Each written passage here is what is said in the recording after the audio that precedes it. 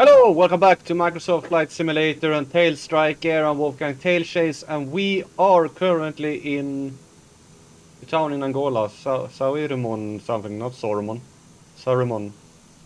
And this is going to be a flight all within Angola. Gonna head over some mountains and then out towards the coast. So let's jump into the plane and let's get going. It's a long flight. It's going to be a long stream. Oh, I don't. In a way, I look forward to it. In a way, don't. The flight plan said 4 hours. So let's just get this show on the road as fast as possible so we can get going.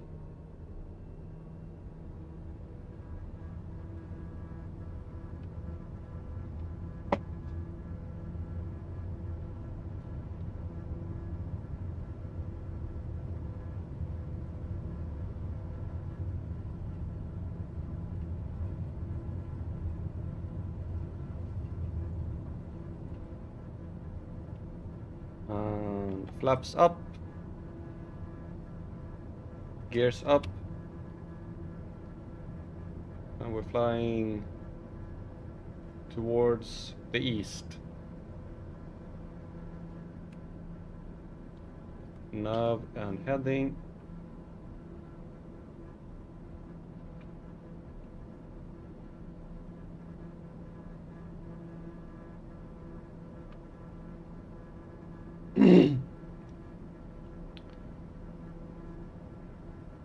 And that town wasn't really rendered.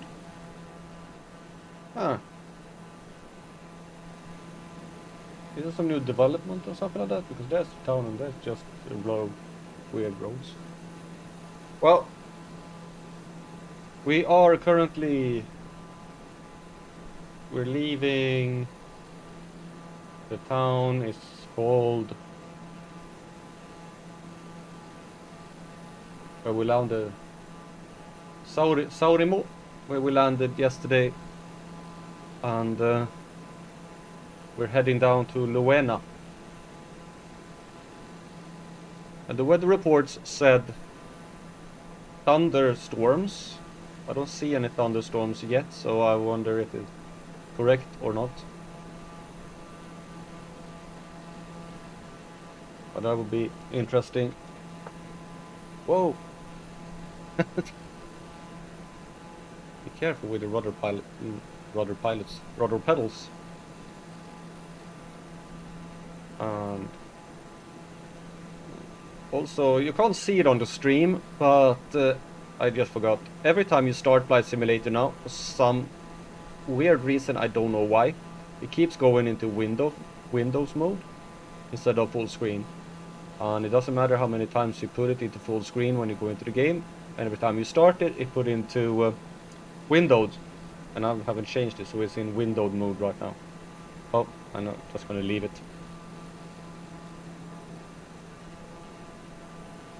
Yeah, let's see if we'll see some lightning today.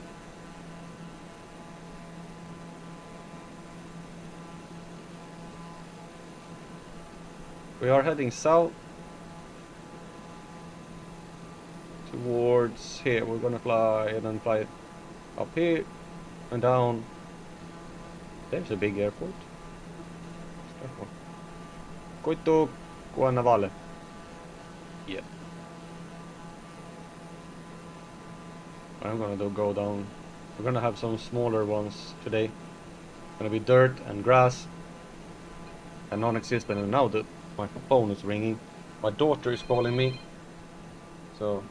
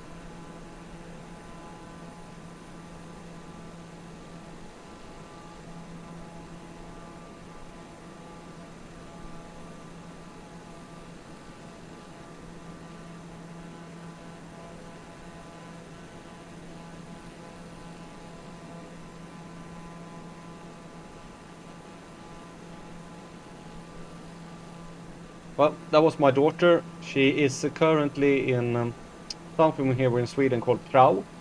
It's like that you, when you're in 8th and 9th grade, you go out to different workplaces and see how it is to work. And she is doing that at my brother's work. And she was asking me to just be sure how she was gonna get back home. She's going to my ex-wife, not me. Okay, we're going to Luena, which is, let's see if I can.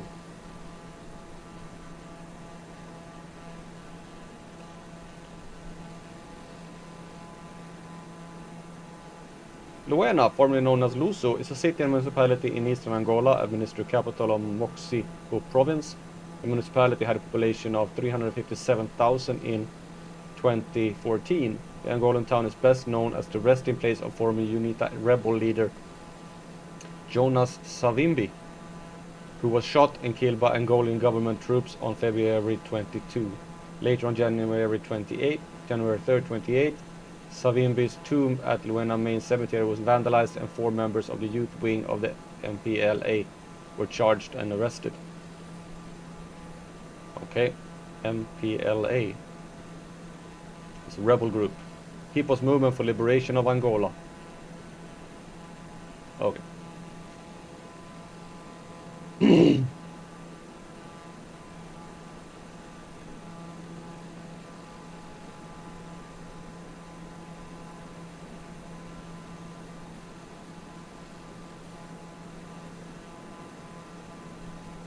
As you know, Angola has been in a, I don't know if you know, but there's was a pretty bloody civil war going on in Angola between rebels and the government. And it finished in, I wonder if I can find some information about that.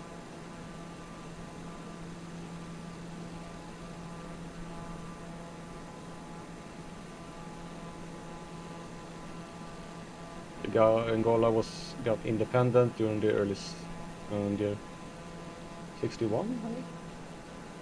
The Angolan Civil War. Throughout the War of Independence, the 3 rival nationalist movements were severely hampered by political and military factionalism, as well as the inability to unify guerrilla efforts against the Portuguese. Between 1961 and 1975, the MPLA, the UNITA, and the FNLA competed for influence in the Angolan population of the international community.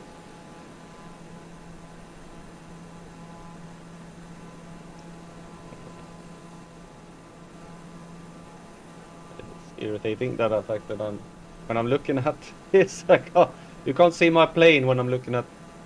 I'm gonna read here. Ceasefire and with activity after brokering of a ceasefire pending negotiations for Angola's independence, encouraged by the Organization of African Unity holder Roberto. Jonas Savimbi and MPLA chairman Agustino Neto met in Mombasa in early January 1975 and agreed to form a coalition government. This was rectified by the Alvor Agreement later that month.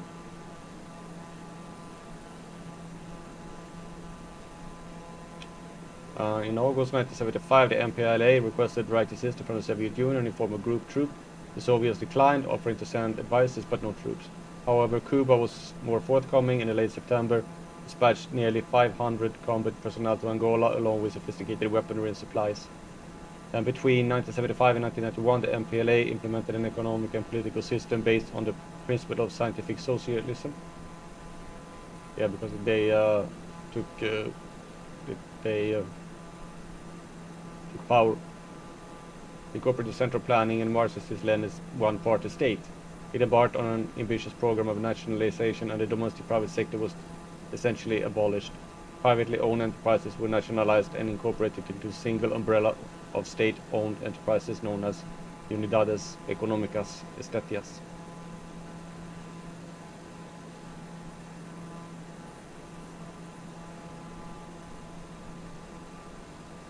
So in 2022, government troops killed Savimbi in a skirmish in the Mexico province, where we currently are right now. UNITA and MPLA have consented to the Luena Memorandum of Understanding in April. UNITA agreed to give up its armed wing with the election in 2008 and 2012. An MPLA rule-dominant party system emerged with UNITA and the FNLA as opposing parties. Angola has a serious humanitarian crisis, the result of the prolonged war, of the abundance of minefields, and the continued political agitation in favor of the independence of the enclave of Cabinda, carried out in the context of the protracted Cabinda conflict by the FLEC. While most of the internal displays have now squatted around the capital, the general situation for Angolan remains desperate. Oh. Not very nice. It's sad that people have to always resort to violence when there's something that they don't want, when they disagree.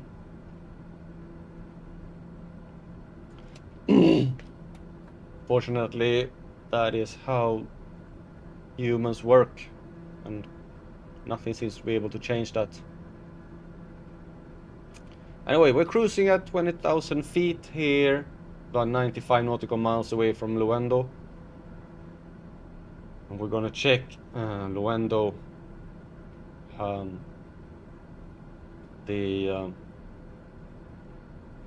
Is at 4,449 feet. Woo! Luena. That's high. Okay. So 4.5. 5.5 is where I'm gonna set my altitude on.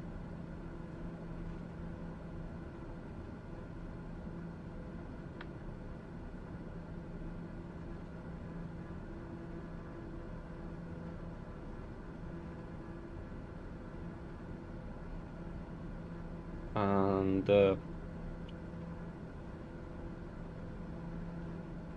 I'm gonna set it on 1545.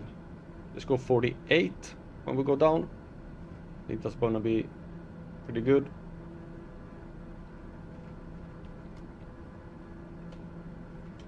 I'll do this.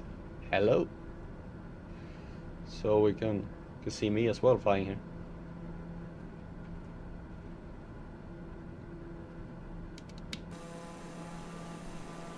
There's quite a lot of rivers here.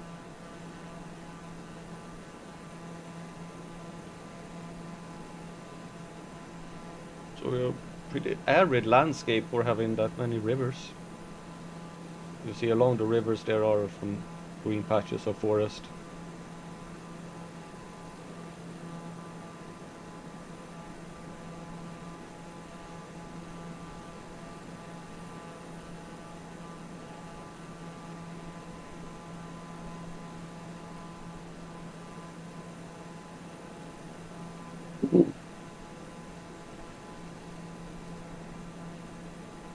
Didn't you say that this was 30,000 feet? But well, at some point I will get up to 30,000 feet. Yeah, fair enough. This is a nice runway, almost 11,000 feet in asphalt.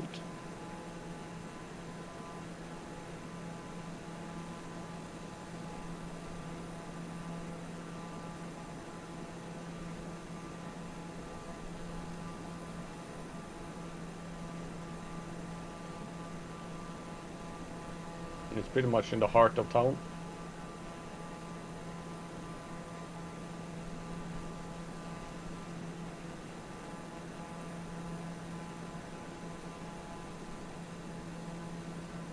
You see like this, here is Luena, and there goes a railroad through it, and here is the airport. That's where we're going now.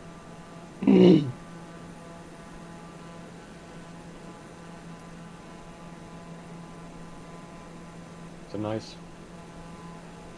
one. It said that it was gonna be some bad weather, but I don't see any bad weather. Oh. Maybe it'll come.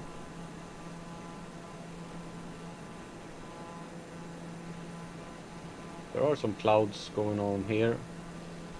So we'll see when we get down into more southern Angola if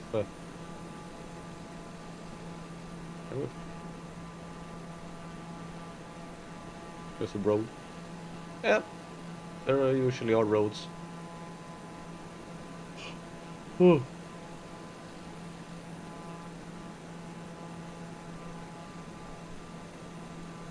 Maybe this is where the thunder clouds are.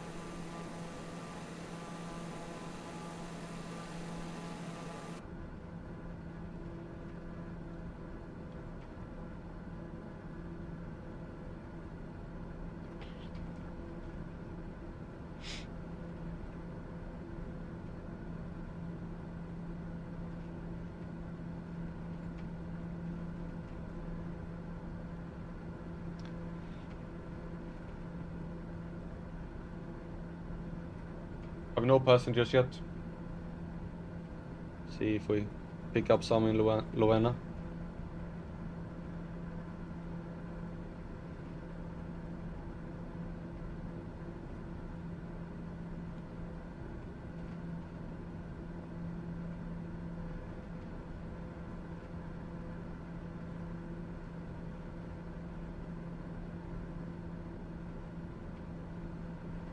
I was just checking to see if there was a cat in the cat tree, but there isn't. We could have gone up to 30,000 feet. I could have. How does it look, the next lake? Yeah, to Luacano. Then we have Lucusse.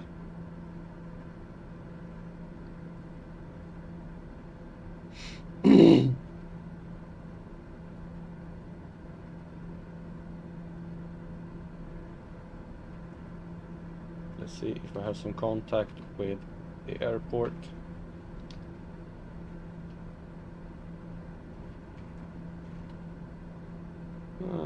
Luena, number 4. And it's 2 in traffic. Maybe we can go runway 29 or 11. It really doesn't matter. I think we're gonna go with 11. And announce a full stop landing.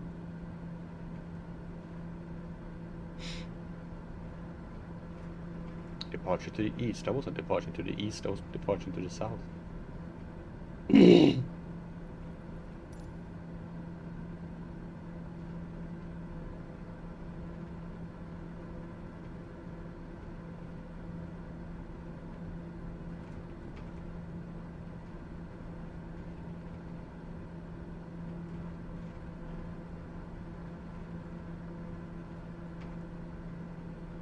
Yeah, I don't know why I'm yawning.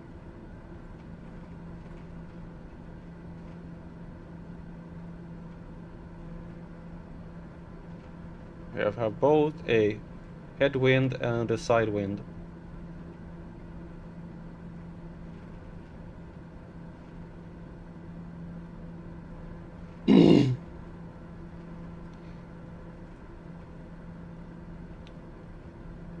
What else? Some turbulence. Yep, that is.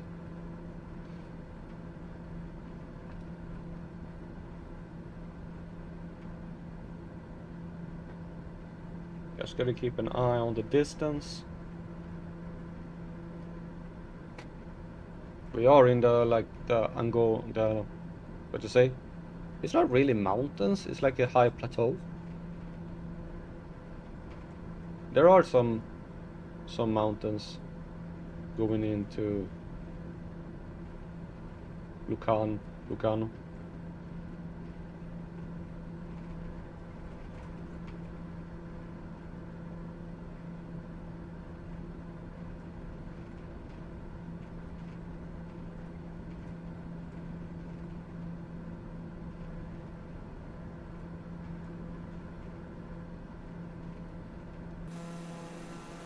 See these clouds are gonna manifest a little bit more. We have a very long cloud bank in front of us.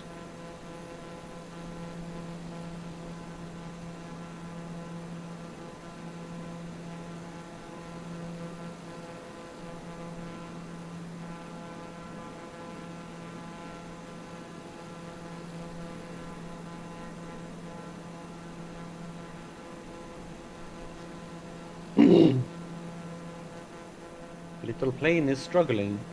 Oh, it's not struggling. It's perfectly fine. Hey, moon! Where do we have the sun? Probably high up. Yep. High up in the sky.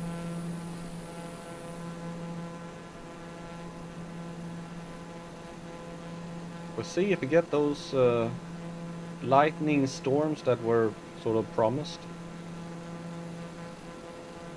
But on the other hand, the weather here is not always the way it's supposed to be.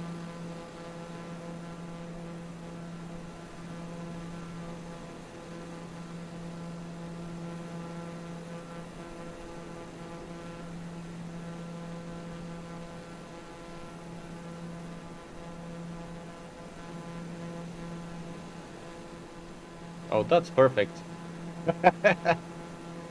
You can't see it, but I put my chat window in my main monitor, so I have it in plain view. That's cool. The fact that it isn't showing on the actual screen, that's good.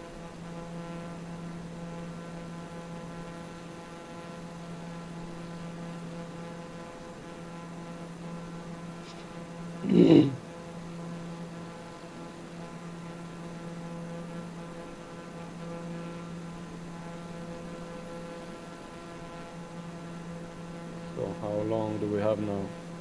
Oh.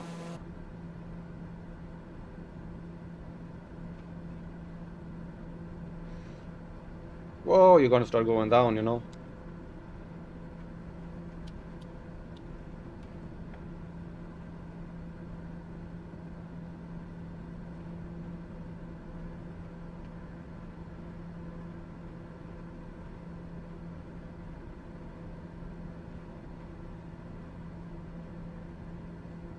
I always miss that. Well, I'm gonna take a, when we get here, since I'm gonna land on this runway here, this is the point where it's gonna turn. So I'm gonna take a little bit of a turn like this, which is gonna make me lose some more altitude.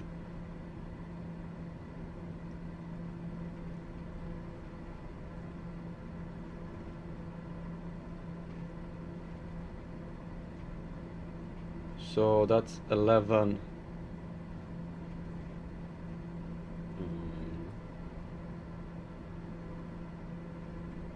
29.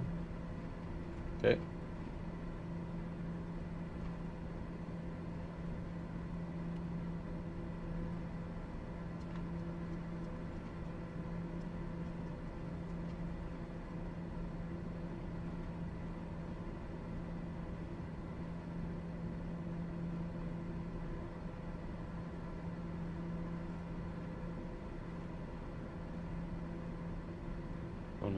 Gonna see when we're gonna start turning. Maybe somewhere around here.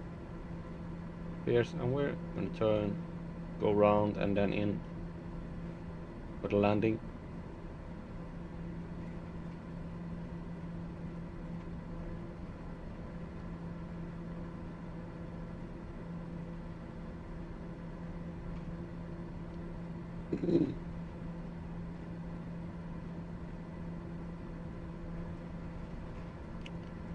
$30, 10.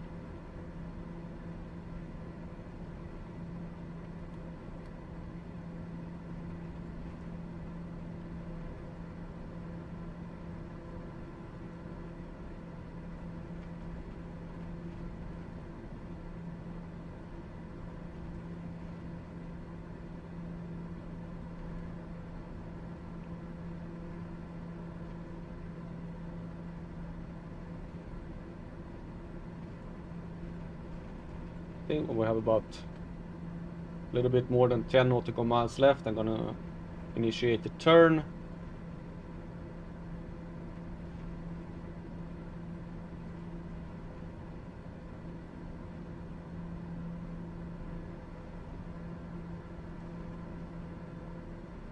We can line up with the runway.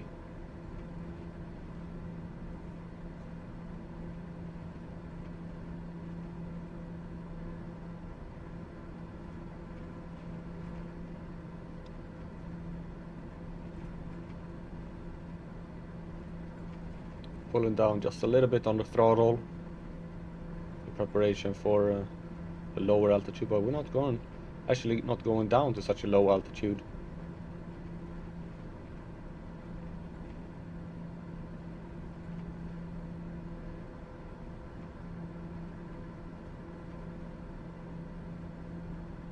Says it's really high up. I wish I had that I can get the barometer for the airport. That would be nice. I can reset it correctly once I'm on the ground, but that's not going to help me for the next one.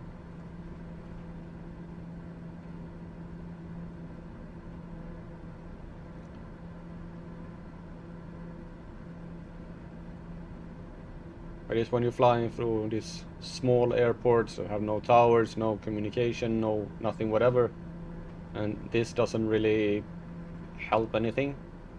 Yeah, you get some information about the clouds and things like that, but what I really need, it would be the barometer information.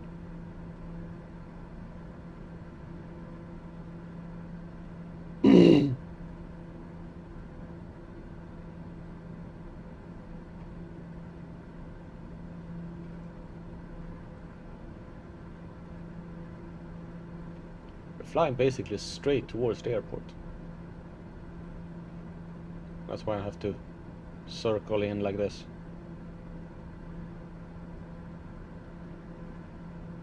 Still no lightning, which was promised. That's boring.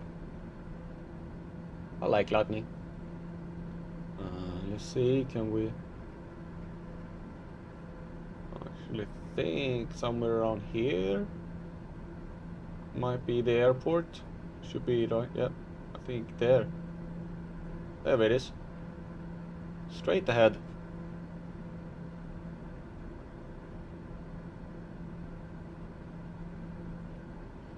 So I'm gonna initiate my turn soon. I'm gonna do it now.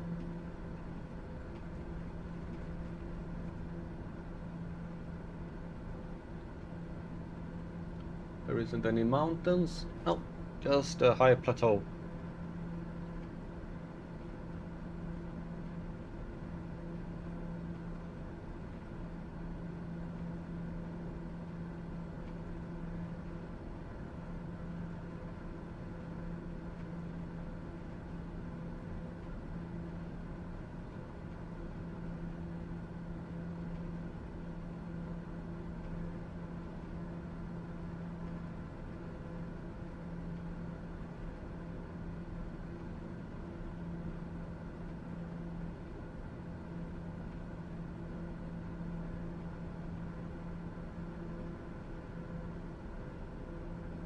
We're currently flying away from the airport, but that's how it is. We're gonna have a heading of 2-1. Is that correct now? 2-9. Yeah, 2-9. 2 of heading of 2. So we're gonna start initiating that turn now.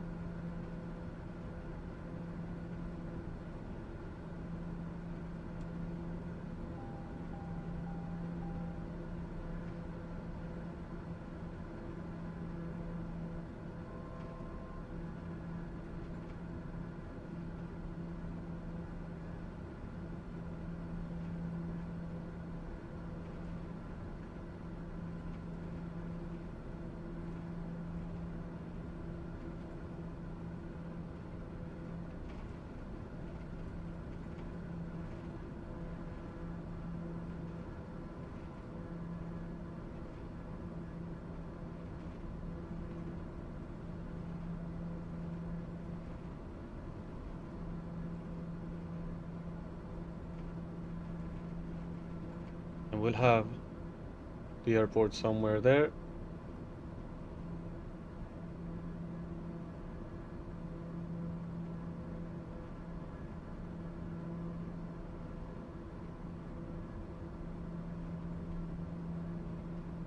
I think when you get to somewhere 120 degrees here, I'm gonna start to turn, and then I can make some adjustments at the end if I'm not completely aligned.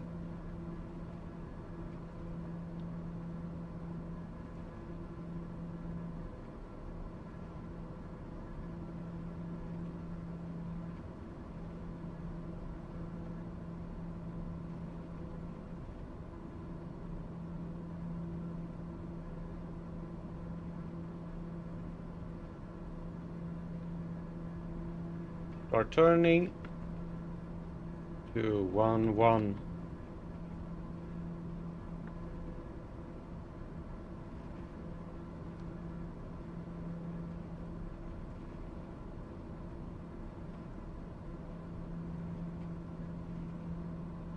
Gonna slow down as well.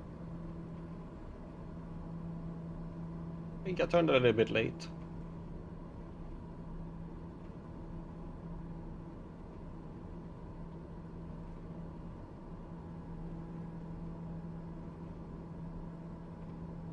There we have the runway.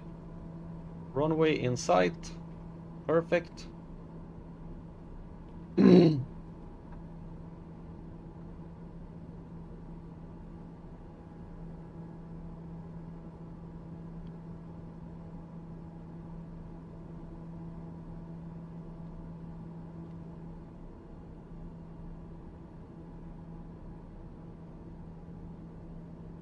Flaps out.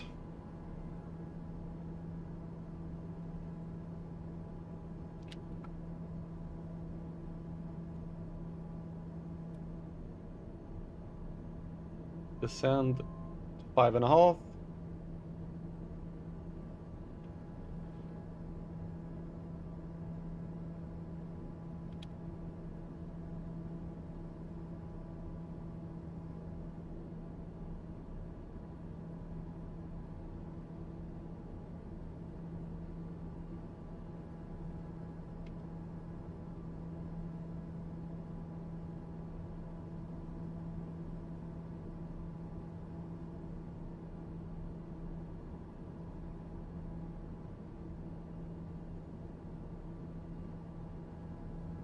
We're 3.9 nautical miles out, 1,000 feet.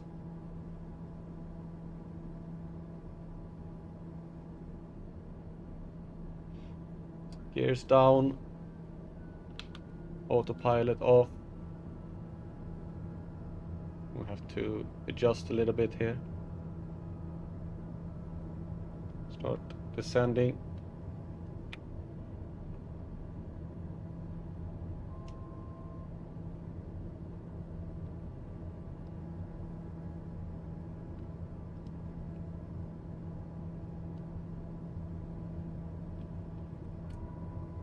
Full flaps. Coming in way too high. Why am I coming in way too high? I don't know. Pull down the throttle a little bit. No, it's okay. We're going fine here.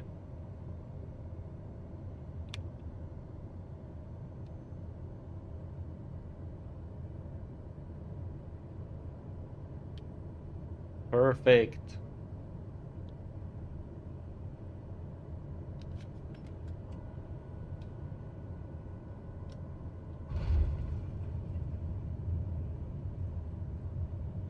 Yeah, nice landing.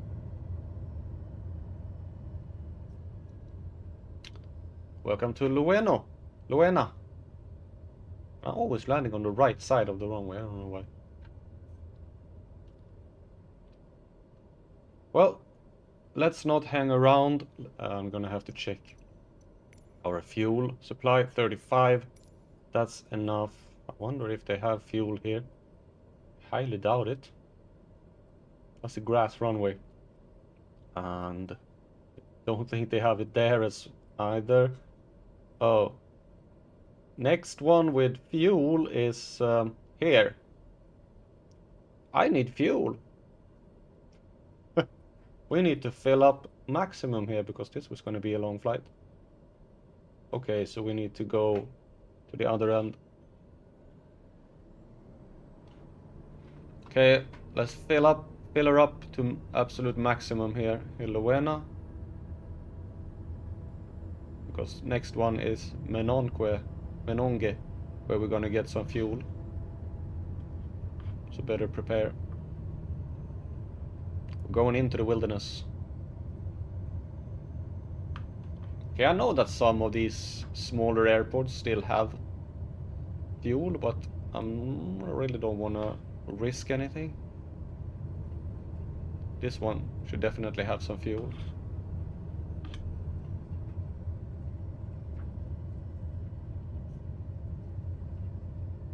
Ja, det är även också buss.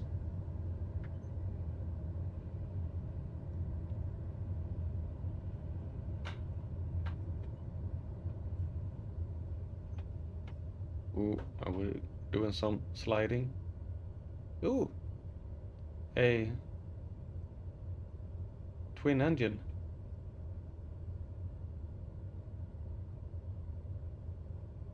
Here we have the fuel.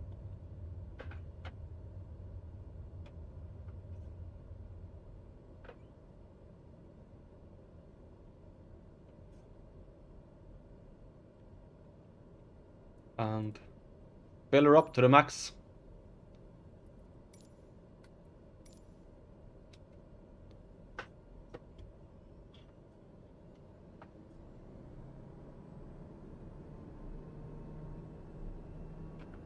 And then we're heading out again.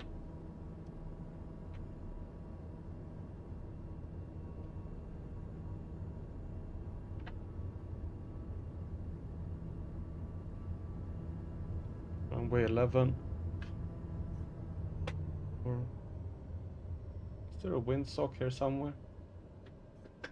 There was one at the beginning of it.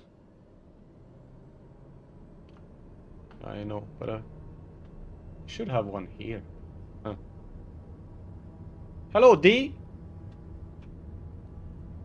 Long time no see, nice to see you.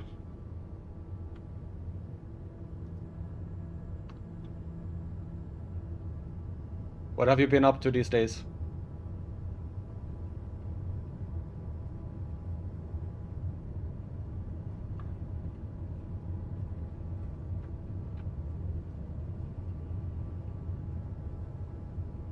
We are gonna take off to the east. Foxtrot November Uniform Echo Traffic Dover Tango Sierra 15 taking off runway 29er east departure. Just getting up? Just get... Yeah, it's pretty early in the morning for you, right? Okay. We have flaps in the right position. And let's take off. We are a bit heavy here, so we're gonna have to use a little bit more runway and speed before taking off, since we have filled up the plane to absolute maximum. So I think I want around 100 knots. There we go, and we're off. Flaps.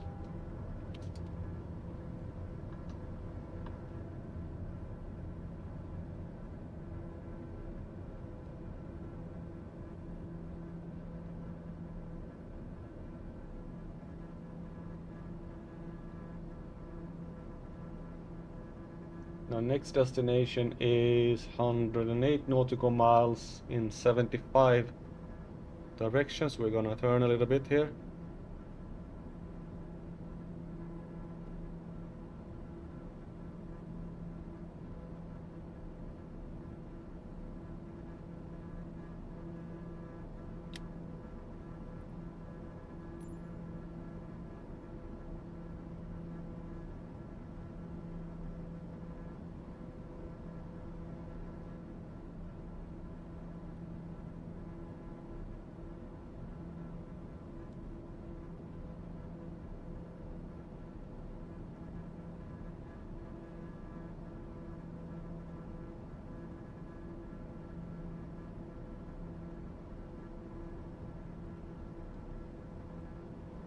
Not gonna go down, gonna go up.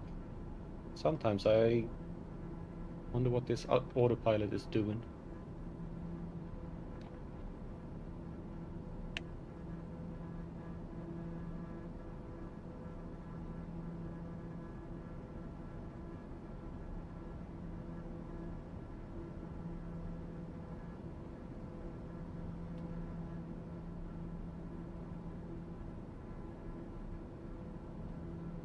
Okay, let's see if our autopilot will find its way.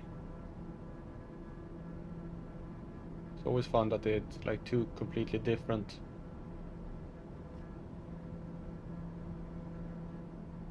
ways here. Sometimes it follows this one, sometimes it follows this one, and you never know which one is gonna follow, and that makes it all a little bit you're flying very, very straight north now. What are you? How can it be so? Oh, that's why. So because it's turning here, so it's like going like this.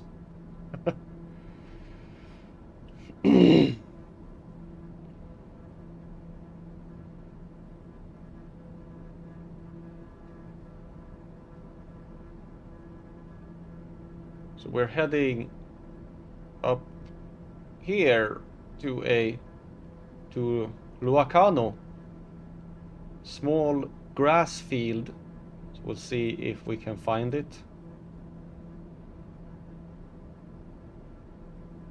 It's basically right in the middle of the town. See, here is it. Tapers off to be very thin at the end. Well, that would be a fun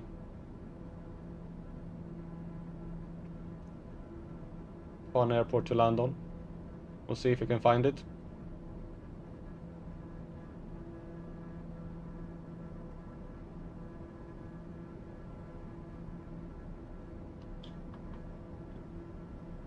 Need some more speed.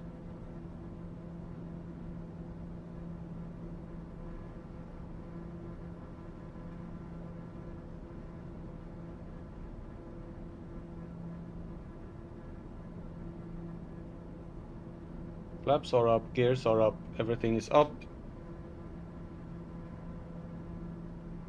We just have a strong headwind.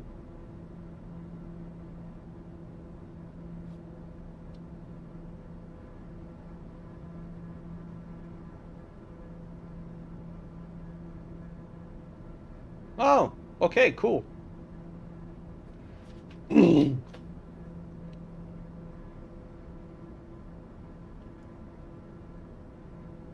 Yeah, getting food is always good.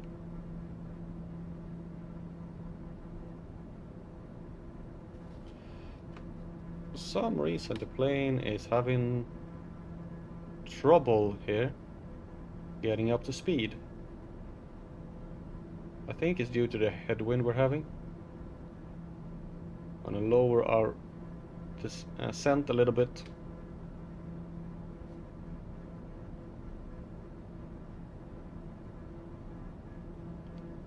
Yeah, I'm currently also working on my next episode for Satisfactory, but I am banging my head against the desk to try and get things to work. I'm not very good at the game, and to get everything to work and get it to work the way I want to is a little bit hard. Like, I need this, and I need this, and I need this, and I need it in that order, in that place, and trying to get it all to work is horrible.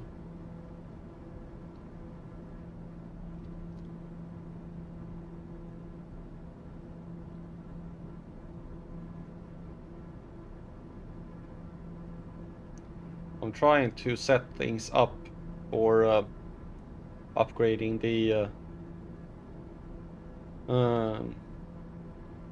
what's it called? Space elevator. But it's gonna take a while. Because I play a while and then I get frustrated that the things doesn't work out the way I want to, and then I quit, and then I have to go back and do it again. So that's how it is. So really don't know when the next episode is gonna come out. There is mostly when I feel like I have stuff going on. No, you didn't. But that is really not the problem I'm having. The problem I'm having is more trying to get everything to be set up in a way so it works. To find out what is needed and how can I get what I need and in which order I should put stuff. That is currently the problem I'm having.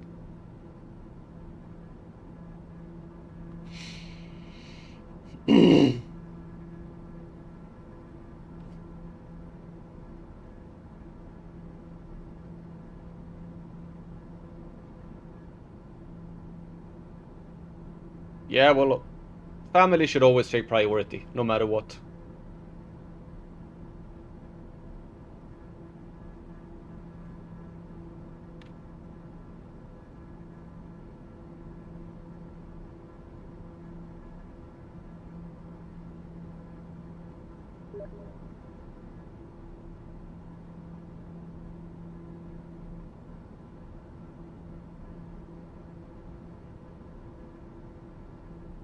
Good.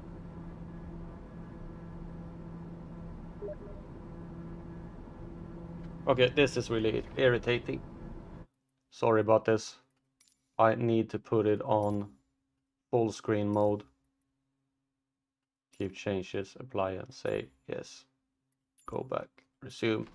Because things that are showing up in the toolbar showing up at the bottom here, so that's irritating.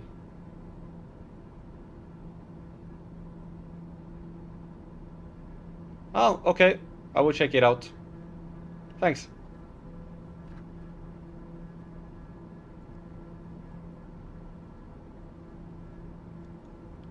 But I also like the fact that I'm trying to figure it out myself. I'm making mistakes all along the way. I have just realized that I'm probably gonna demolish a lot of things and then put up a another story to my factory. That's gonna be like in total. I'm gonna have everything in the factory. I'm gonna keep basically the same footprint I have it on now and just keep adding stories up. So it's gonna be like, I'm gonna see how many stories I can have. 20 stories, 20, 30. Gonna be a lot of stories on the. I'm waiting for when I get stairs because the ramps are really impractical. That is why I want to. I don't know when you get stairs.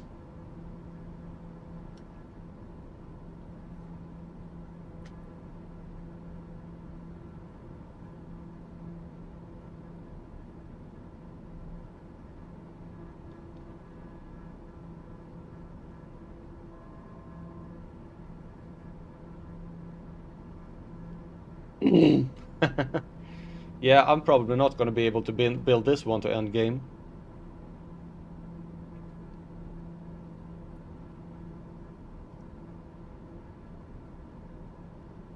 I'm making a lot of mistakes.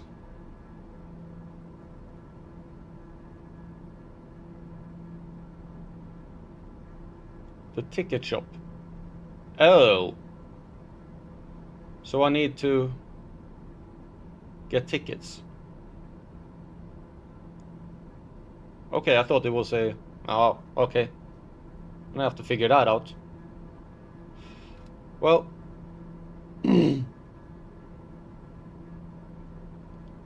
Thanks for telling me.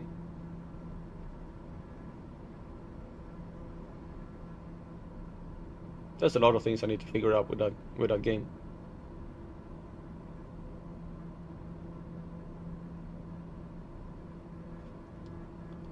Okay, how far are we? We have 78 nautical miles. The airport is at 3,500. So, 35, 15, 45. Yeah, but I think 48 nautical miles. I'm gonna try and get it this time. Because the airfield is located in that direction.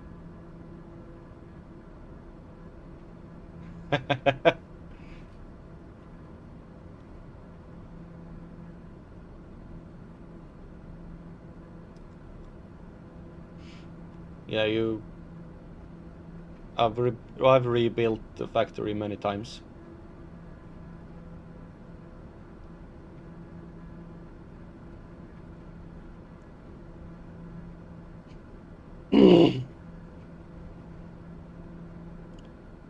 Probably gonna build a little bit more tomorrow, or maybe later today when I have time. Mr. Calland!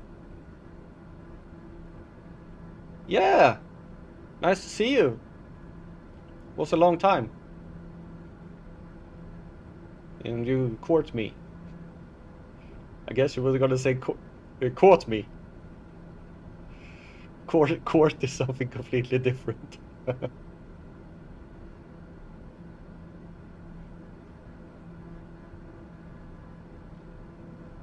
Yeah, I don't know when it was. It was something in the North Africa or something like that. I'm currently in the southern hemisphere in Angola.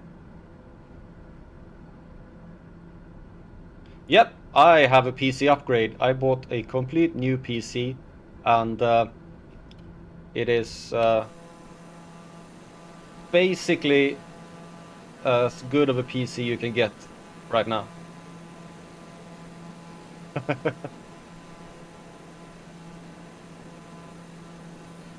This so I can get very good graphics. I think I have everything to the max.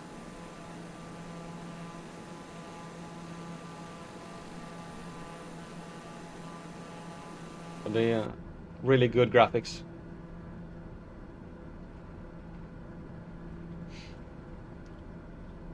"66 nautical miles to go."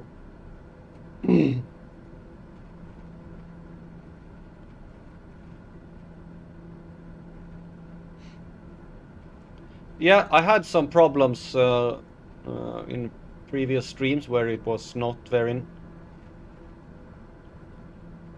To be honest, I really don't know what I have.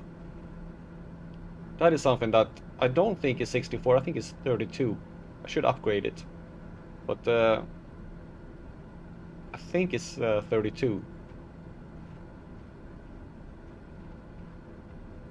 That is the first thing I'm gonna do. Once I feel I need it. But the fact is that the GPU is so fast, so I have a 490.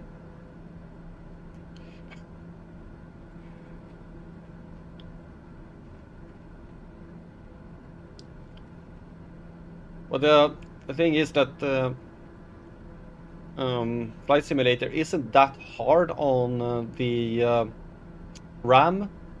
What you need is to get it smooth is that you need to allocate space on the hard drive for it to be able to load in the scenery before you get there. So the more space you allocate on the hard drive, the smoother ride you get.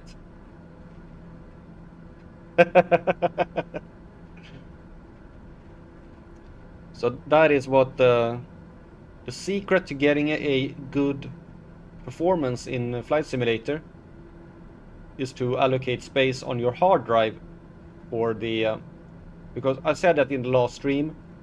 In most games where you have sort of a selective view, so the only thing that is shown in the game where it's loading is what you actually see. It's like a tunnel like this. But in Flight Simulator you have everything around you all the time, so that you have a 360-degree view is loading in all the time. So you need that hard drive space in order to allocate all the graphics.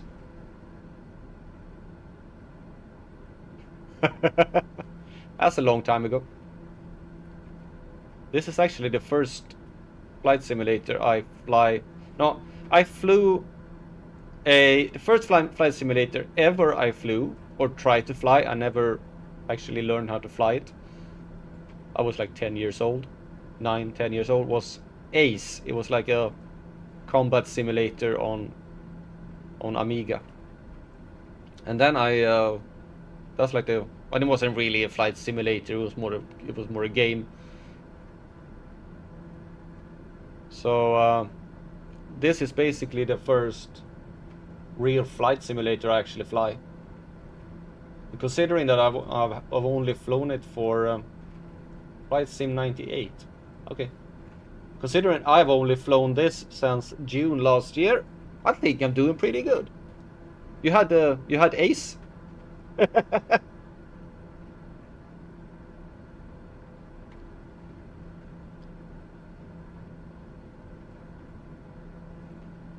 On the Amiga. That brings back memories. All I know is that you could actually fly 2 people. You could like do multiplayer on it, which was kind of cool that one person could do. So me and my friend, we had a setup where we sat like back behind each other on the floor on my little 14-inch TV that we were playing on, and we were doing like different things in the game. He was basically flying and I was shooting. That was what we were doing. I had it on the Spectrum. Oh, yeah, I've heard about the Spectrum, but I never had it.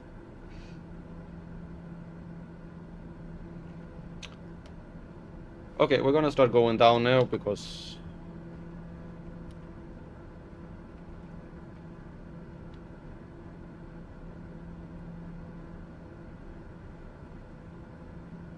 I'm always missing this.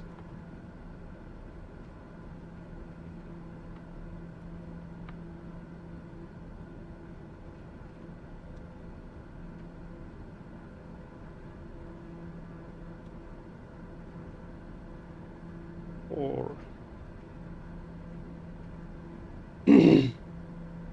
Aces, not Ace. Yeah, maybe. In Ace, you flew I think it was an F-15 you flew.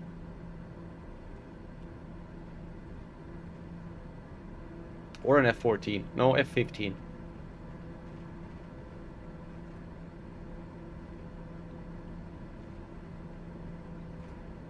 I could take off and I could fly.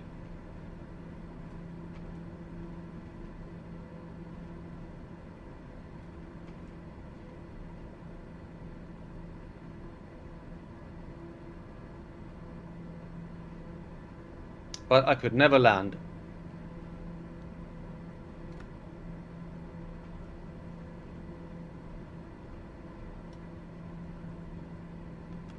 Okay, then it was a little bit earlier. I bet there was a lot of different games in that series. Another game I really like to play was Wings. And I think I talked with D about it. This World War I game when you flew like Vickers Viscount. Okay, the Sega Mega Drive. Ooh.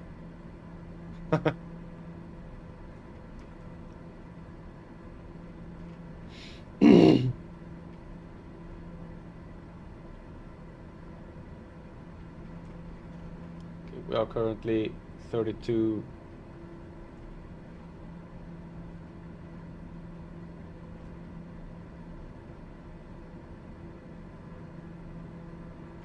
A10 Cuba. That is not a game I've played. But I don't know what the A10 is. It's like a game. Flight Unlimited. Yeah. Another one I flew was also flight combat simulator. When you flew this it's an English plane, an English twin propeller plane. What is the name of it?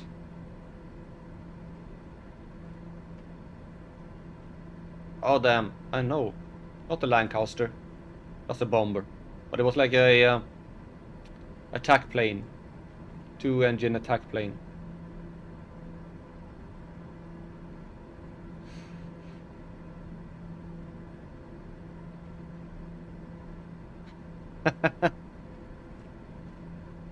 Okay, maybe it was someone else I talked about wings with. Mosquito, yeah. Maybe that was it. Yeah, the mosquito.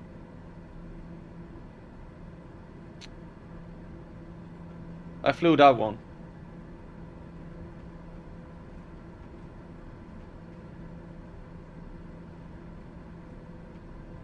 Okay, we're coming up here.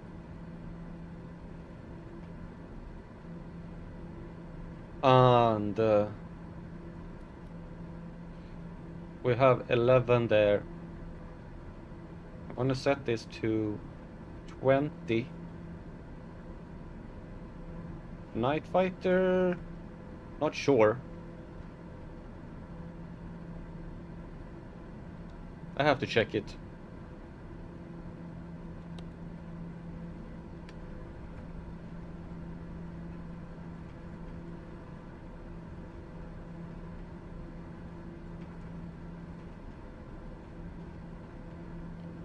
You know, this is actually the first flight simulator I fly on a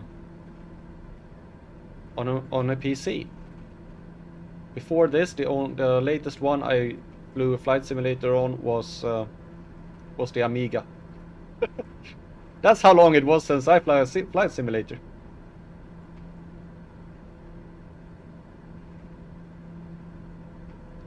This is also the first flight simulator Microsoft I fly.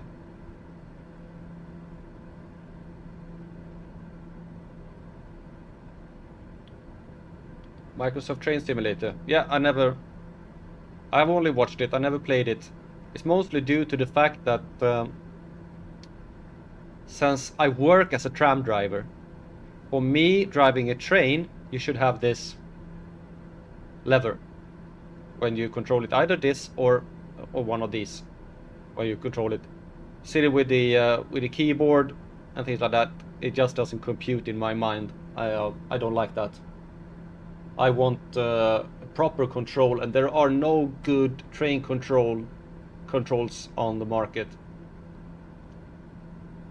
I've looked at it and all of them are crap, to say the least. There is one where the Train Sim World is advertising, and basically the lever is like this big. You have to with your fingertips. I want a solid one.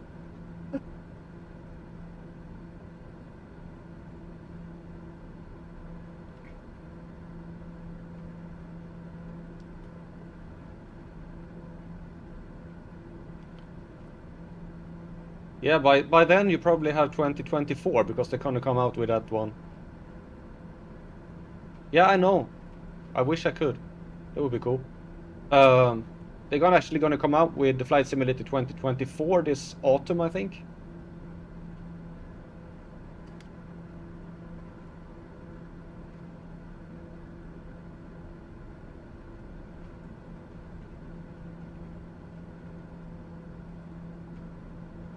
So as I said, by the time you get a computer that can play it, probably gonna have 2024.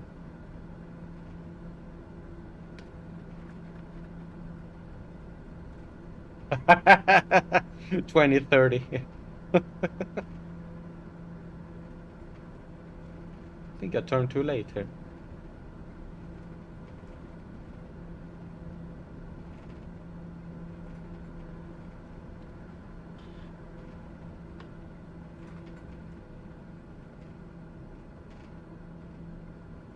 Okay. You need food in the stomach. I'm going way too.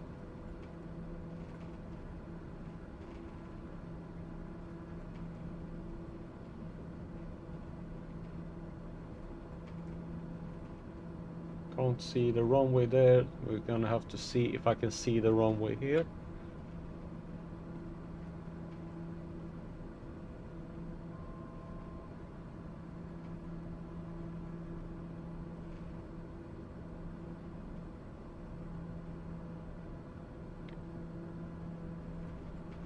Let's see.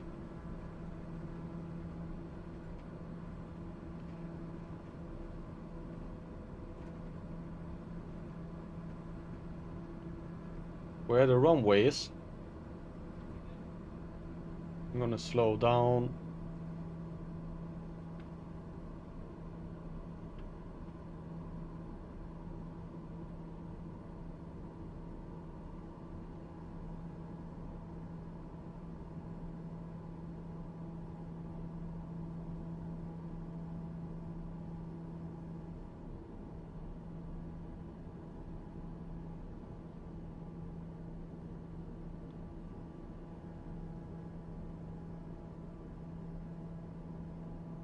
Yeah, I'm getting pretty decent at landings. But I really need to see if I can locate the actual runway here.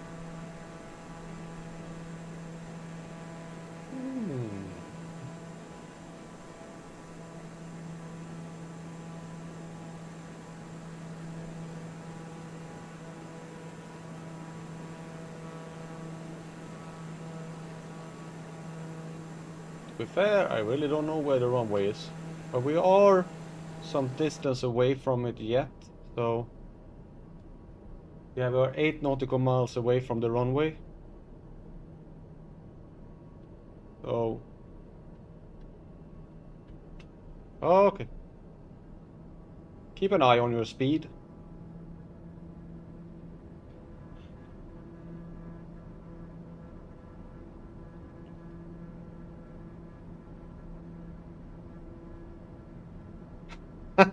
Yeah, I wish.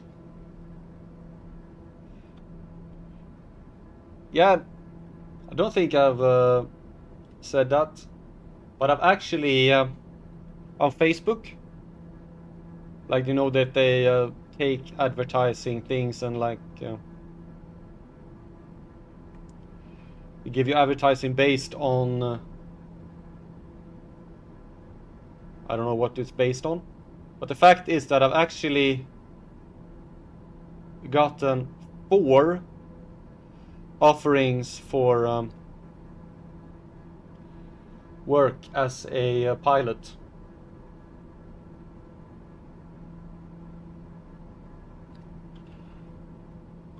From 4 different companies. Why am I... Where is this airport? And why, no matter which way I turn, it gets...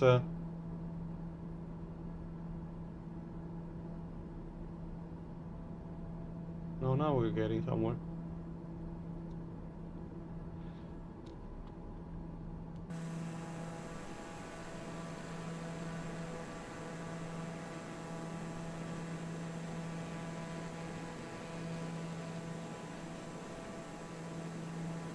Yes, Africa is a really big continent.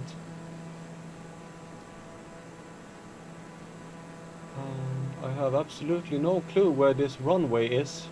I don't even know where the bloody town is. Oh, there it is. Holy crap. Flaps down, gears out. Autopilot off. I see the runway.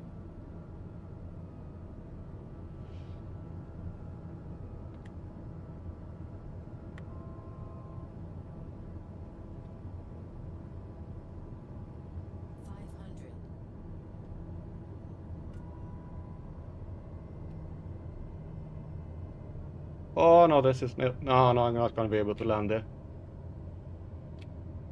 That was way too high. Okay.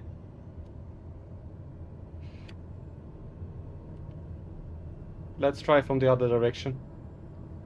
Saw the runway way too late there.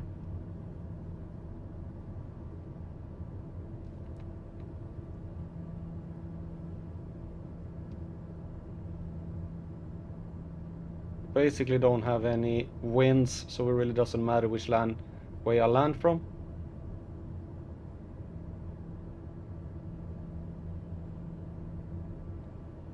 That was a hard one to spot.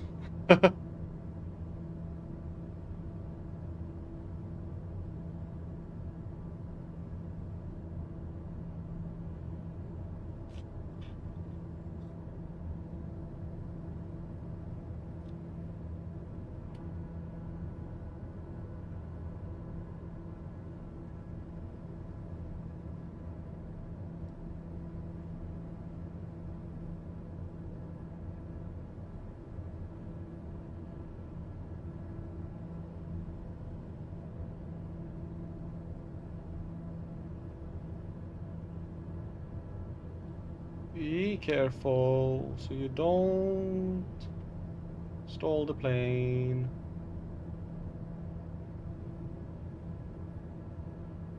There we have the runway. Okay, flaps to max. And look at this. Perfect.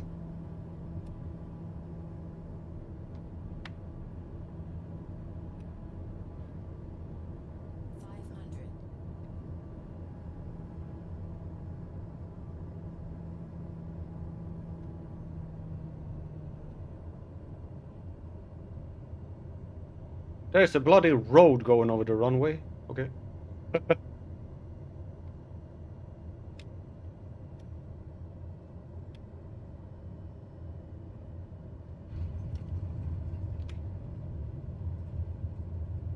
Okay, we landed.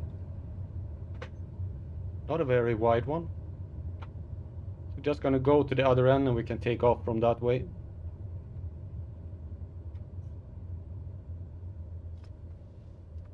Not a very long runway.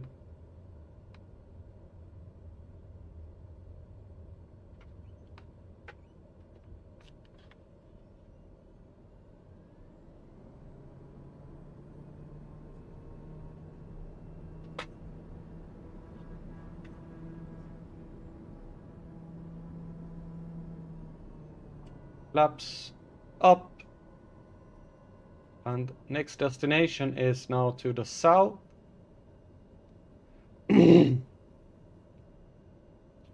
And we have 93 nautical miles to go to Lucusse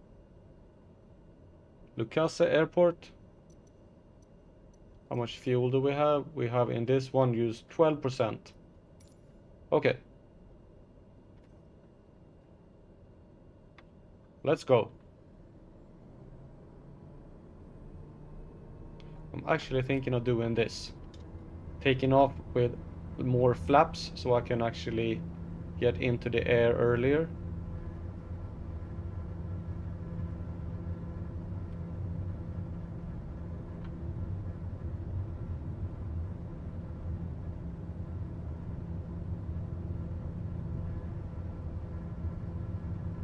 Then I will get into the air and then I will, as soon as I get in, I will take up the flaps to level 2 and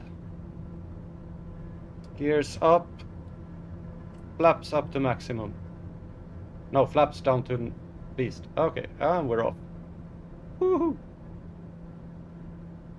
That's a way to make a takeoff. If you have a shorter runway, you put your flaps to max, and then you take off, and you take off with a lower speed. But as soon as you lift, you take your flaps to take off position.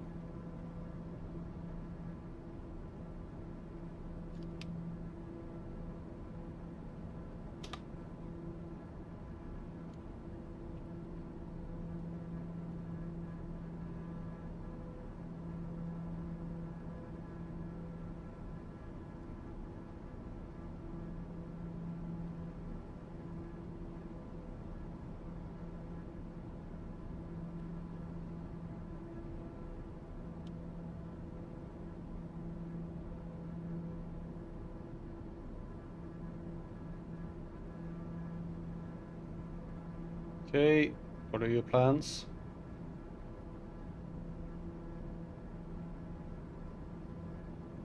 We have some weird plans going on here. Okay, he wants to go from there.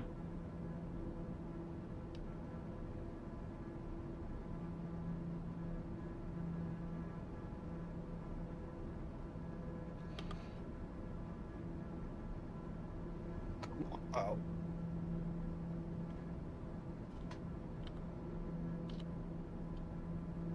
I want to fly this direction. Come on, plane! Stop fighting me.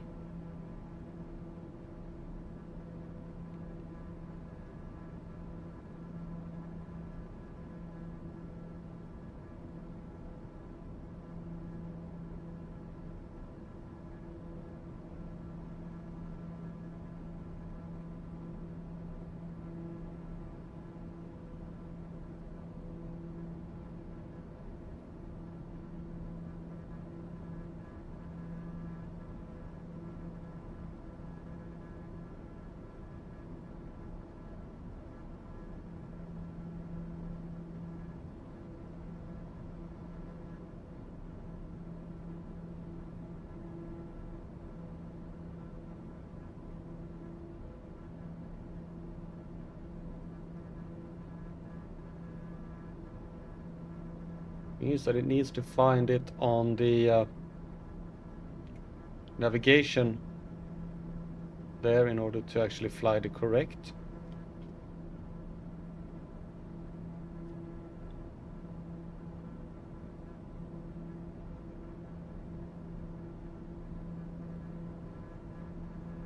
Now we have it basically there, but I have no clue where it is on the navigation map. Bearing 214.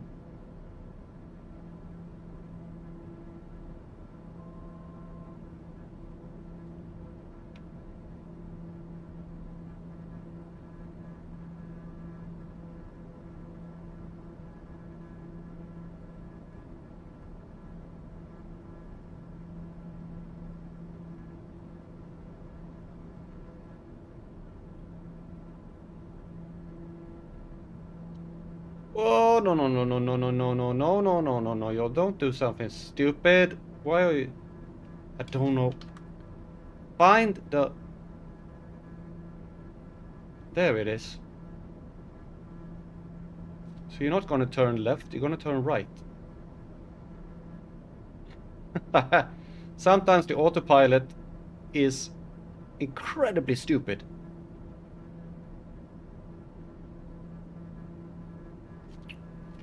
What do I have in heading so I can set it on a heading mode? So I don't have to fight the bloody plane all along. I am turning I'm turning left now. You don't see that? Okay. Should have 214.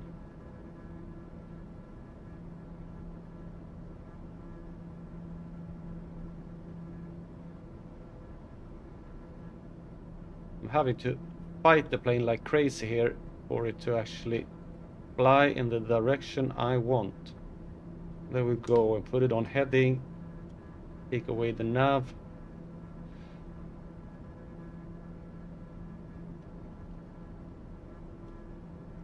What are you... What are you... Autopilot? What the bloody hell are you doing?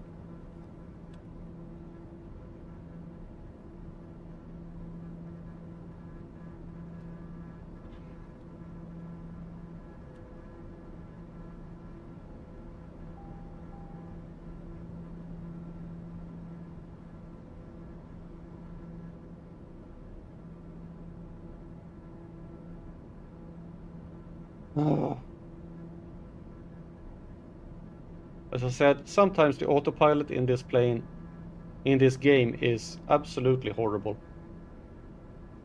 Having to fight the autopilot in order to get where you're going is not what you want.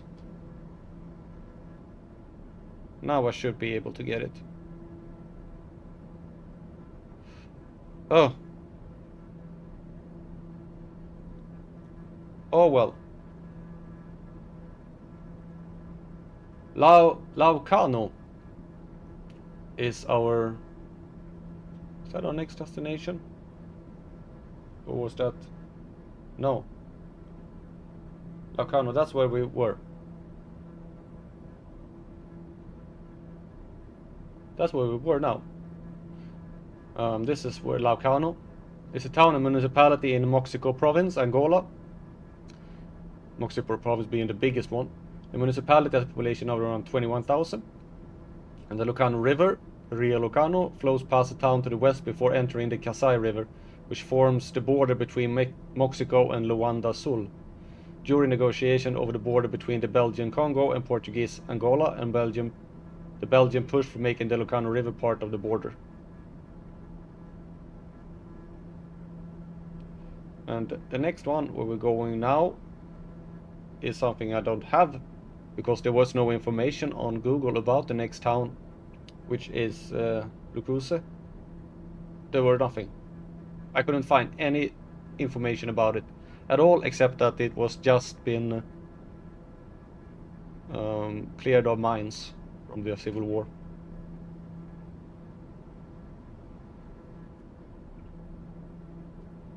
That is basically the only information I could find on it.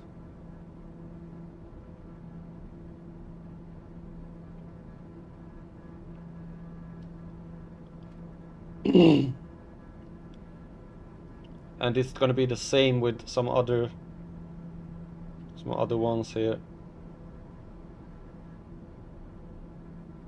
that I can't really find any information on. Well, can't find information on everything all the time. 76 nautical miles, and the airport is located on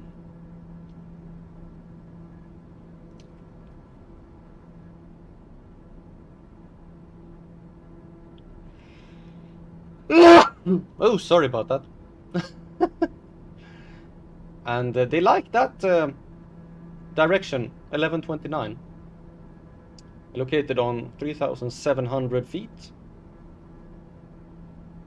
And one of my cats is like howling in the background here.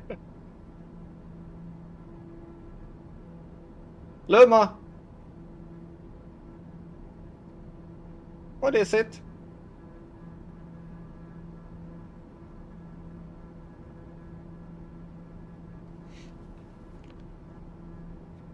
Most of the time she's not very talkative, but when she really wants something, she can talk like crazy. Maybe she wants to play. I have to play with them when I'm finished streaming here. Or when I take a break, I will play a little bit.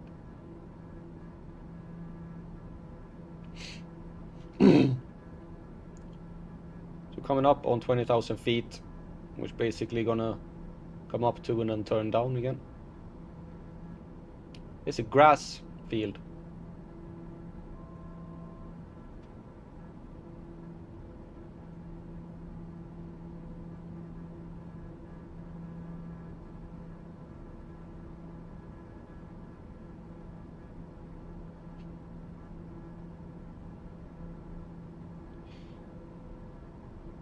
It's going meow, meow, meow.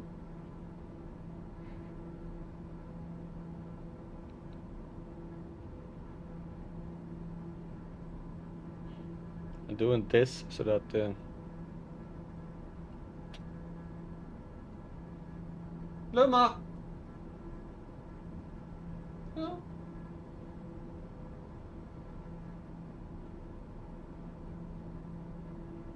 Okay. You just wanted some attention? Yeah. Oh well. Seems like she just wanted me to look at her. Cats are funny sometimes.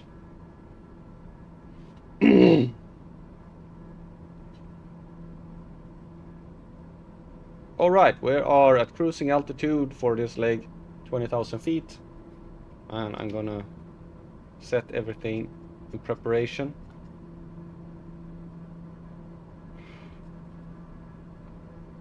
So at least can try to be on time, even though landings have been decently good.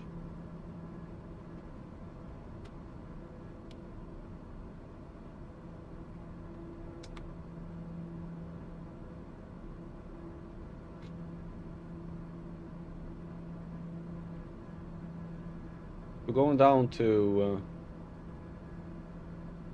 let's say 45. Let's start with the 48, and then we have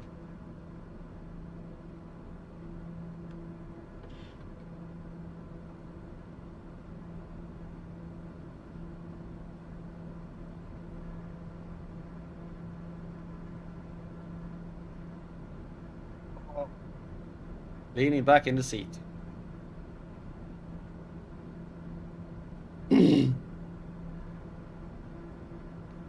Actually sitting in the back seat.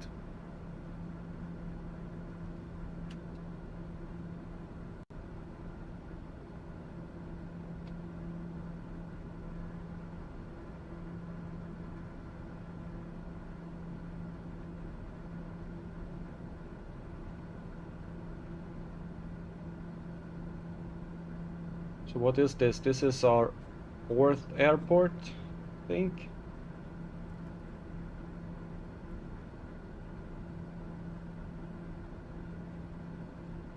I don't know if there is actually is one there, but that would be 5, 6, 7.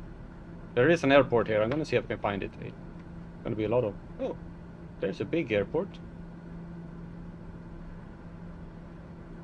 B. Quit. Well, can't land on everything. There is one as well. Which one is that? Wakukungu. I'm missing a lot of airports here. But, as I said, you can't go... We have this one here. I think this is the one I'm going for. Menongue. Yeah.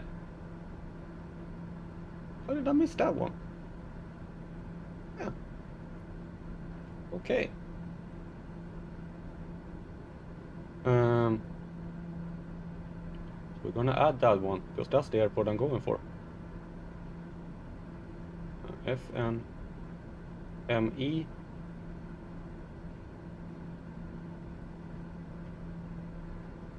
There is Menongue. There's a lot of Menongue here. Menongue. I'm not sure. I have to see here on the map. That's supposed to be Dongo.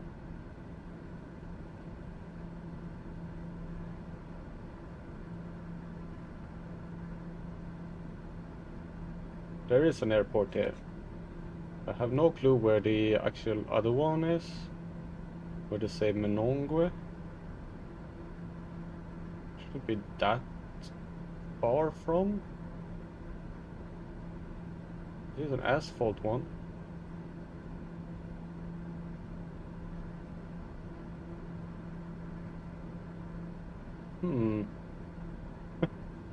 This is weird.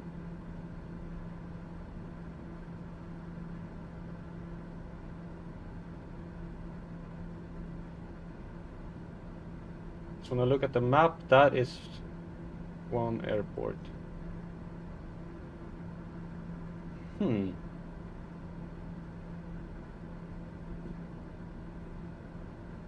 This is weird.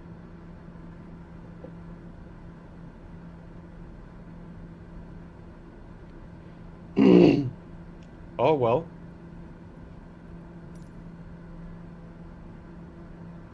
We will see what happens, and you're gonna start going down.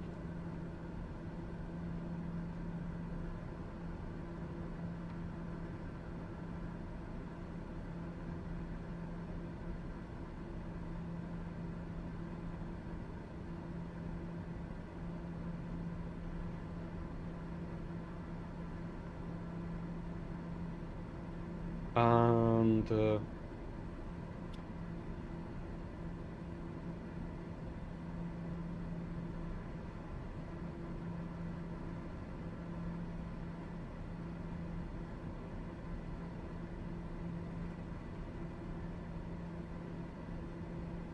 set a heading.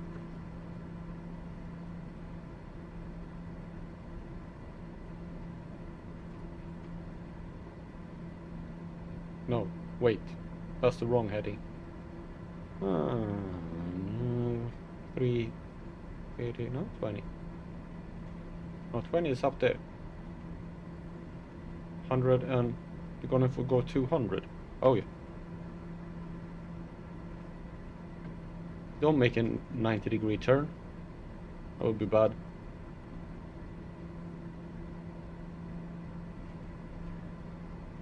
Luma just joined me up on the chair, and Smile is sitting in the window.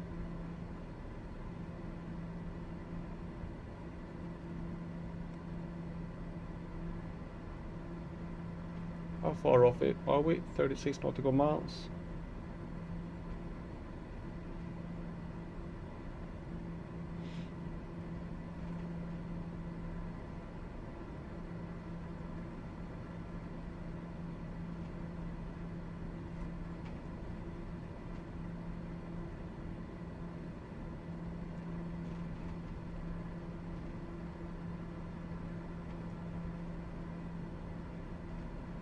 I have a nice headrest here.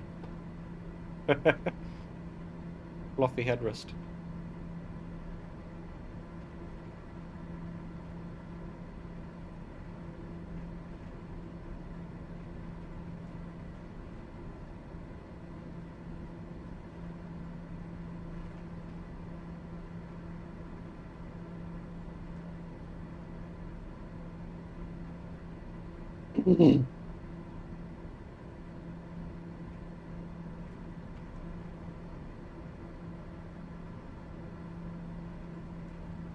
What happened to this one now? Why doesn't it wanna...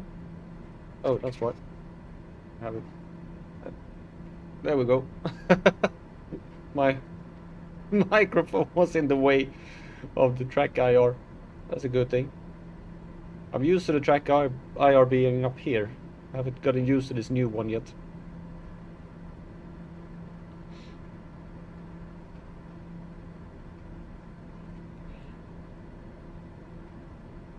Okay, we're gonna go heading. What? Why are you...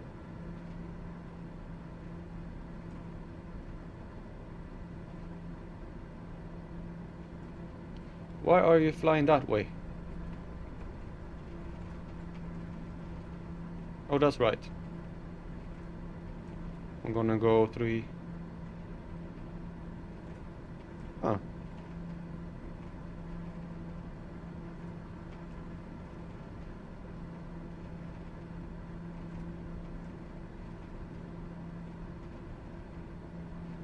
Oh well.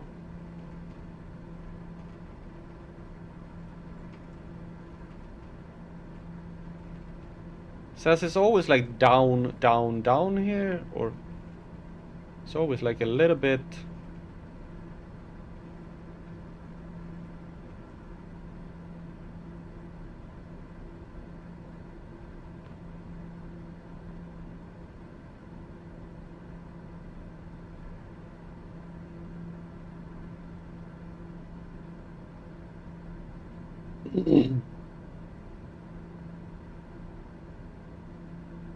I was flying at around 200.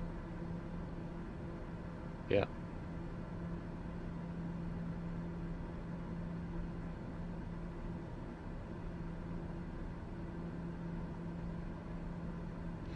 The runway is currently at 200. Going down, yeah.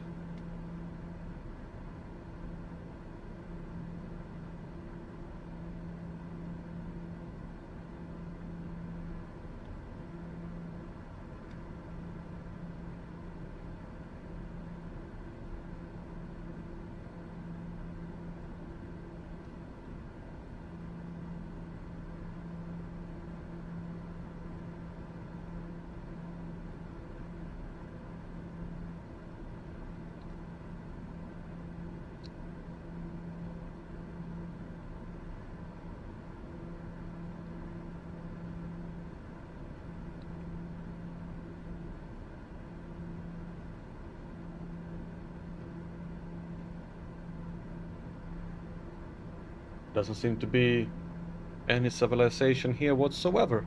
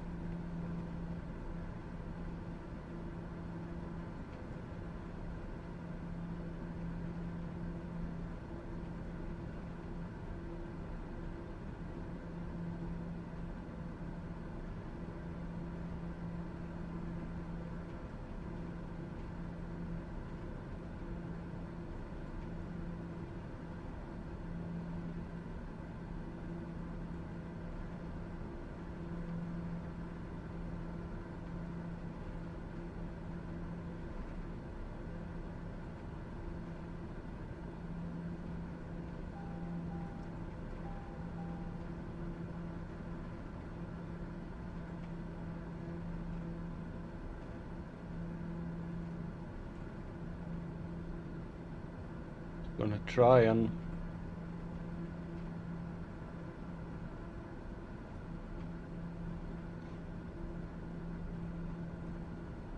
sort of line up with the runway. I can find the runway where it might be.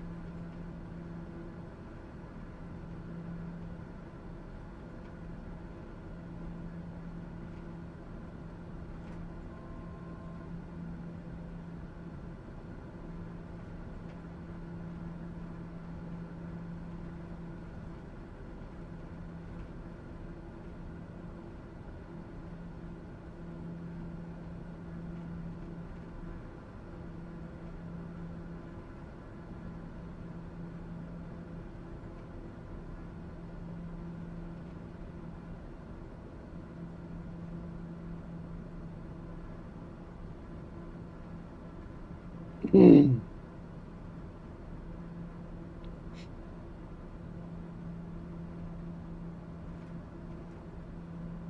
think I forgot to adjust my descent when I reached where I was supposed to go. Okay, let's see if we can actually find this airport.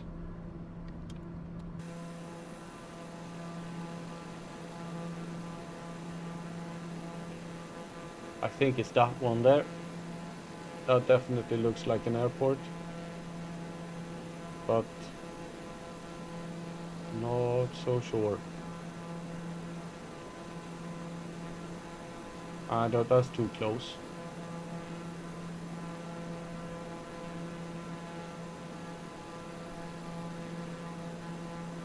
I don't think that's the airport.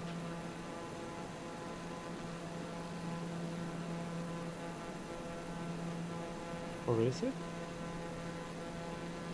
Well, it is sort of what looks like an airport, but it's definitely not that one. Because that is... or maybe not.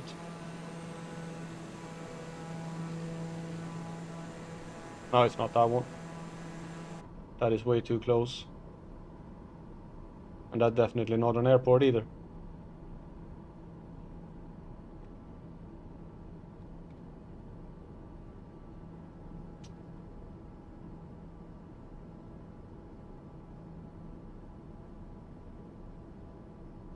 No clue where this airport is.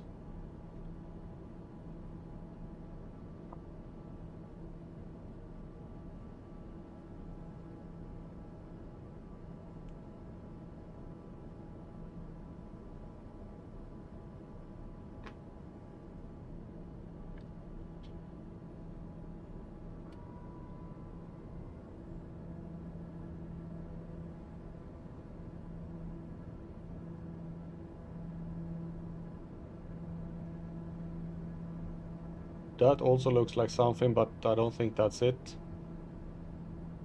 This is way too close. Should be somewhere off in that direction over there. Unless they have put the airport in a completely the wrong place. Which I wouldn't be surprised, but no, that's not an airport either.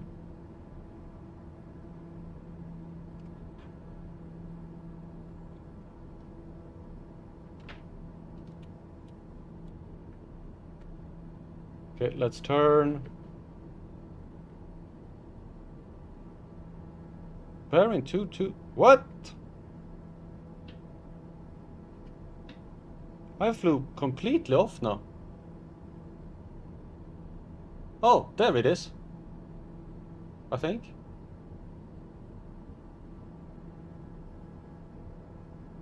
Or...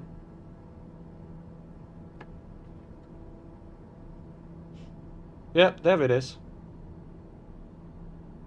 Found it. Oh, it's because the bloody thing keeps it like, hey, I found your next airport. Oh, well, thank you. That's not the airport I wanted. Gears down. Autopilot off.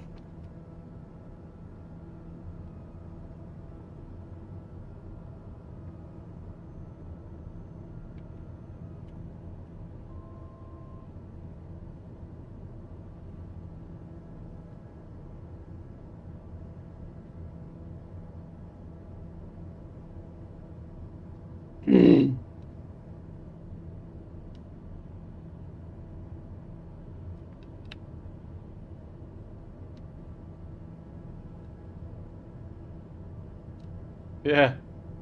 This is a nice airport. Grass field. It was a long time since I landed on a grass field. 500. Full flaps.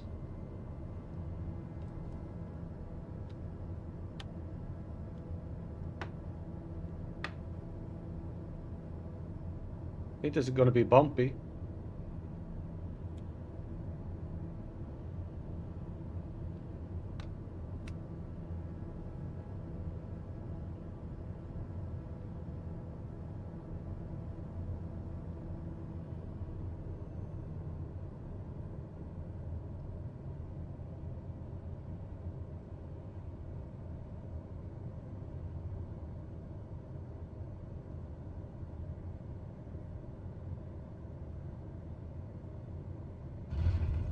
Nah, it's okay. Okay, we have landed at this airport. Woo!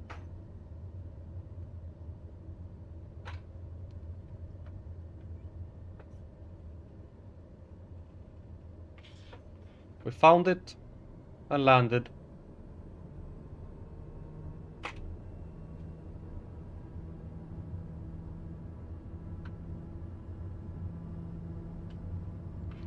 Let's go back to the start again here.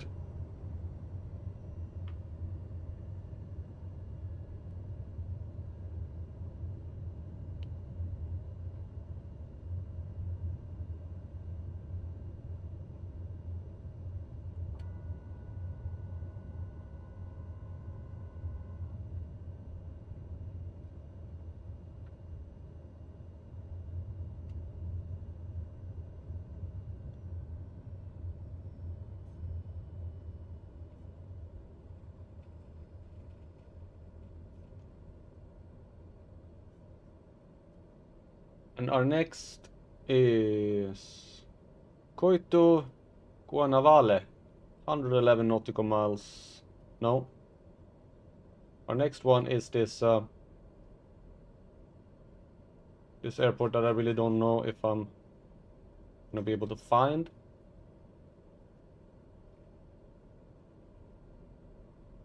If I look at Google, there is an airport.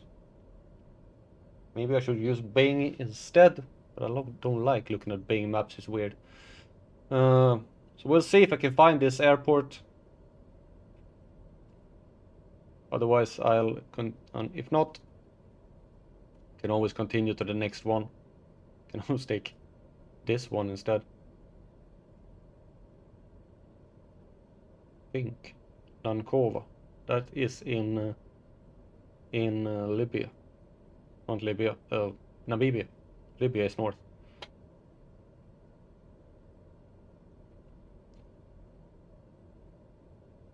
Have all these. Have some bigger airports coming up. Okay. Set the altitude.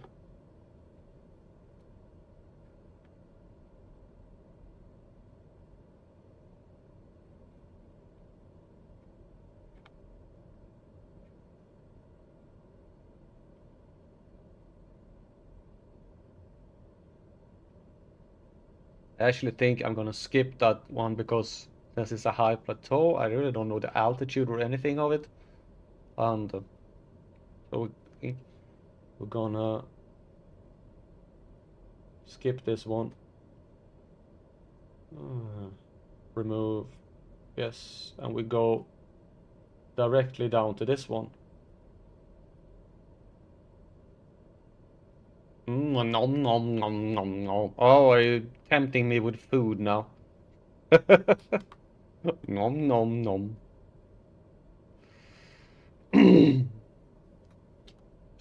All right, let's take off.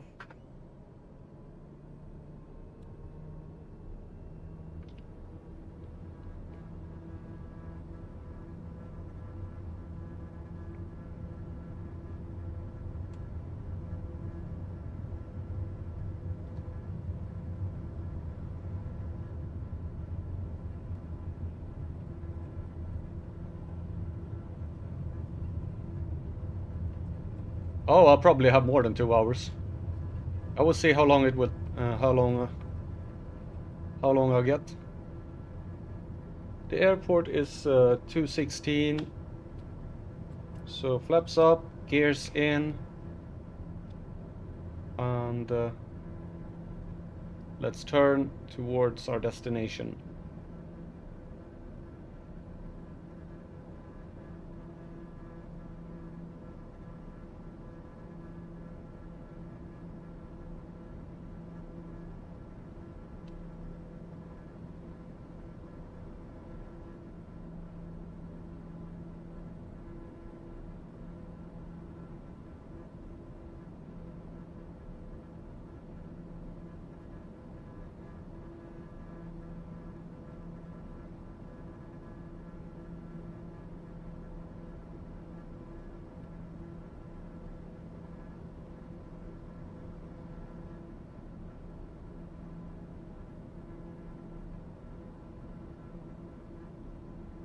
I'm not actually sure how long I have to go,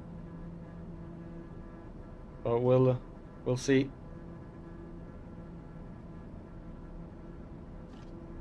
I have, if I look at my map, I have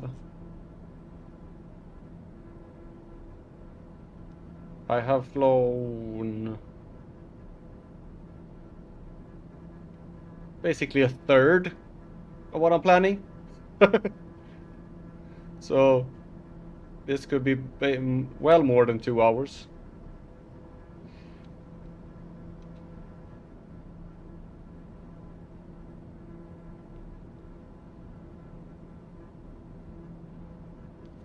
I had to start at one airport earlier than I planned because I didn't have the time to reach it.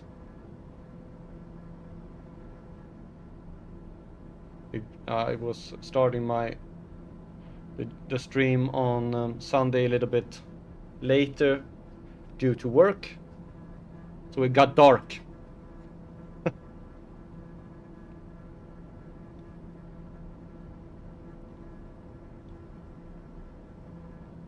And there's a big chance that it might get dark here as well.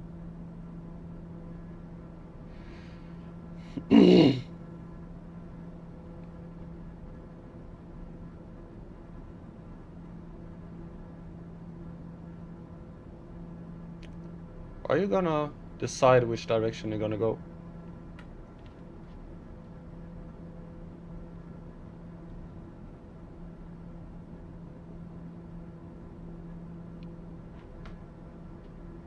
Luma?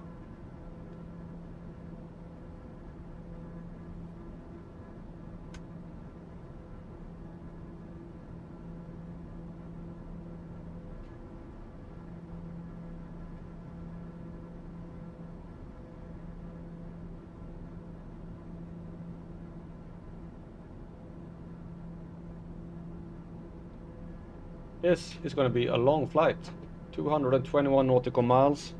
So this will be the flight where we reach the flight level of the thumbnail, 30,000 feet above, which is not actually completely true due to the land being higher, but we're 30,000 feet above sea level. That's where we're going to go. And as soon as I get up to a comfortable altitude, I'm gonna go get something to drink because I'm getting thirsty.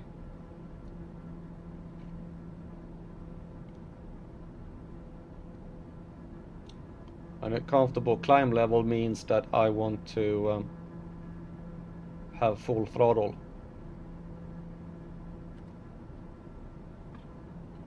When I'm climbing.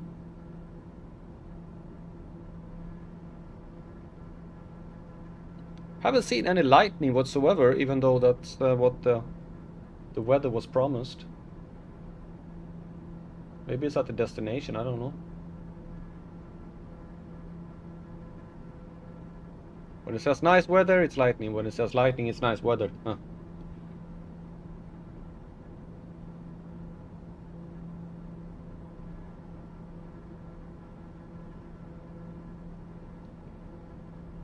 While we're climbing, we can see if we can find any information on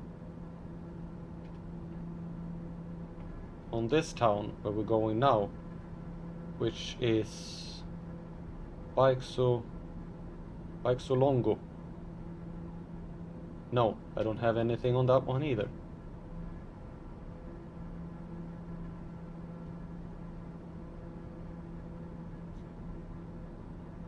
We are going to pass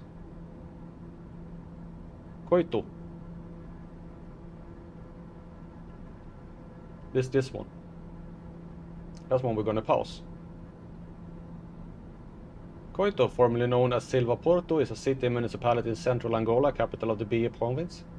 The municipality had a population of 450,000, projected to be the 10th fastest growing city on the African continent by 2020 and 2025, with a 5.56 growth.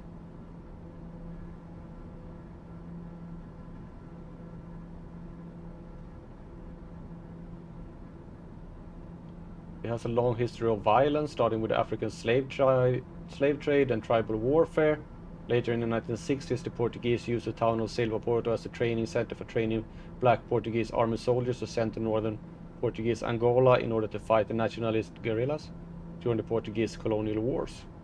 After independence from Portugal in 1975, Porto saw its worst times on 6 January 1993, when UNITA, during the Angolan Civil War, laid siege of the city for over 9 months and over 30,000 people were killed. Oh, that's a nice subject to talk about.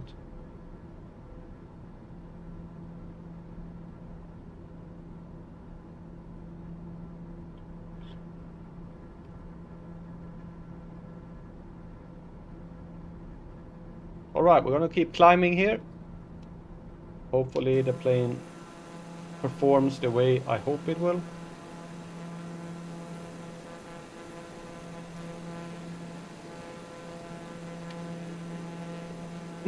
And I will go make myself something to drink, and I'll be back in a little while.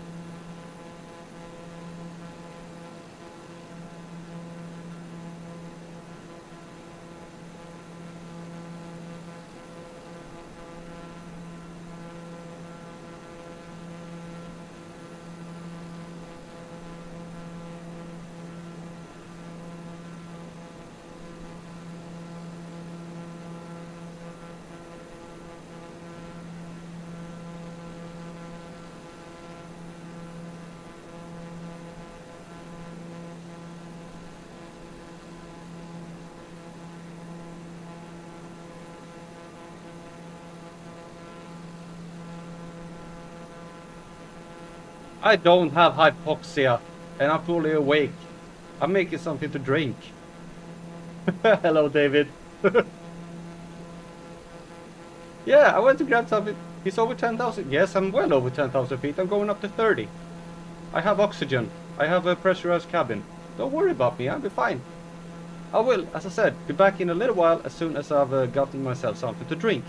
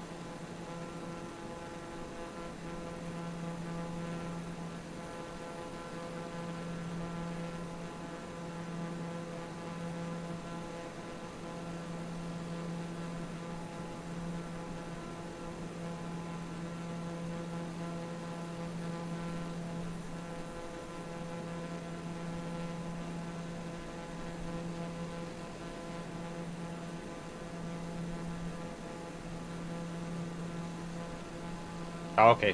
Ah, yeah. I forgot to put on the mic. Now I'm back and I'm not asleep. I am just. I have forgot to put on the microphone. Stop complaining at me.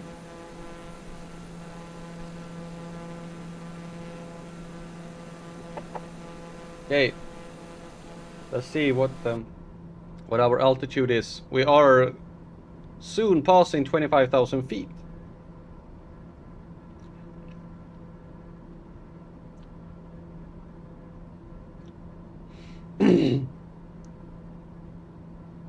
So that will be flying on high altitude here. 30,000 feet is our goal.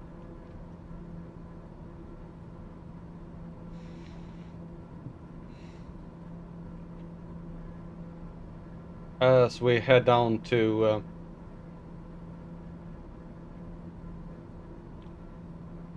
Baixo Longo.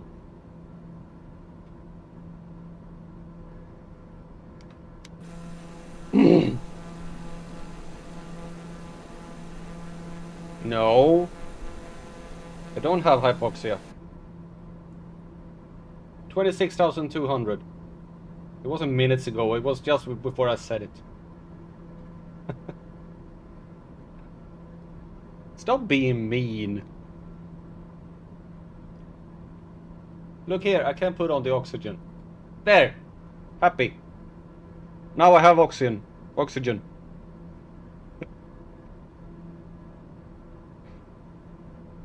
That's what they all say.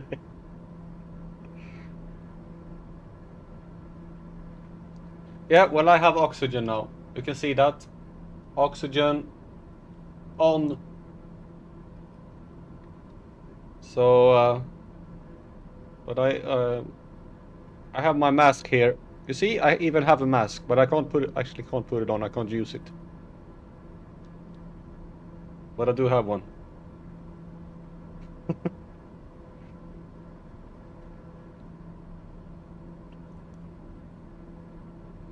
I'm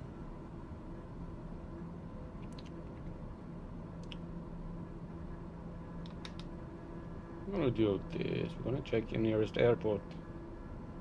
Cangombe, Lucusse, Cangombe.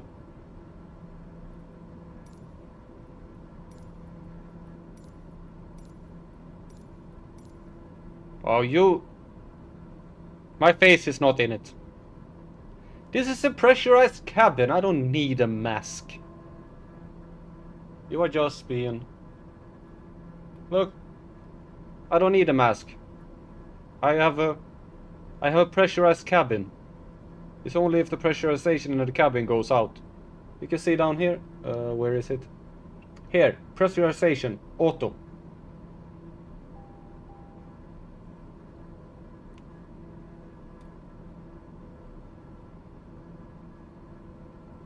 So everything is fine. Ignore that message that just popped up.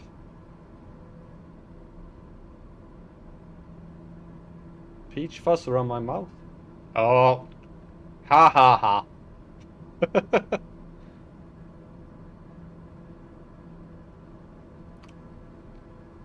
I don't know.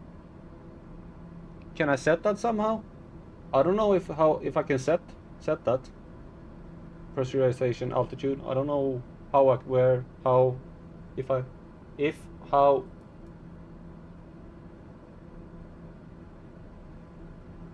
Yes, you keep messing with me, so I don't know.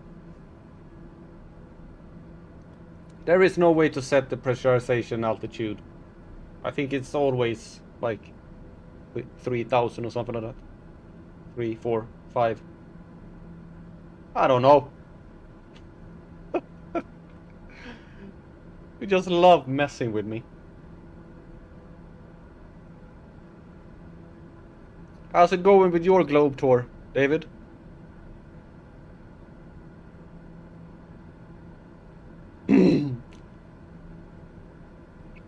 Done any gravity checks?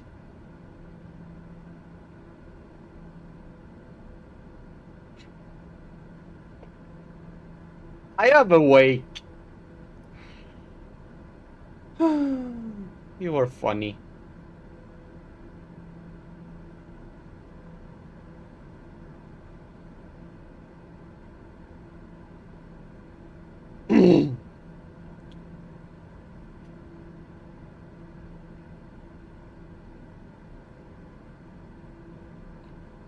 Yeah, I thought that Monaco doesn't have an airport. Ah, so it's no. What is nice? What town are you in? You're in a nice town. What nice town? Well, if you don't want to tell me. Yeah, but I saw that you visited Monaco, but you said that Monaco is no nice. Where are you? Yeah, yes, it's nice. So is Monaco nice or not? You said no nice, and now you say nice. Decide. Make up your mind. Is southern France nice? Okay, yeah, I know southern France is nice.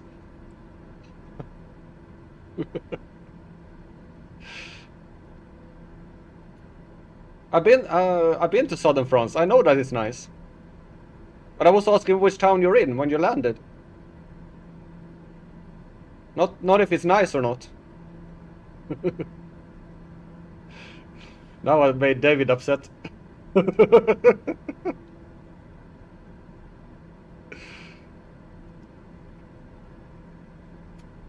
Okay, 107 miles. I'm gonna just prepare for our descent.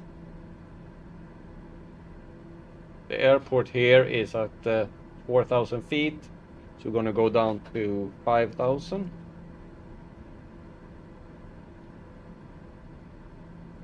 And David has found the heart.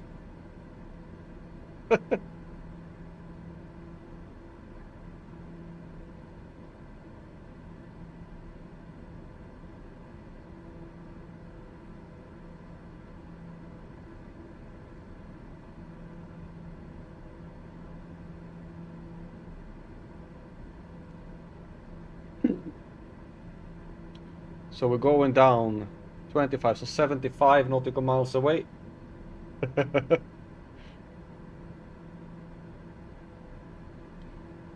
Yeah, I don't know if I told you, David, that I'm actually going to visit D and we in now in summer.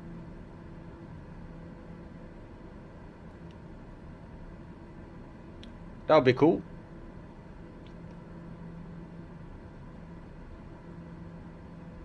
Hope he doesn't get disappointed in me. Why am I only flying at 259 knots? Ground speed? Oh! Okay. I think I have a headwind. That is basically a hurricane.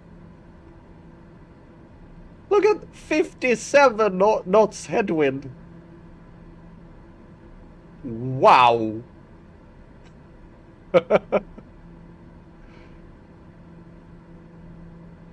That is the strongest headwind I've ever seen, ever. Wow.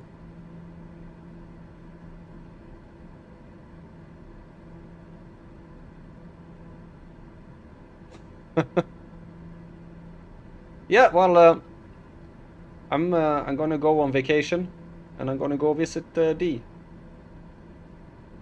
It'll be very fun.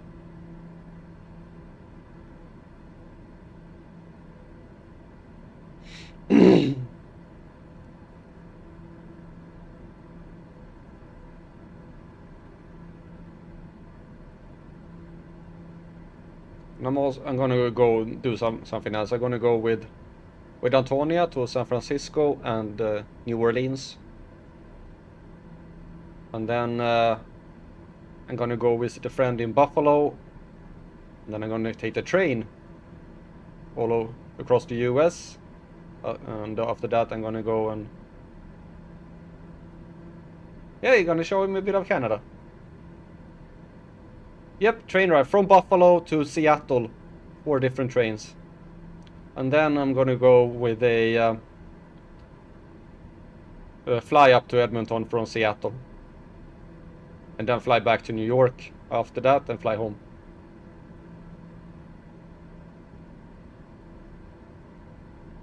But the trip with Antonia is gonna be first, and then I'm gonna go back. So I'm going US, Sweden, US, Sweden. There's gonna be 2 trips for me.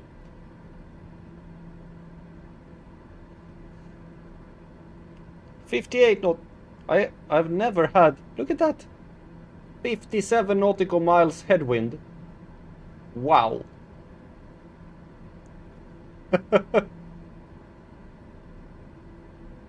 You ever had that much headwind ever?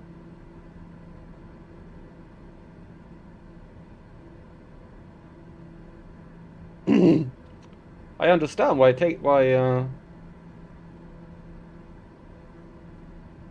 why it's taking so long.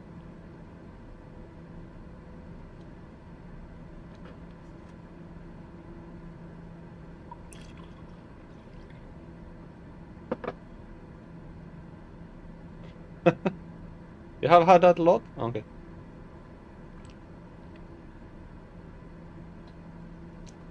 $64. Oh, you always have to be the best.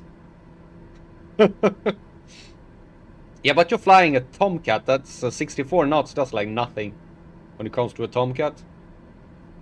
When it comes to this little plane, it's like a lot. I'm gonna see here. 64 knots times 1.8 divided by 3.6. That equals 32 meters per second.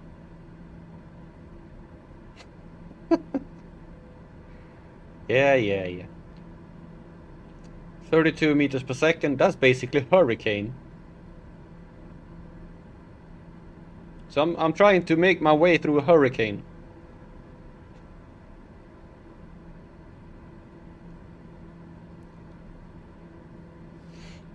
Well, it's the most I've ever had.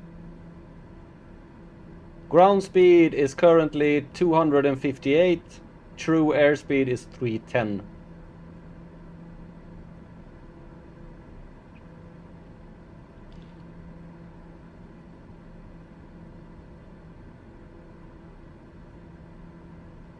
Which makes kind of sense.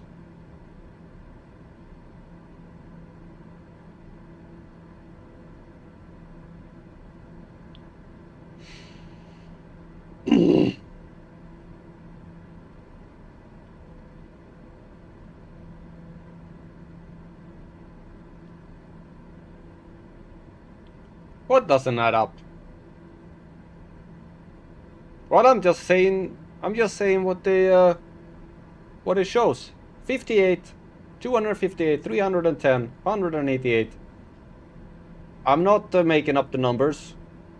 In that case, the plane is wrong.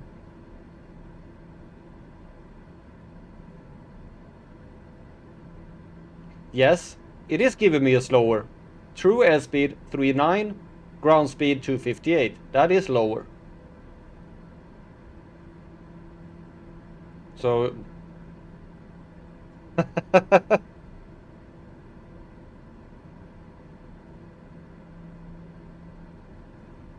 yeah, you said that it didn't add up. So I figured you thought that I was giving you the wrong number, but it's the difference between true airspeed and ground speed. That is the difference, not this speed and that speed. Yeah, now you get it. Maybe you've been doing some wrong calculations all along there for yourself.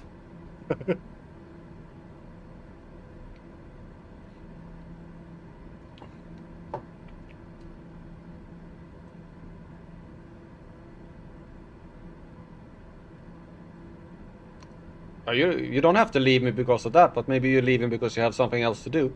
But I doubt I would crash right now because I'm just flying at this altitude.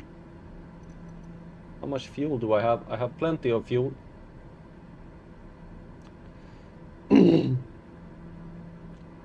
Yeah, nice of you to drop by. Have a nice day.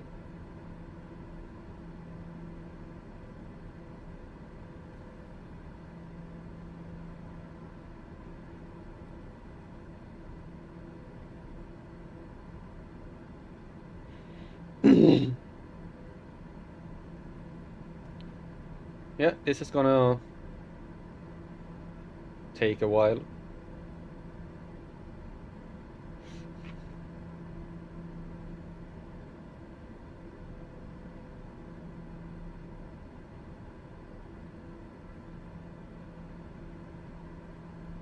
Half an hour left. What time is it? 4:14.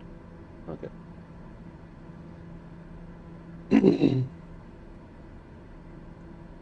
um.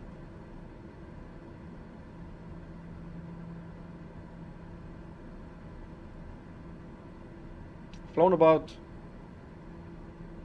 almost half.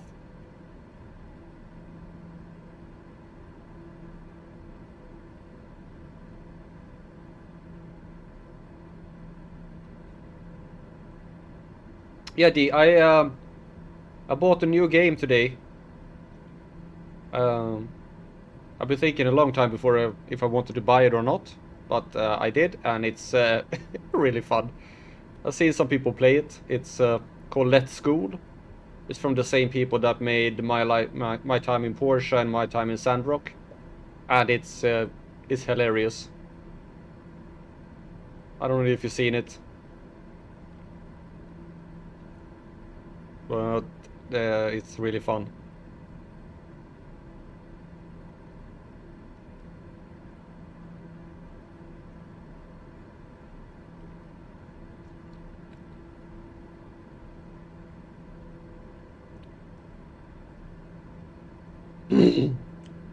So I actually recorded some play of it to put out as a series.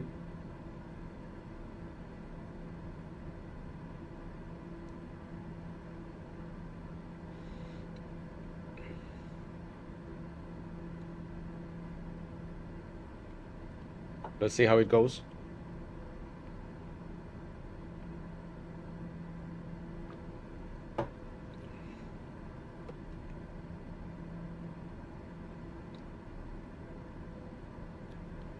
We're flying over complete.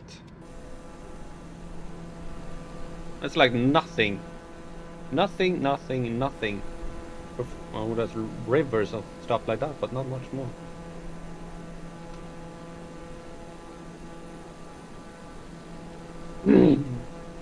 Just enjoy the view. Where's the sun? There's the sun. It's high up in the sky. That's nice.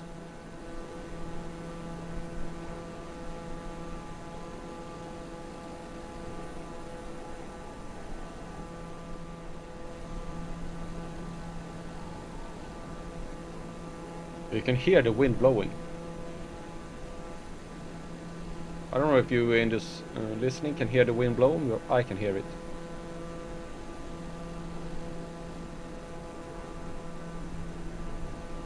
Nah, well, sometimes you buy new games, sometimes you don't. I've been thinking about this game for a long time. Actually, I saw, even before it came out, I saw that it was gonna come out. I was thinking about it, but I didn't get it. But now I got it.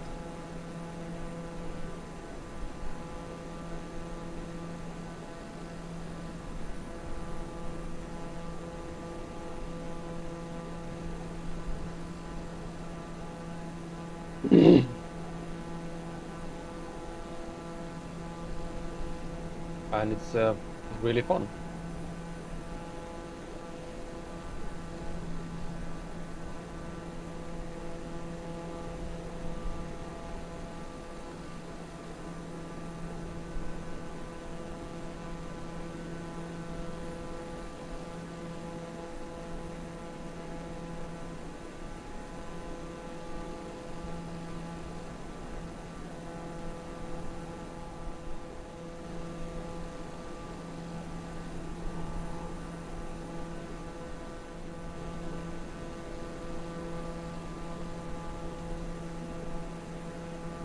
Oh well, we're flying at...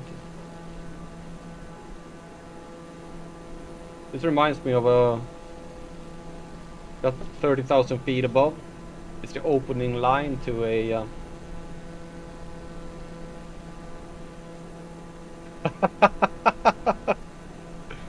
Maybe she's lonely, Callan. She just want to talk. Maybe you got a secret admirer.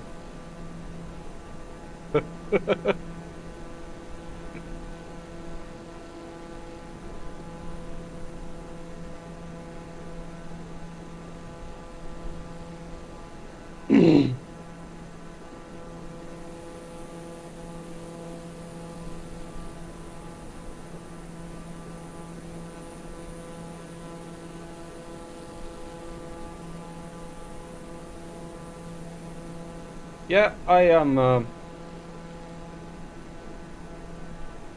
making my way towards my destination here. It's going pretty slow due to a headwind that is now 60.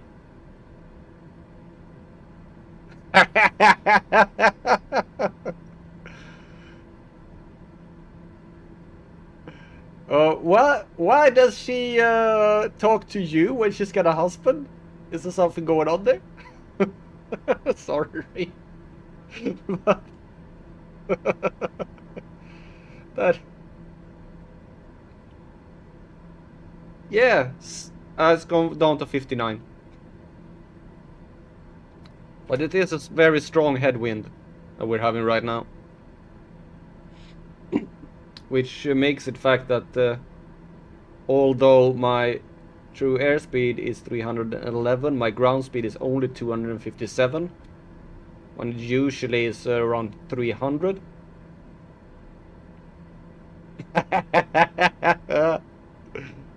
Oh my gosh. That reminds me of my ex-wife. When she started talking, oh man, I just sit there and nod. I can't get a word in. Because she just talks and talks and talks and talks and talks and talks and talks.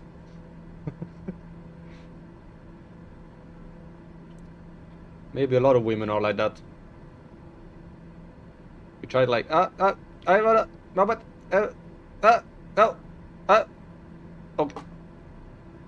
I'll just be quiet.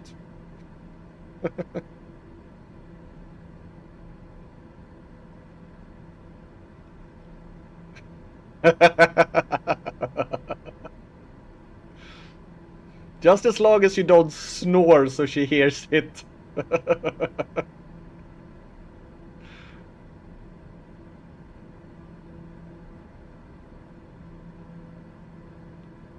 Okay, we have 99 nautical miles to go, and in 20 nautical miles, 24 something, we're gonna start going down.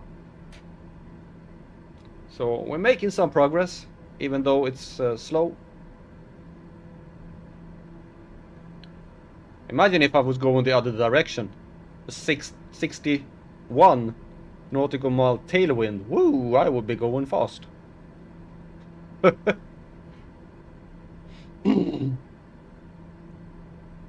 Yeah, well, I've already flown like 120. So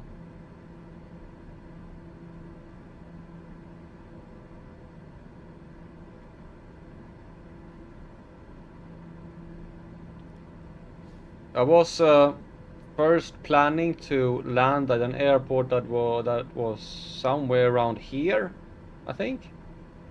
But Microsoft doesn't have that airport. So I had no clue which altitude it was on or anything like that. So landing on could have been a bit perilous.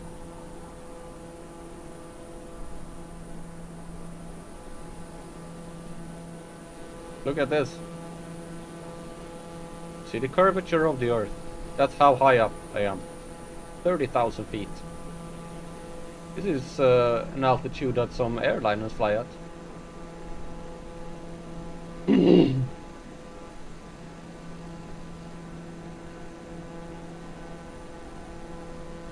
can hear the wind blowing. As I said, this reminds me of a opening lyric to a song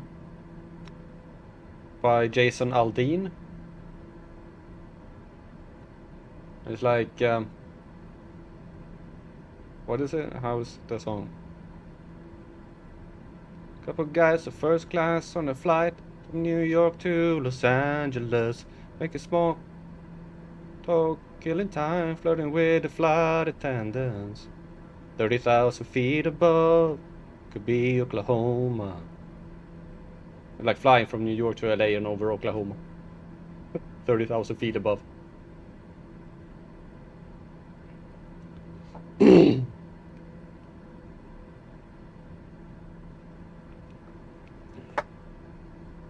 It's called fly over states. And I'm flying over the state here, but not that kind of state. 87 nautical miles to go. Woohoo!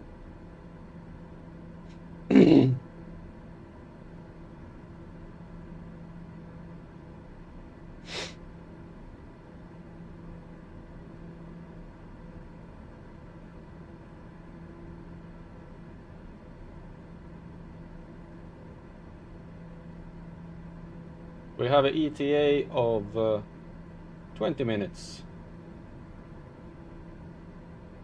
And it seems that there is some haze going on here.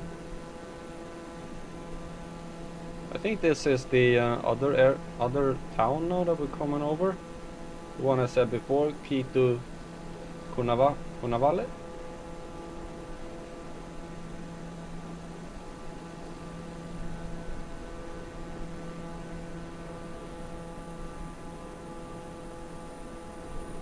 Or is it? Nah, it's just some weird. It's further down. Maybe it's this one. Yeah, there's the airport. There's an but that's not the airport we're gonna land on. But there is the airport of Quito Cunavale. Quito. But we're not gonna land there.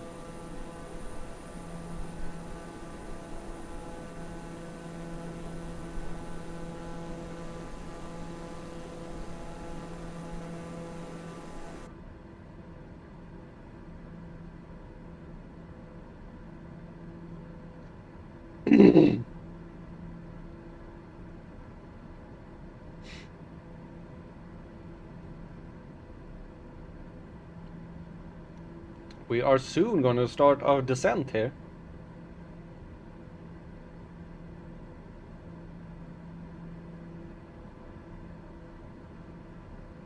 Well, 62 nautical miles. Headwind. 63. Oh, come on. I want a little bit more. 65. Because David was here before and he said that he had 64. We think. So, 64 or so. So if I have 65, I've beaten him. No, it went down again. Oh, no. Okay, we're gonna start going down.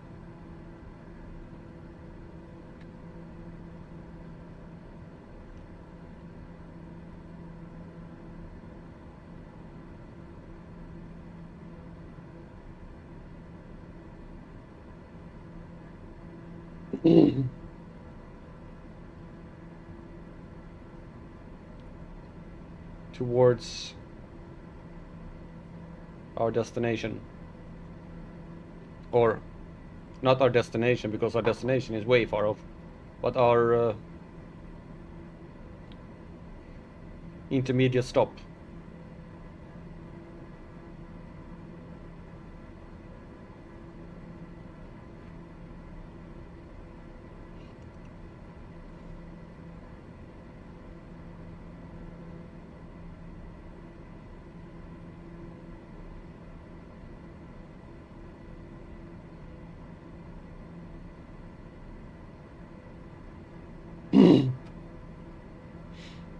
As I said, I don't have any information on it. It's just what it said. It was, I was able to find a page about it. It said, "This is the town."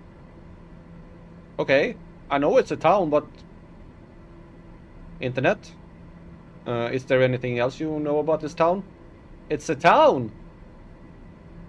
Yes, but do you have any information on the town? It's a town. Okay. Thank you, internet. You're welcome.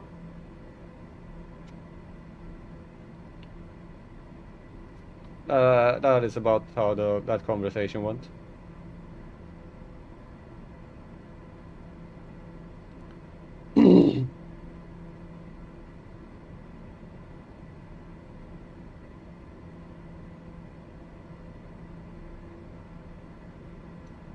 Alright, now we are picking up some speed, which makes it that the ETE here jumped a couple of minutes.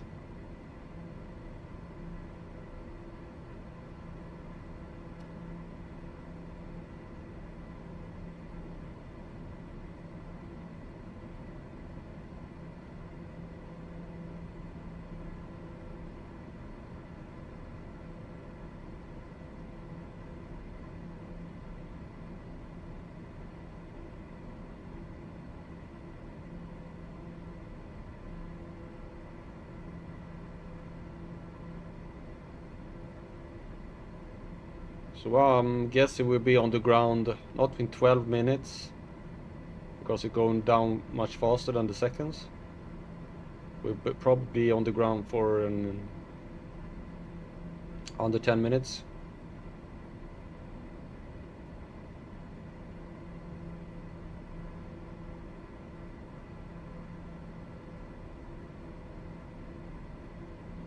And it's a grass runway, I think.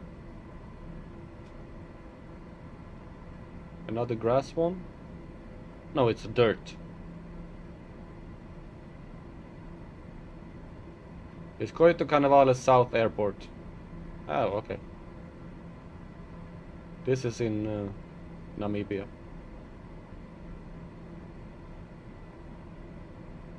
It's on 4,000 feet, 4,000 feet long. Coito Carnavale South Airport.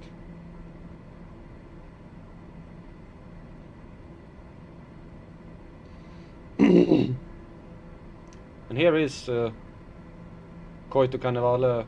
It's this one.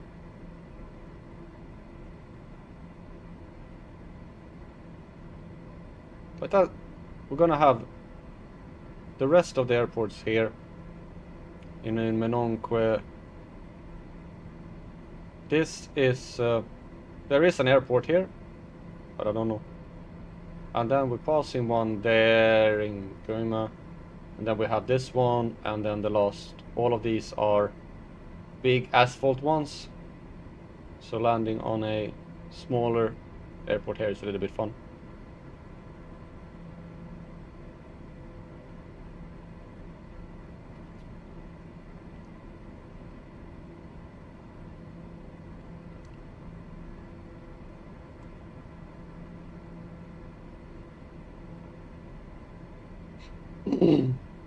I wonder if I'm gonna go to this one.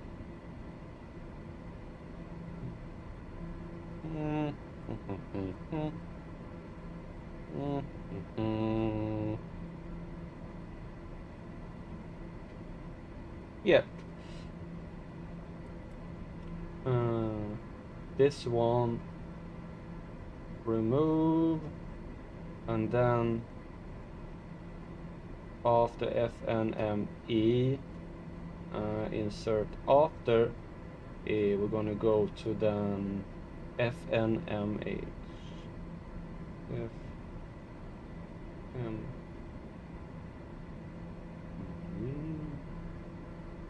H. There.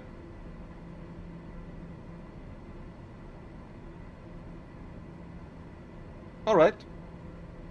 Fixed.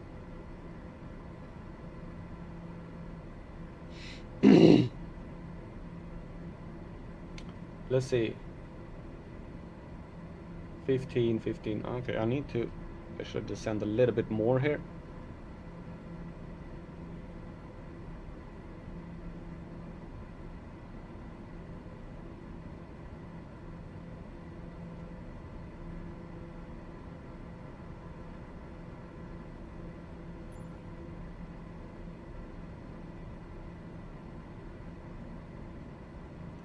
Was it 10? we're gonna go for 10. We're gonna decide once we get down in altitude if the winds change. Because right now we're going for the 10. No, we're not going for 10.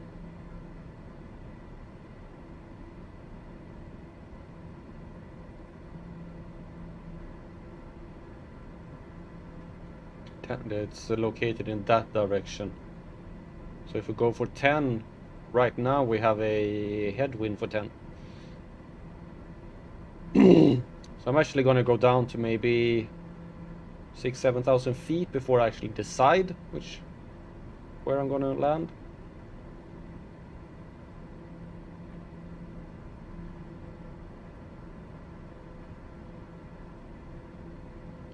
That's the problem when you don't have a tower. You really don't know which how the winds are or anything. You can actually no, that's just the destination. They have nothing. But what is the... Don't have anything on this one either. Well, thank you. Do you have any information? Nope. Ah, well. If you don't want to, don't give me any information. Let me fly blind into all the airports. As the winds are now, it's basically almost no winds whatsoever.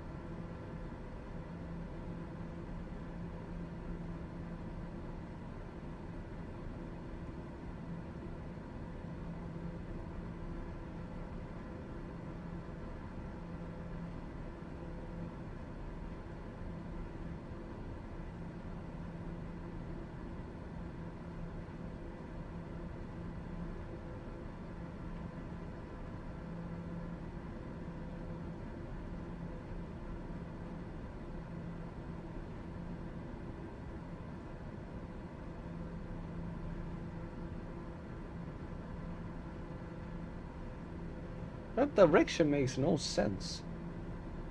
Or it does. There's 1A. Yeah.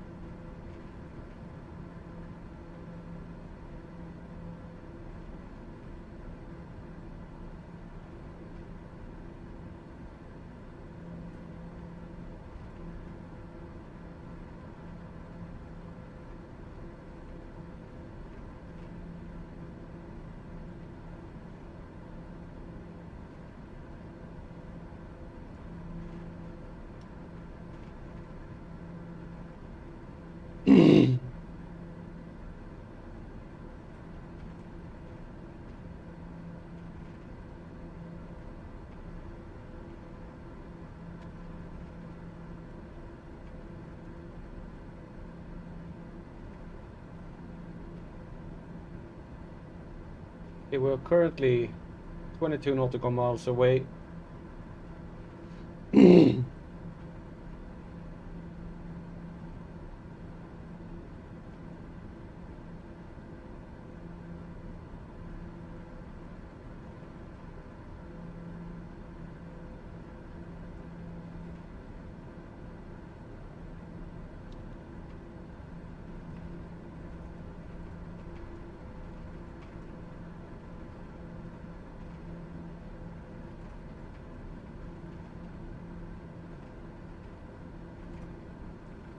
Gonna turn a little bit in order to go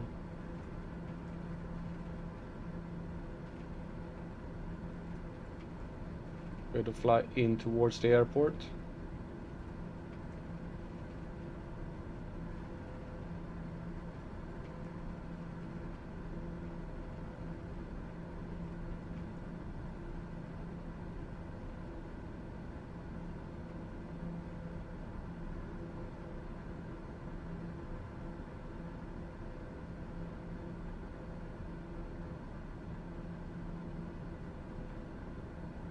You're basically flying alongside the runway now.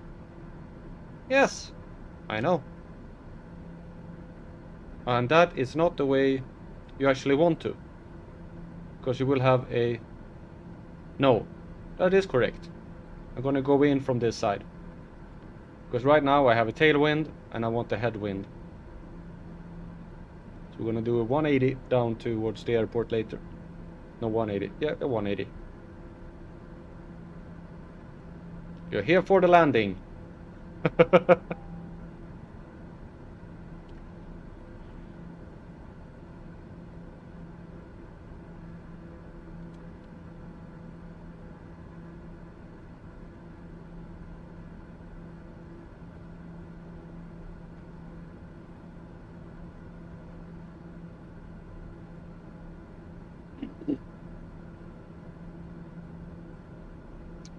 The airport is a 4,000 feet long dirt runway.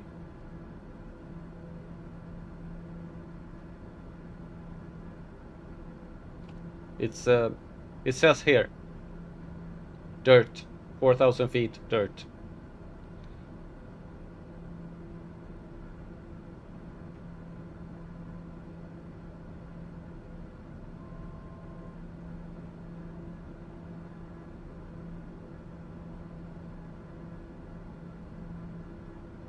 So yes, I check ahead of time. But I don't know what, I have, this is the only information I have. I don't go into the game and check every airport before ahead of time. So,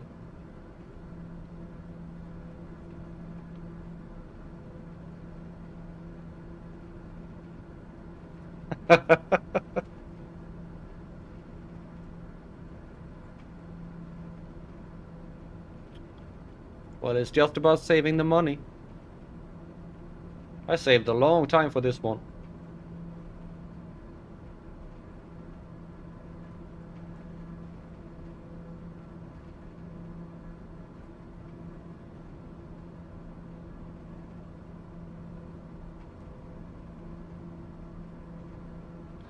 Nope.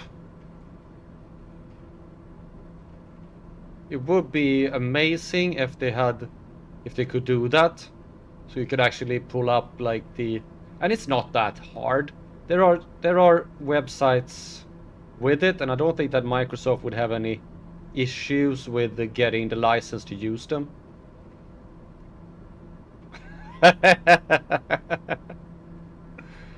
Well, yeah, but getting the license to use those charts that are actually exist for our airports, I don't know, because they're free on the internet. So I don't know why Microsoft can't use them. Hopefully, maybe you get something like that in 2024, so you can actually like click on an airport and get the chart for a flight, all the in-flights and paths and everything in the airport. That would be something that would be really good. It would really enhance the experience,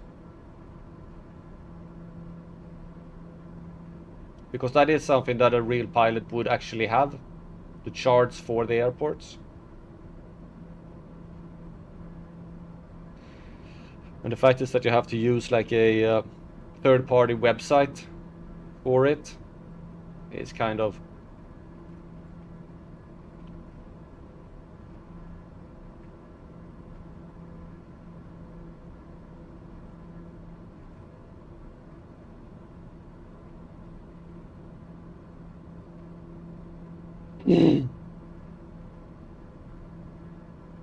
all right, we are coming up towards the airport.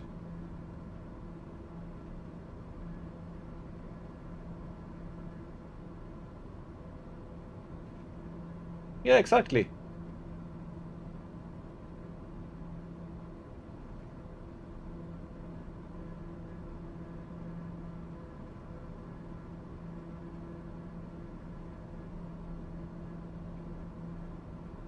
I think I turned a little bit early.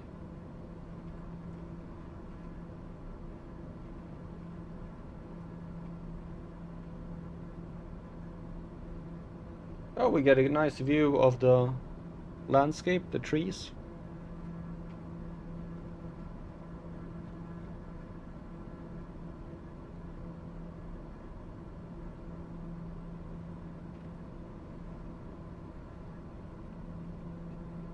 I'm gonna turn a little bit in towards the airport.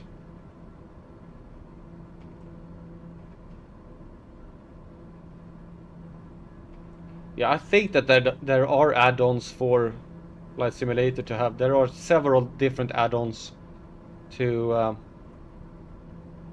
Flight Simulator as well that have all these things. But as I said, it should really be included in the game or just into the simulator, so you shouldn't have to.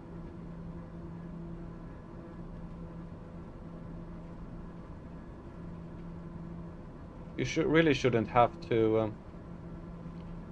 The fact is now that it's completely changed the bearing on the bloody airport, because there is the airport. And I was following that one. Oh, come on. Okay, slow down.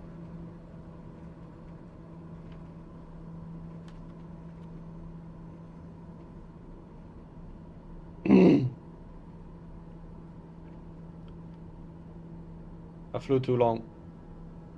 But it'll be fine.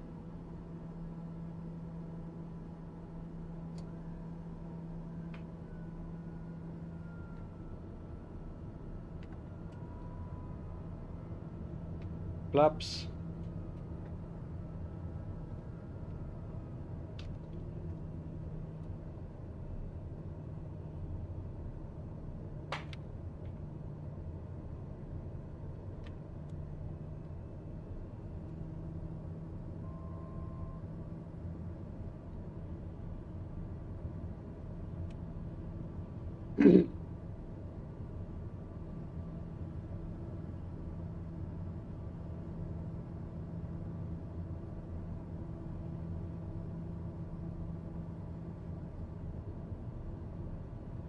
Nice river.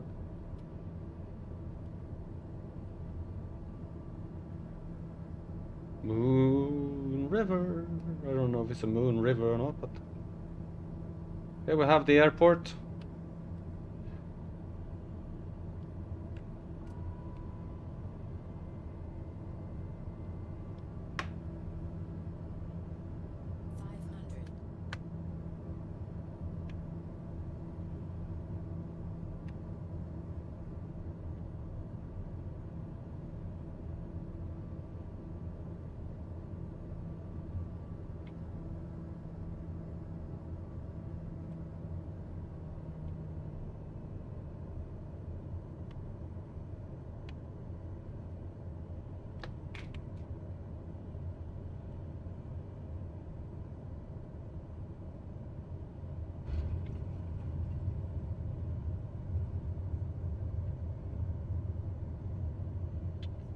I always have my camping gear with me. Tent and a sleeping bag. For real, I actually have both a tent and a sleeping bag. Oh wait, I don't have a sleeping bag. But I don't like sleeping bags, so I always bring a duvet. But I do actually have a tent. But it's a big tent, like a 4-person tent. And I've been using it. I've been camping with my daughter, not in a camping place, not out in the wilderness.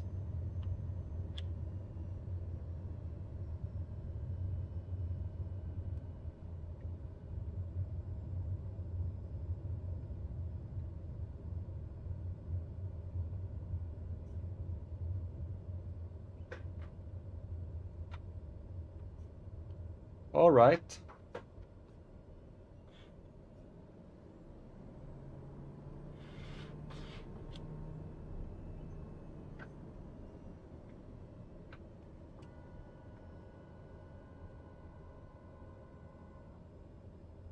Okay.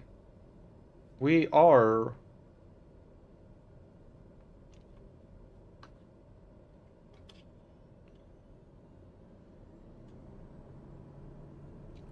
I am gonna set, how long do we have to the next one? It's 83 nautical miles, so not that long.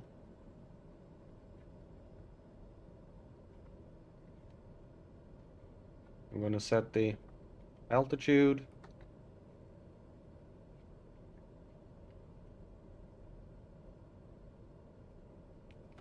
Gonna set the ascent rate. Take away that one. And let's go. No, no, no, no. This is not the final stop. Maybe sleep in the aircraft. Yeah, I think that might be safer. You don't know about the wild animals here or things like that. But this is not the final stop. We have more airports to go.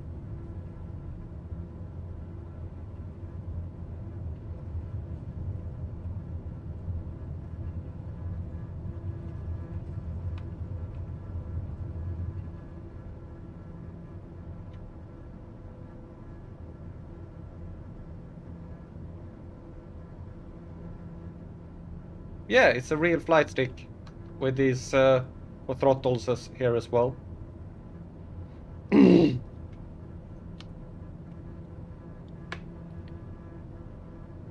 But I've actually bought it used. My rudder pedals I bought new because I just couldn't find anyone on any used ones. But the yoke is bought used.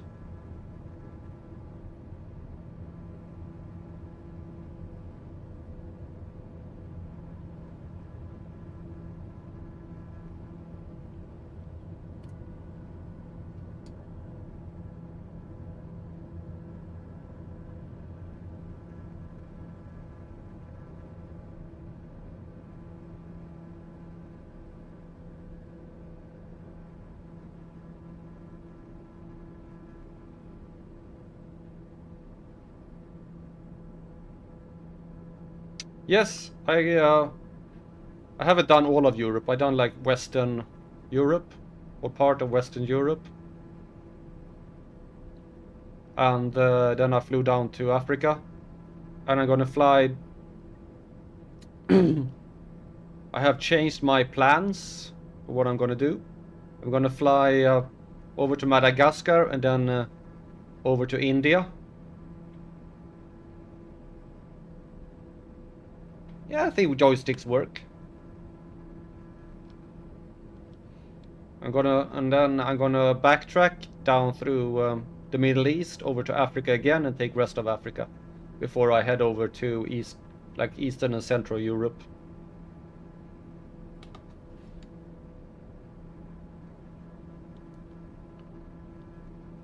Okay, I don't like it when you do that kind of turn. Yeah, I done Canary Islands. I have a video of it. Hello, a stream of it. You can check it out if you feel like it. Yep, I'm gonna go to Sri Lanka as well. Southern India, then over to Sri Lanka and up. And do Bangladesh and Nepal as well. Gonna take a tour around Mount Everest.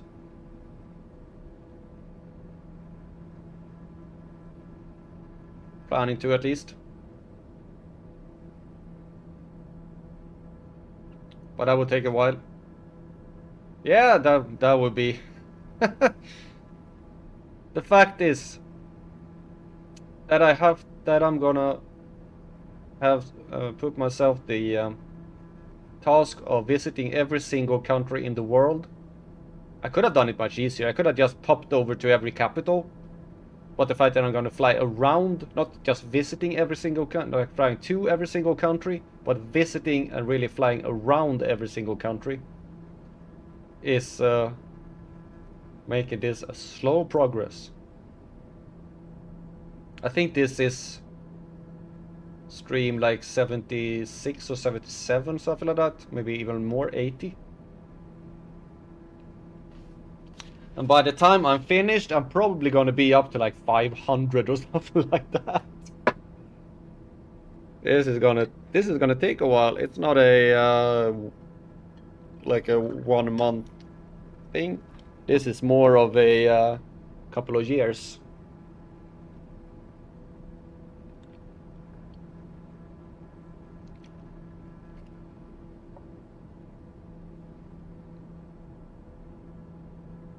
Yeah, I have a playlist on the site. Microsoft Flight Simulator World Tour playlist. So you can check there. There should be all of the streams in there. Yeah. I'm not sure that is enough.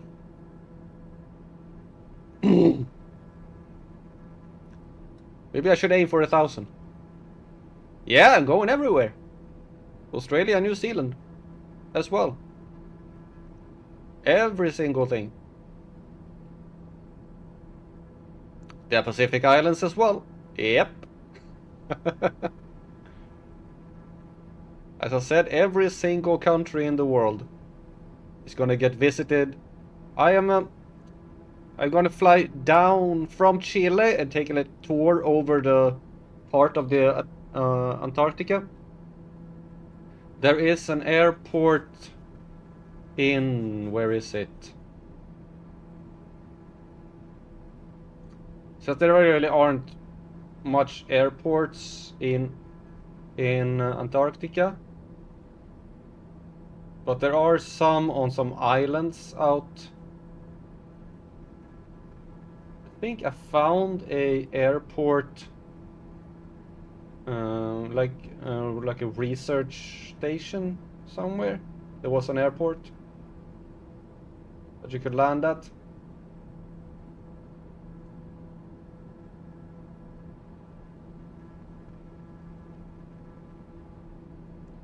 But we'll see. I am gonna like at least say that I've visited the continent.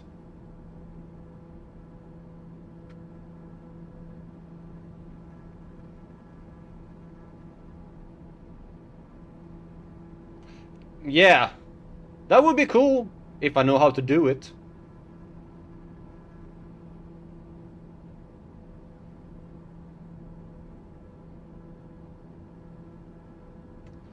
If I know how to do that, it would be really cool. But I am...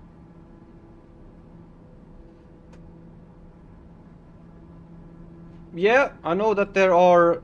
there is a flight going from like south of Chile down to a part in Antarctica that you can visit.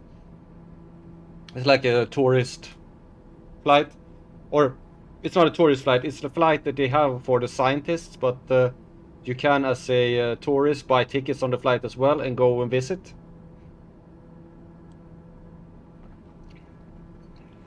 Actually saw, I think it was this YouTuber Josh Cahill. He was on that flight. I think it was him. He took that flight down from southern Chile down to Antarctica. But you actually don't go to real Antarctica. It's like one of the islands above that you visit. It's... what is it called?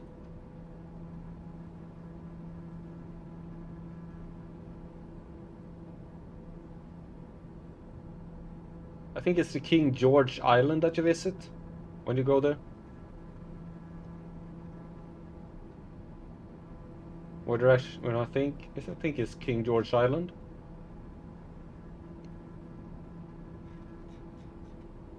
Or something like that.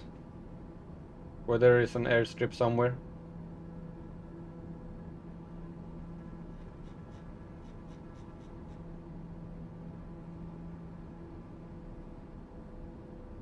I'm gonna see if Microsoft has any airstrips that you can visit there, so I can say that I've flown through that one as well.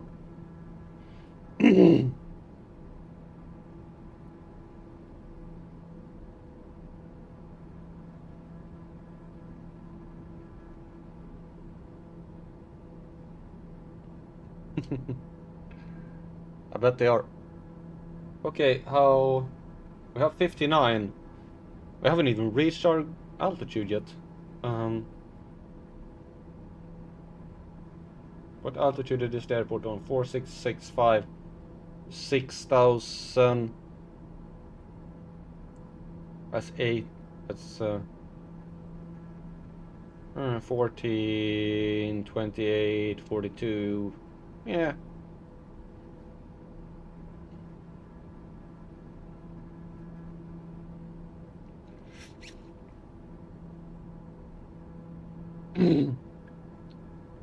Yeah, there probably are sites like that. I'm using Google Maps to make some plans. I've actually planned out my plans on Google Maps to when I return to Africa. So I have my plans. I have from counting from the next one here. 1, 2, 3, 4, 5, 6, 7, 8, 9, 10, 11, 12, 13, 14, 15, 16, 17, 18, 19, 20, 21, 22, 23, 24, 25 streams lined up for how I'm gonna fly.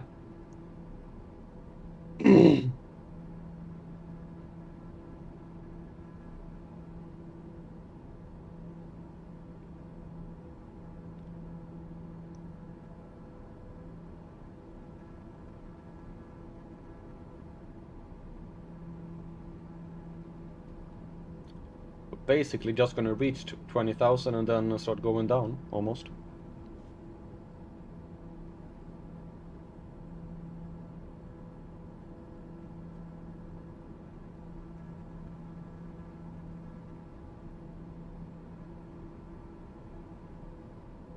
Yeah, we reached 20,000 and hopefully we can just get almost straight into this one.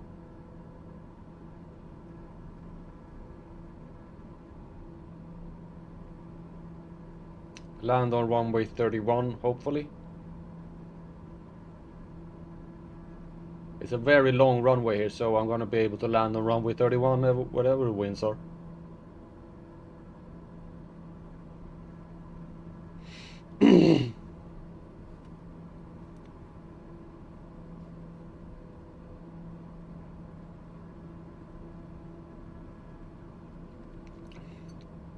The sun is still high up in the sky, so we have plenty of time.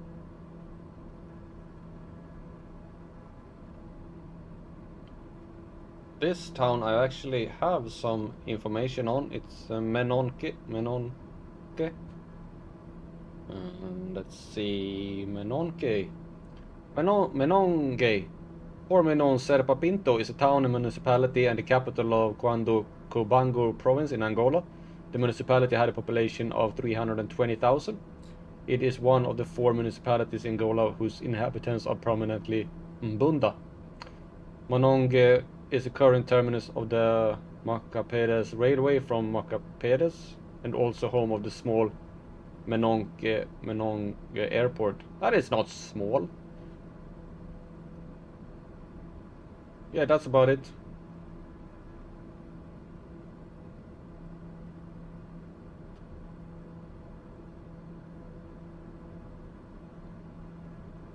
Menongue Airport.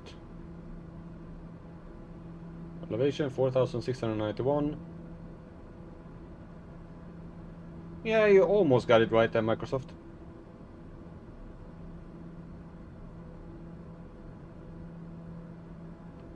This Angola Airlines is down. They fly doing one flight, and it goes to Luanda.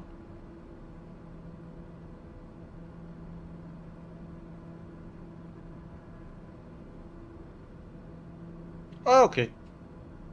Once again, I talk too much and I forgot that I need to go down.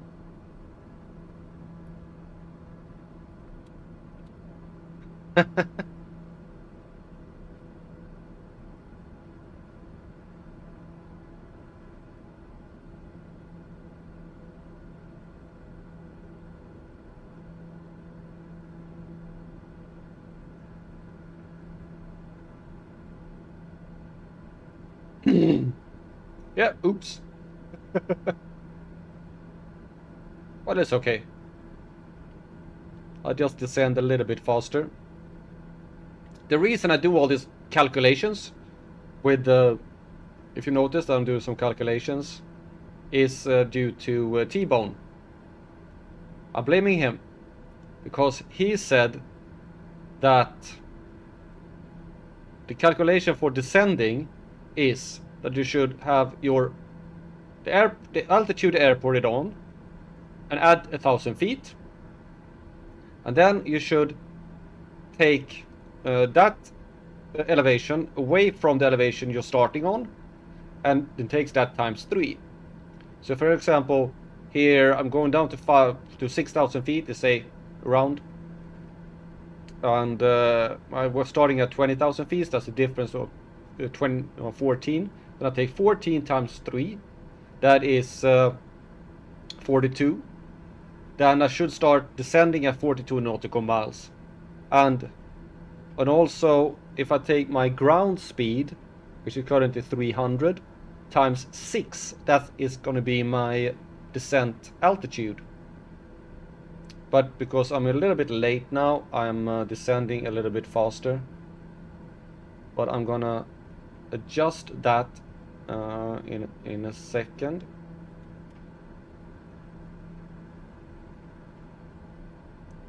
There we go. That should be almost perfect.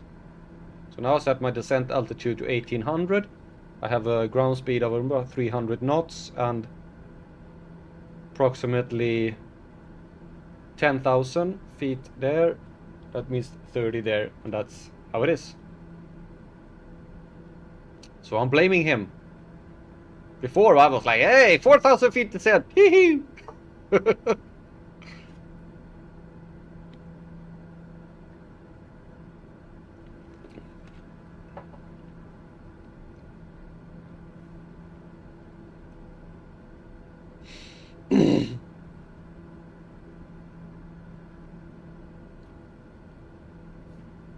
All right. I can basically fly this straight in. Even though we're gonna have a tailwind, but it's a long runway, so I won't have any problem.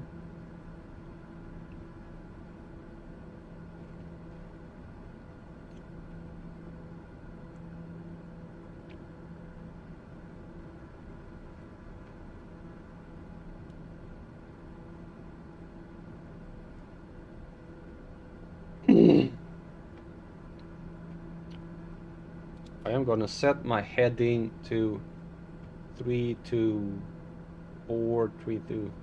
Yeah.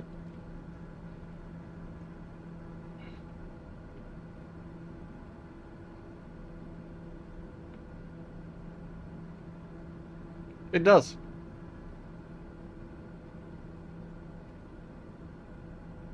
I was doing some rough calculations on my own before, like if I do this and do this and do that, but having that formula actually makes it a lot simpler. And of course, you get the correlation between the distance and the descent altitude, which it's not always exactly correct, because you have to adjust your descent altitude according to, and I can only ascend for like 100 feet. I can't set it to like, I want to descend at 1850. I can't do that. It's 1800, 1900, so it's not exact. So for example, if you see this, we currently have a ground speed of 283, which should mean that I should descend at 1700 knots approximately. So I'm gonna change that a little bit.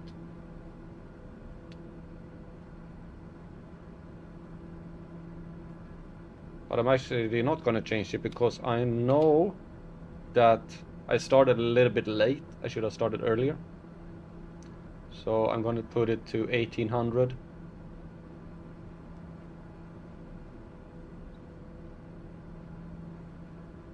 Because I think he said something else. That I'm going to have that altitude 3 miles away from the airport. So I'm actually going to should add 3 miles to that calculation.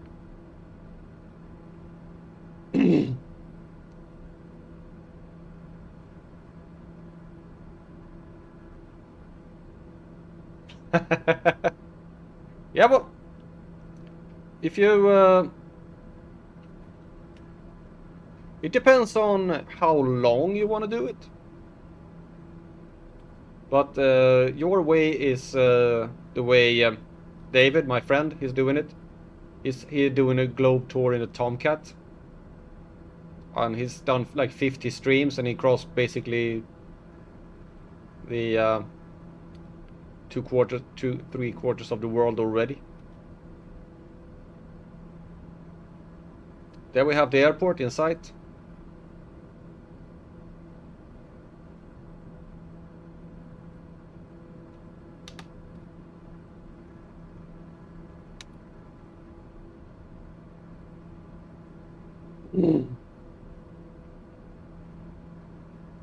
And the airport is 8.4 nautical miles away.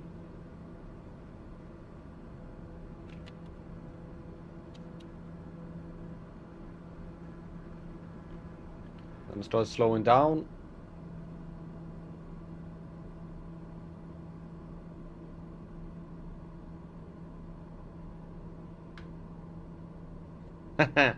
Yeah. Not the way I'm doing it in like a propeller plane. But if I had started with this plane before, I would have been much further along. Because I was doing the first part in like a Cessna, then a Bonanza. So if I had started doing it in this one, I would probably be in India by now.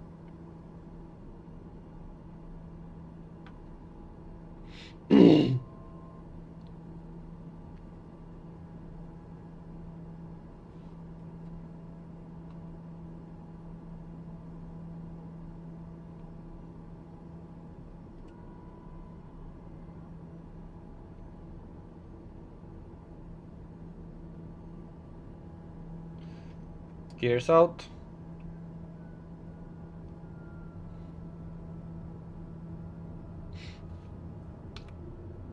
Autopilot off.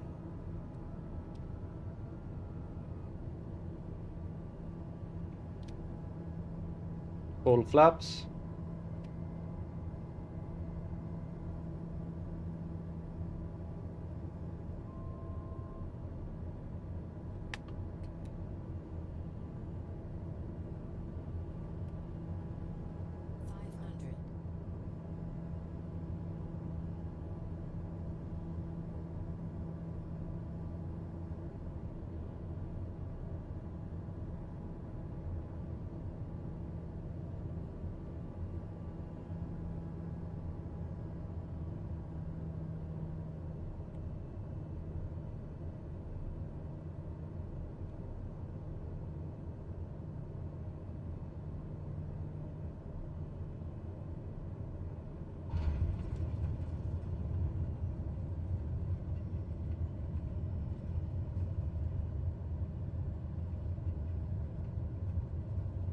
Okay, Menongue is done.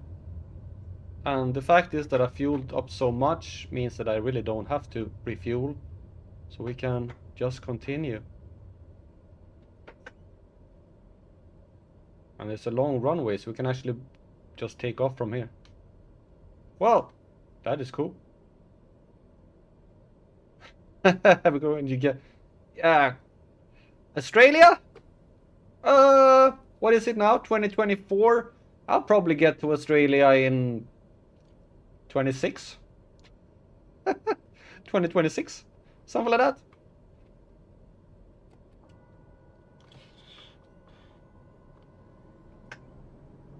All right.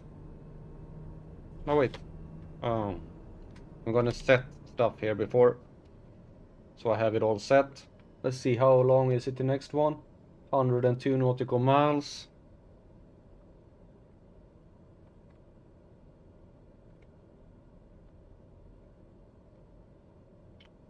Thank you. Yeah. Considering how many different landings I've done now, it would be very weird if I haven't improved anything.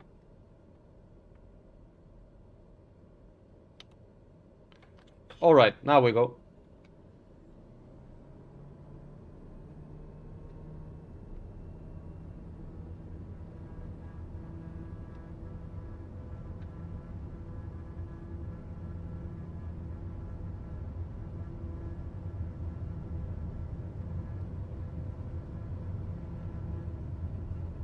I do know that I have a tailwind now, so probably gonna have to use almost all the runway.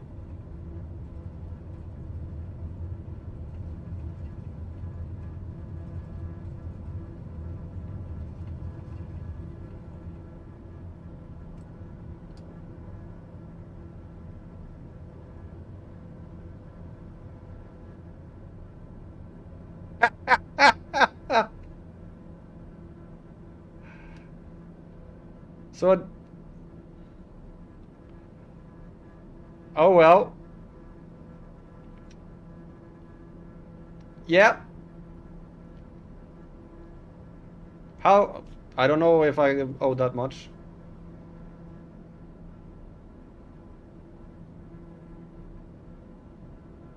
But it seems reasonable.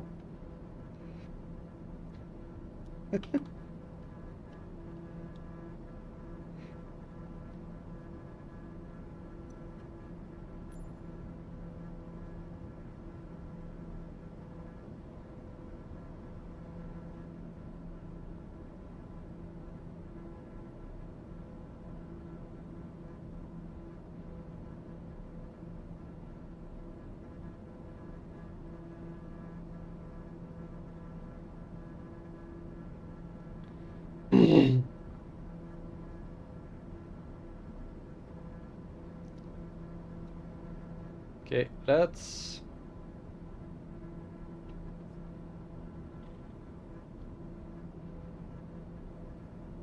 catch this one.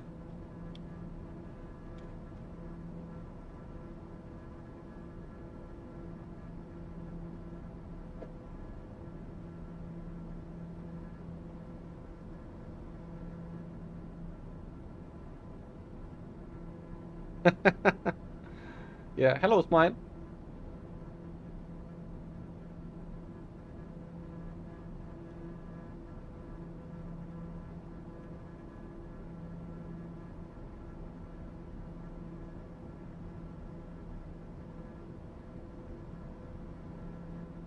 You want food? What? What? What? No?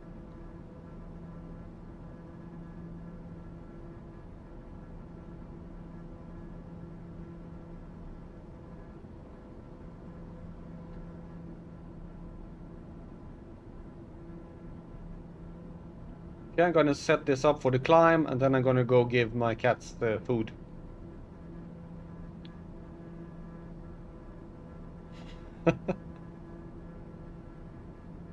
I am running a company here, and my company is doing a profit.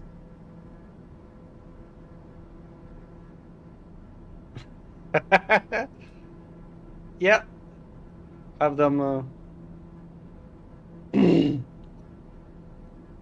I should set it up with like a mock joke here in front of the computer, so I'm sitting somewhere else steering it, and the cats are flying here.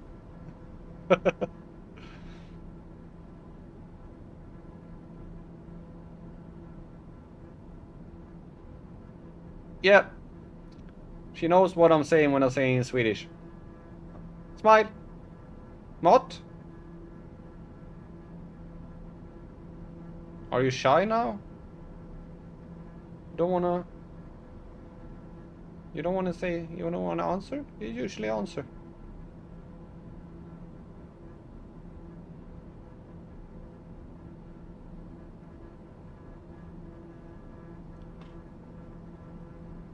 Okay, you will get your food soon.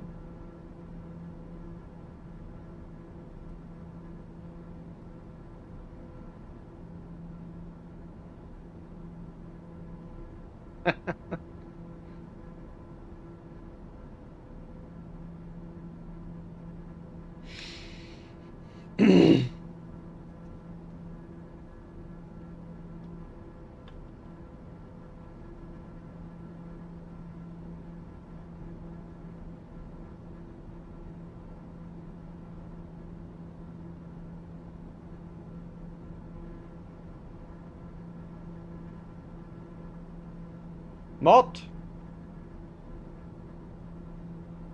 Mat is the Swedish word for food. No, I haven't spoken Swedish all the time.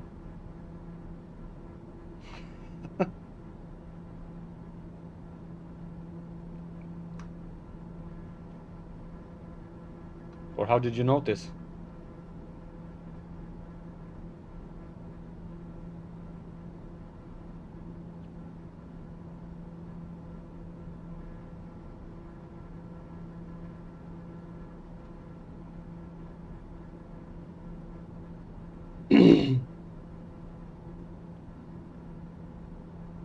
It's mine.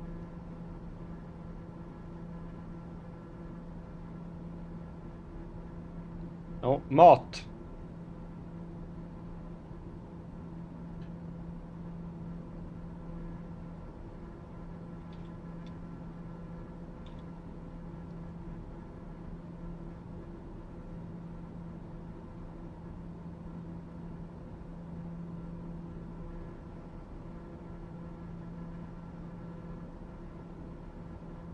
Yes.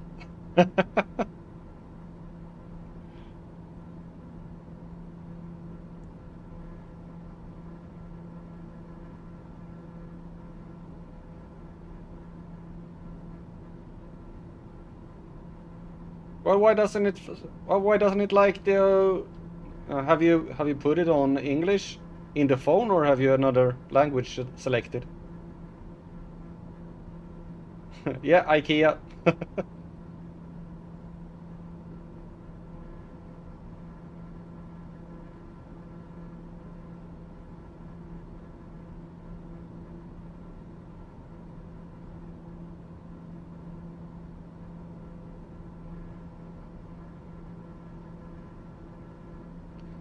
Okay, I am gonna go give my cat some food, and I will be back.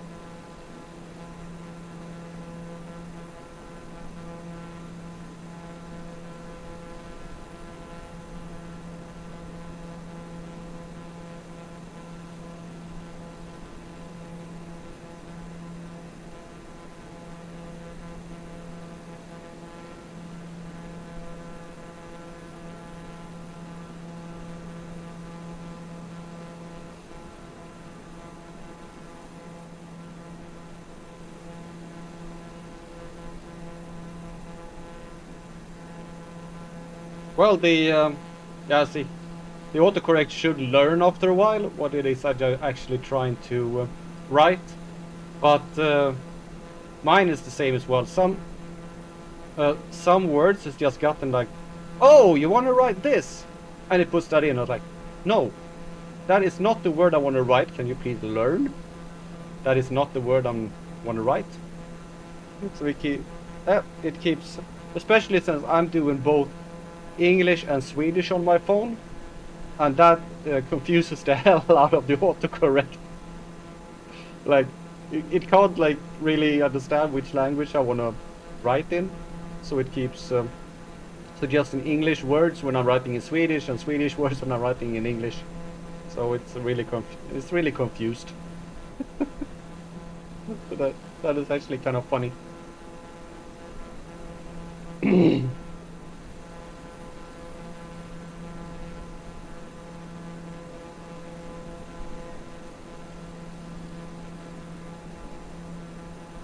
Okay, so we have 1, 2, 3 airports left.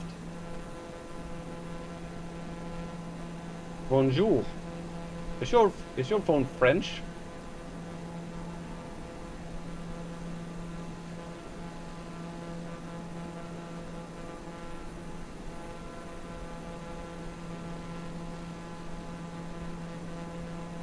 Maybe you have it set to French. Go into the settings and see what language the autocorrect is set to.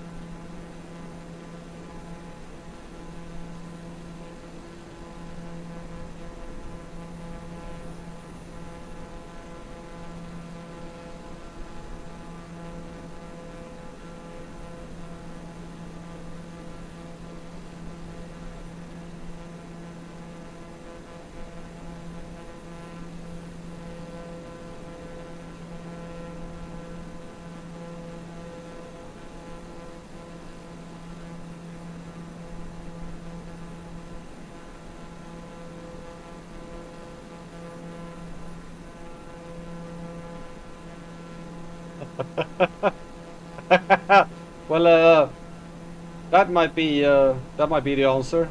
The Koreans doesn't really know what language they can't distinguish between French and English.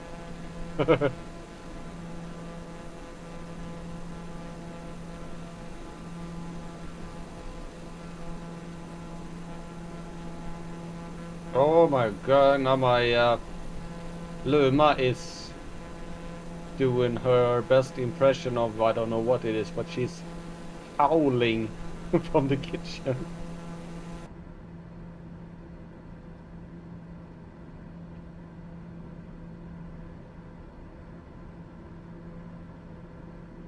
She always does that after she eaten. Okay, which altitude is this airport? 4,200.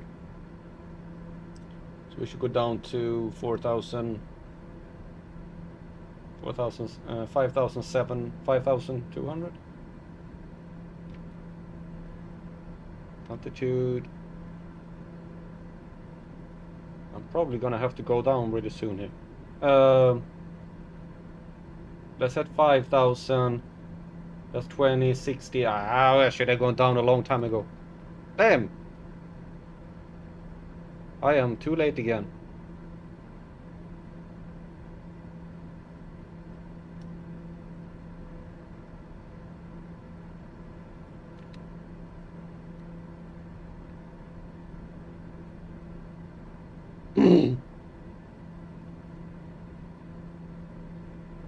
Yeah. You have a higher engine when you're out here, and then when I go inside it's lower.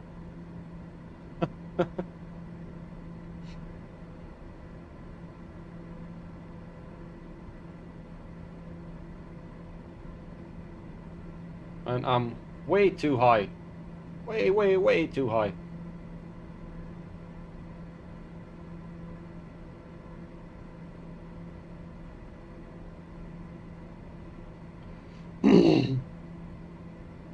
should have started to go down at 60 nautical miles. And now I'm going down at, I have to decrease my speed.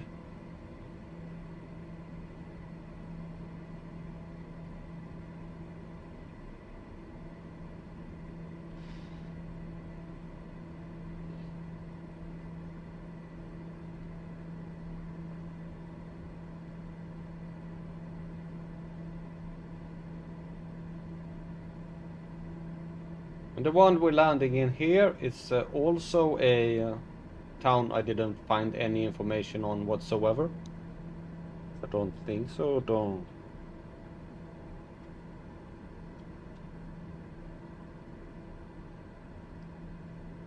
Yeah, I have it here. It says, Dongo is a town and community municipality of Huambo, province of Benguela, Angola. Dongo is a junction of the Macomedes railway for a branch line to Chamotete. That is about to say. That is all it says about the town. It doesn't say the population. It doesn't say anything else. Okay. Well.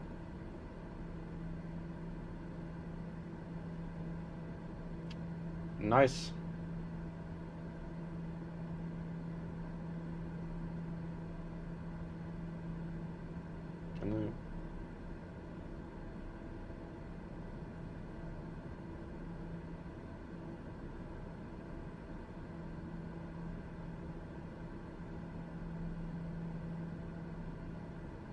Oh, that's horrible when it gets like the opposite.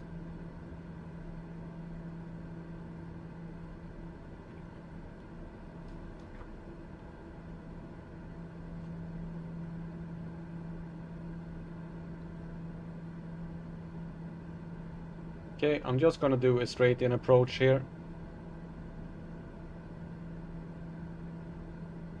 Hopefully.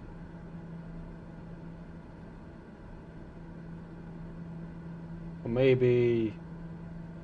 We'll see. There's no need to contact them. There's no tower, I just land.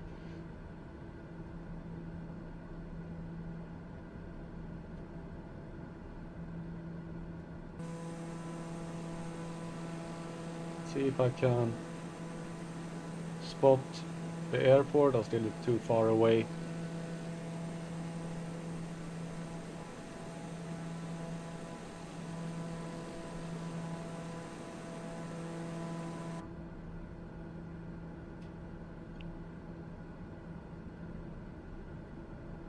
No sign of the airport yet. We are still 32 nautical miles away.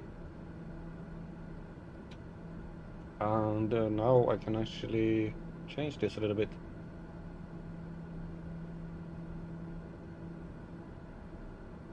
$6,000 feet. That's the length of the runway.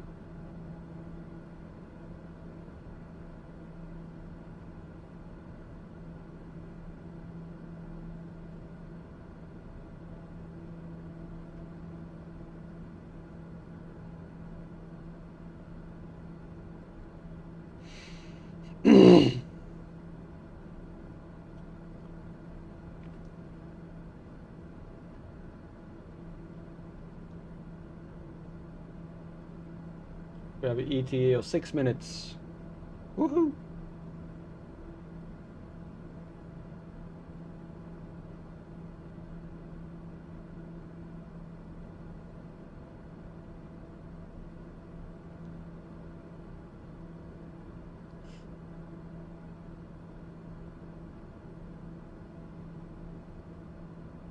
See when we can get a visual on the runway.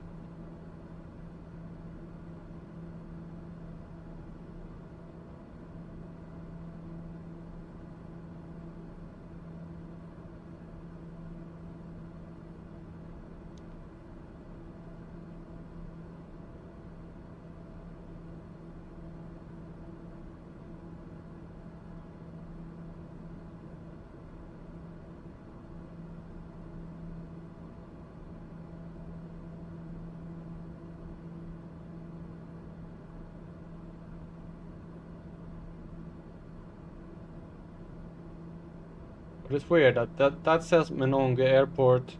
This one says Menongue, but like Yeah, well, there are differences between these two. It's not the same. That's just as Menongue. This is Menongue Airport.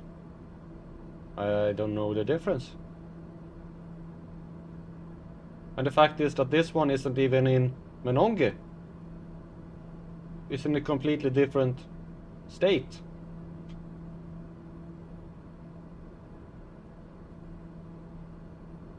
Luma!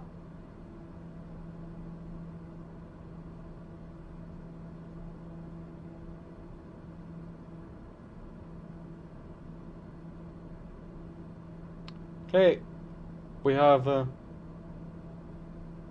20 nautical miles left. Let's see, there it is. There is the airport. Will be a while before I can actually see it inside from inside the plane, I think. No, there it is. I think. Is it that one? Or maybe it's further. I don't know. But I think I saw it. Or is it that one? We'll see when we get closer. I'm going down at least. We're looking at something else. Yeah. I think when we're looking at this, there, straight ahead there is the runway.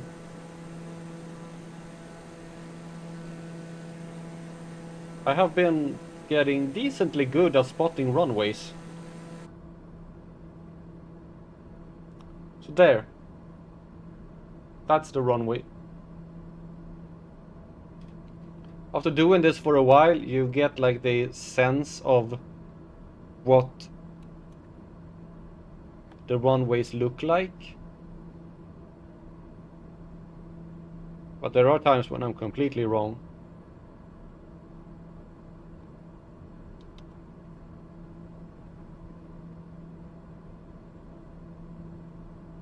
Yeah, that fly on the window.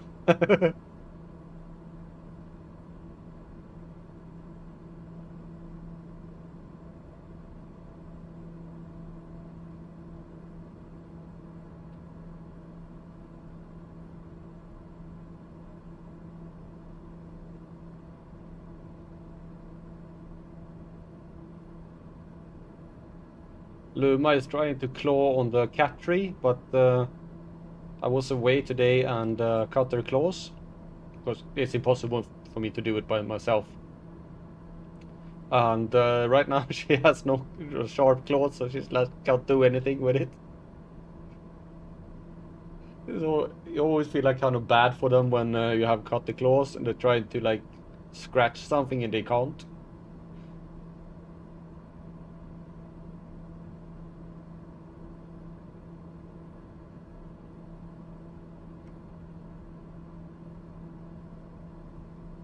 We have a little bit of a hill here in front of the airport. Hopefully that won't be a problem.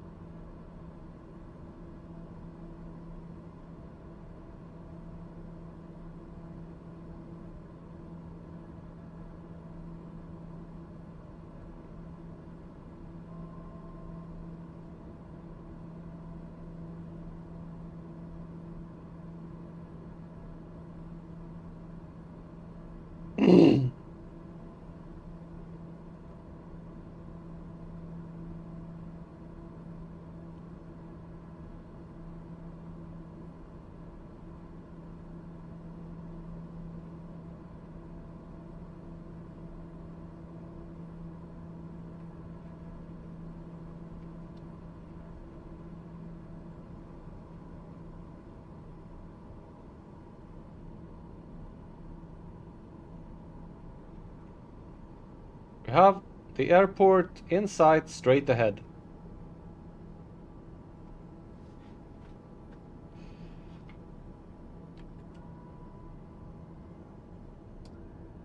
Gears down, autopilot off.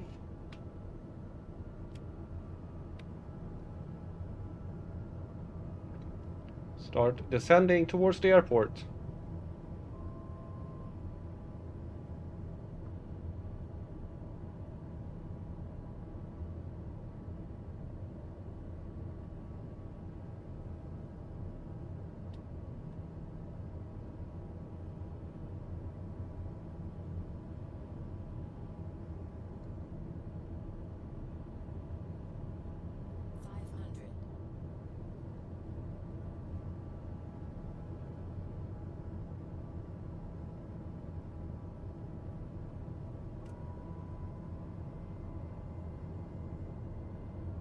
Flap set to landing.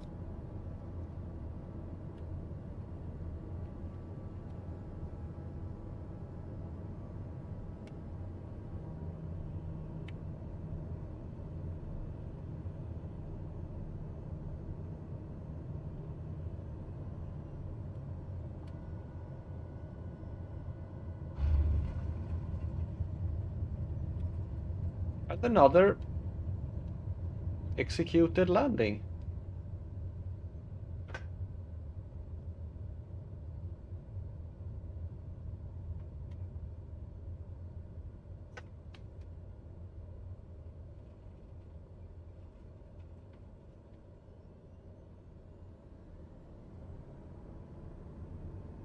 Maybe this is getting a little bit boring now that I actually basically get all the landings right. There's like less chance for me to do something stupid. When I started, it was like, oh, the landing! Are we gonna crash, or are we gonna make it, or are we gonna end up in a completely the wrong place? Yeah, it's a tarmac. We only have tarmacs from now on, actually.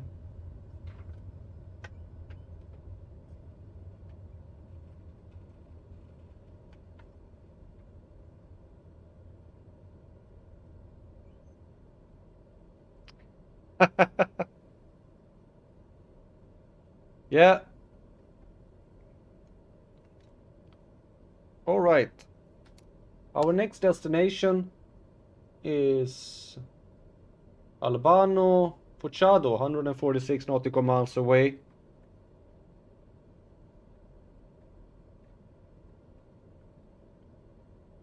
We're gonna set the altitude here.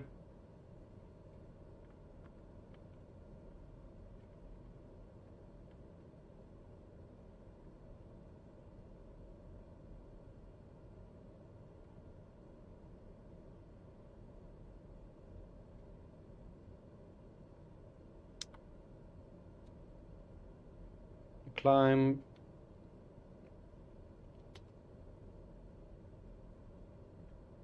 And let's go.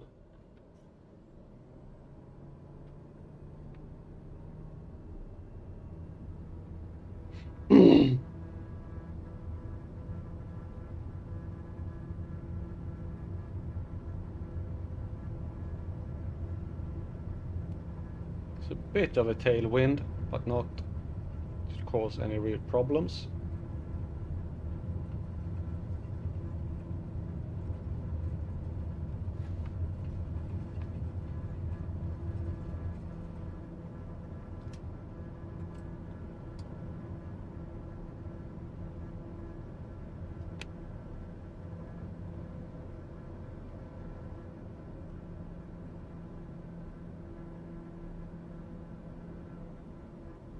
What are you doing? Why are you set to such an extreme?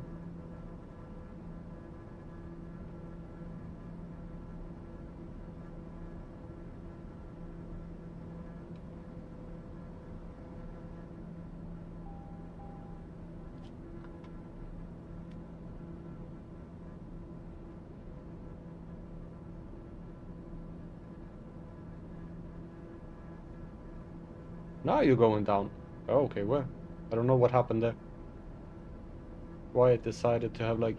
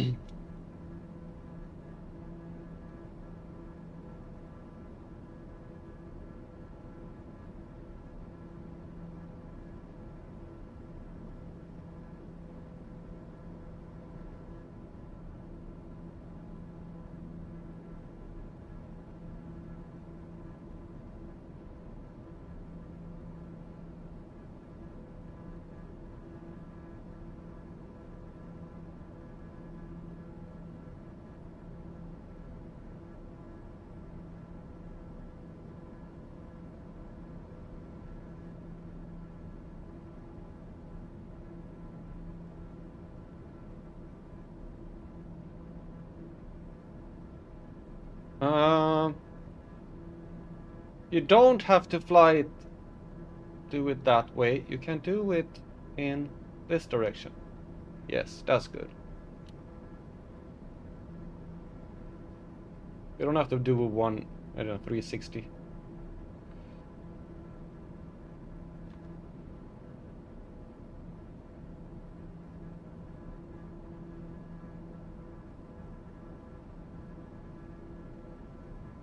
I set my heading to intercept the GPS. Then once I do that, I will put it on nav. Alright, our next destination is Huambo, which actually is formerly known as Nova Lisboa.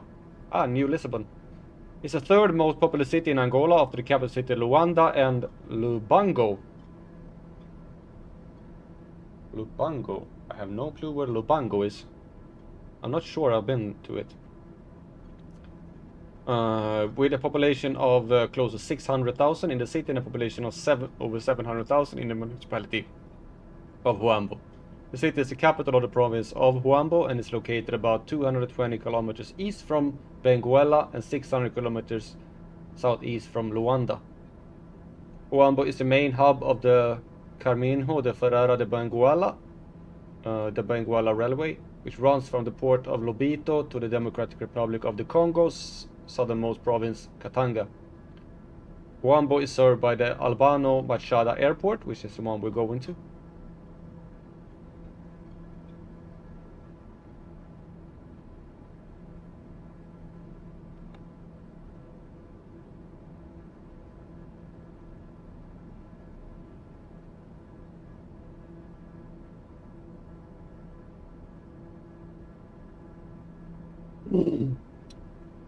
We have 138 nautical miles to go,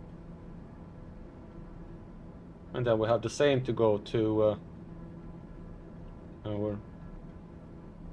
I wonder where Lubango is, that other town.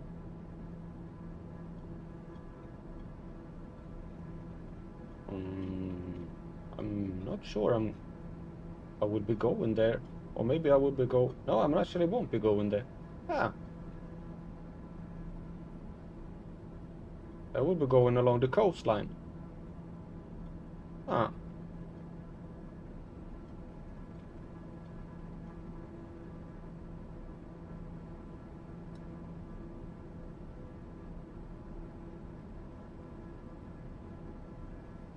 Interesting. I won't visit. I don't have to visit every single town in every country. I'm pretty sure I've missed other towns.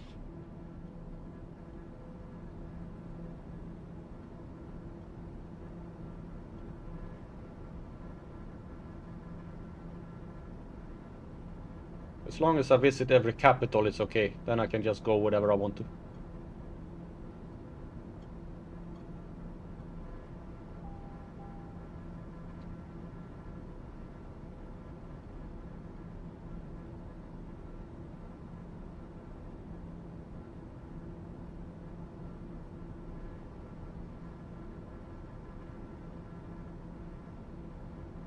Oh, we're gonna fly straight over another one, Koima.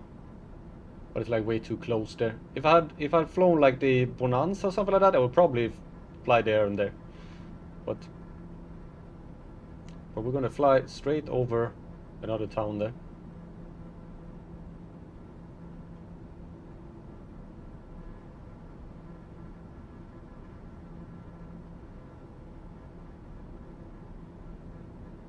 Which is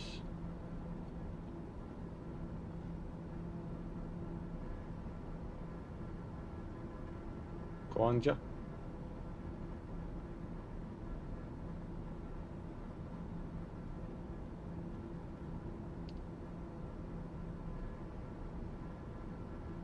Kala.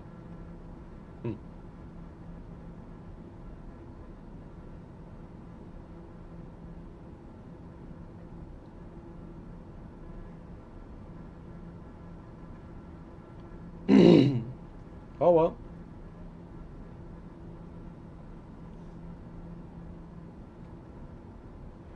climbing towards our cruising altitude.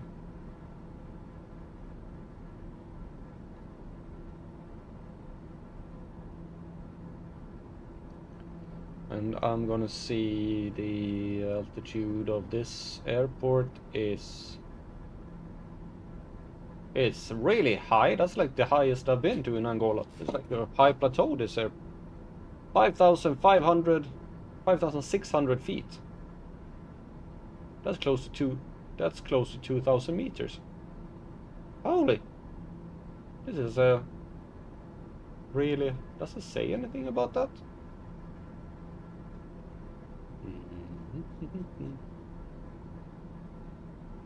Yes, situated in the Angolan Central Highlands, Huambo is located near the headwaters of the Luena River. The elevation of Huambo is 1,721 meters or 5,646 feet, as it is on a high plateau. Cool. So it's pretty high up.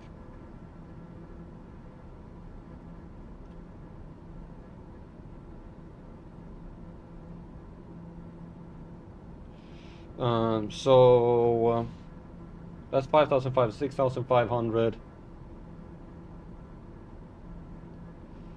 which means a difference of 21,500, which means 63, 64 and a half plus 360, 60, let's say 68 nautical miles.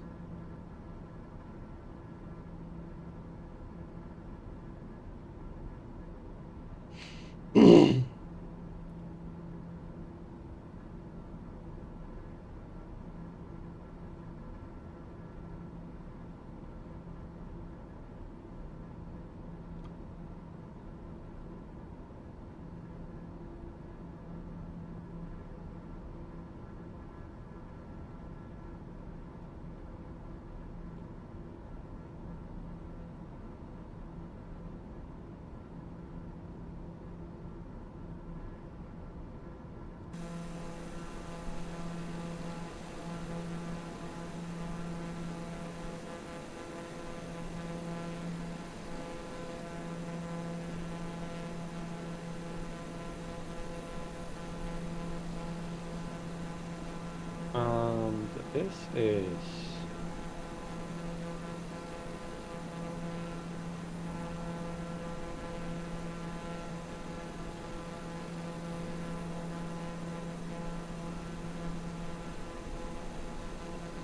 trying to figure out where we are.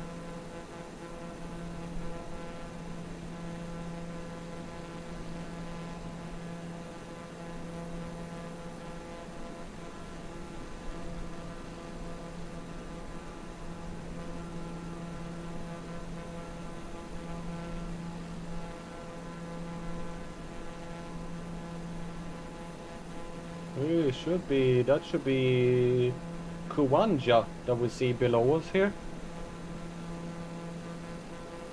Which means that we know we're close to Dongo, but I thought Dongo, so it should be somewhere over here.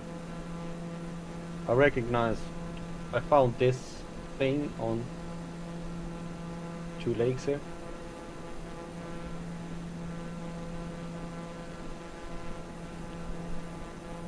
That's Kuwanja.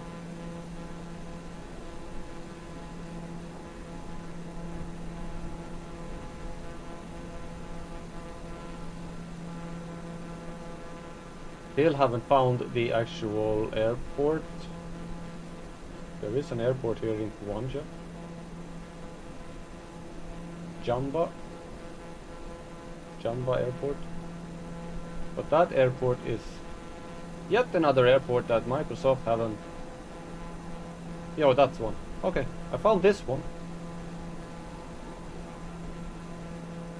But I haven't found the airport we landed on. That airport is completely gone. There. I can't find it.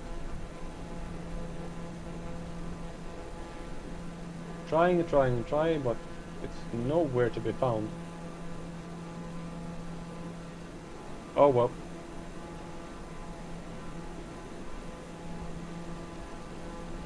At least now I know where we're going. I'm gonna buy flying straight over this one. Cool.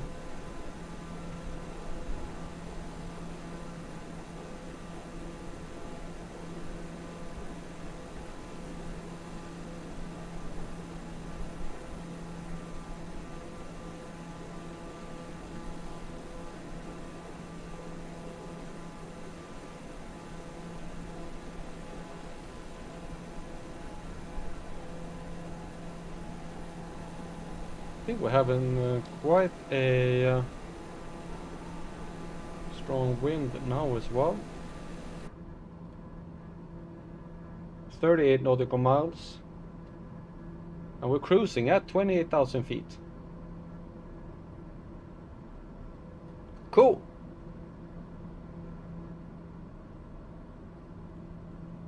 This is the cruising altitude of this plane, 28,000 feet.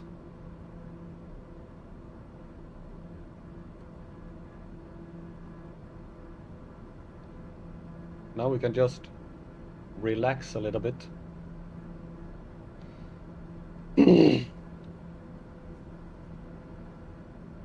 With me getting myself a little bit more drink.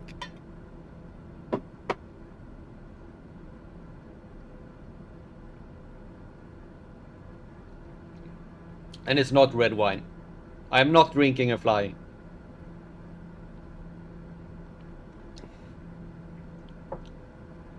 I promise.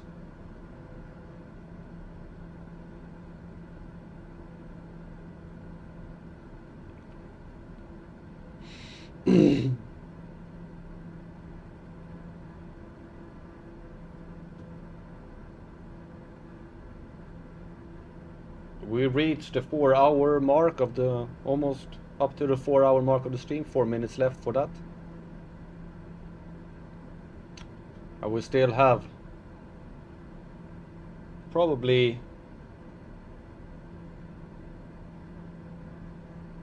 40 minutes left or something like that until we reach our final destination here, which I want to reach, so I'm on track with my plan. Because if I go one behind and just do it, and then I fall 2 behind and 3 behind and 4 behind, and sooner or later you have the whole stream behind from my plans. So I will try and get my, maybe my plans are too ambitious, but that is my problem.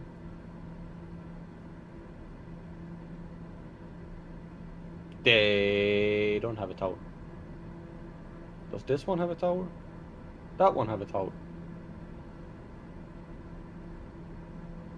There's another one. Lobito. Lobito. If you don't know what lobito means, then okay. That's actually my ex-wife's nickname for me. Lobito. But she said it in Swedish.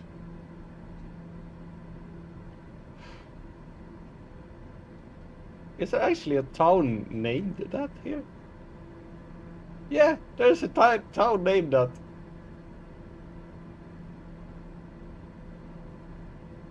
Lobito.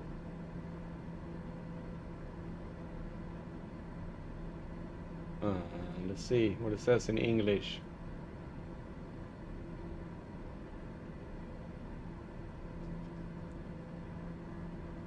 Lobito is a municipality in Angola. It is located on Benguela province on the Atlantic coast north of the Catumbela estuary. The Lobito municipality had a population of close to 400,000 in 2014. The city was founded in 1843. It's Portuguese rule. Yeah.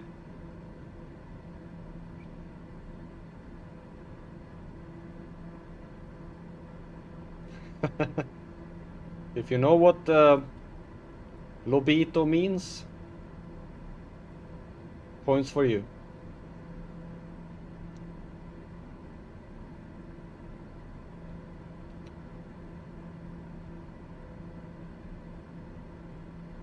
So we should say 64 and 65 nautical miles. Yeah.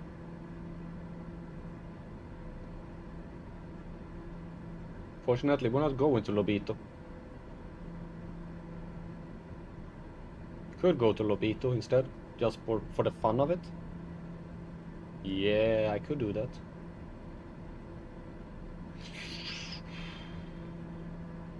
I don't know if I can change my destination. Select destination airport. It was much funner to go to Lobito. Yes. F N L B, enter.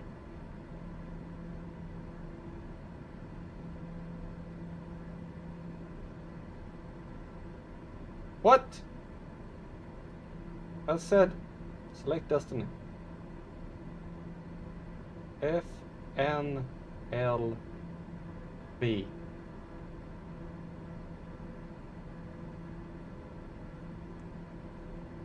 There we go. It's a little bit north of where we're actually planning on going, but it's quite funny to go to that one. Lobito actually means in, like, actually it's Spanish. Lobo is wolf. And if you put ito after anything, it's like small. So it's actually be like small wolf. Lobito.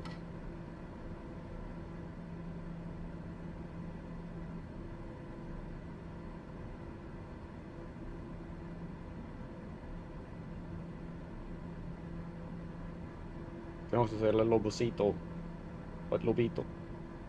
Yeah, so it basically means close to like small wolf or something like that.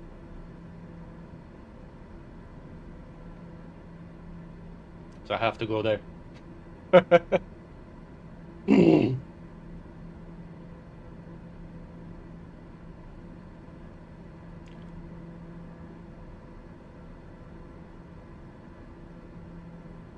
Okay, we are closing in on that, which means I'm gonna start going down.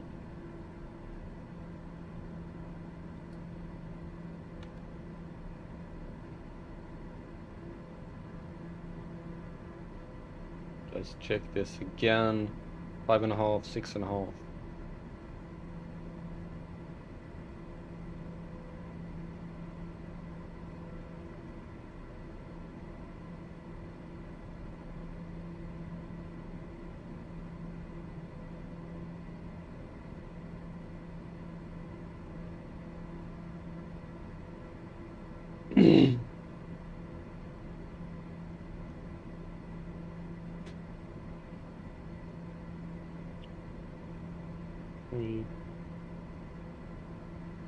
Damn, I'm going fast right now. I have a massive... Now I have a tailwind here. 32 nautical mile tailwind.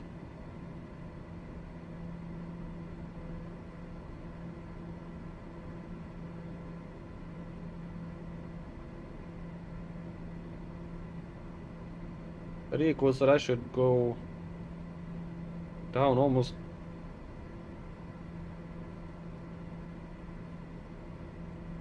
Whoa! All of a sudden, a massive tailwind. 370. 370 knots. 370 times 1.8. No. When does it? 370 times 370 times 1.8. Ooh! That is close to 670. That is like 360. This is like 300 and... That's like 600... Almost 650 kilometers an hour that we're going right now. Due to the headwind. A little tailwind.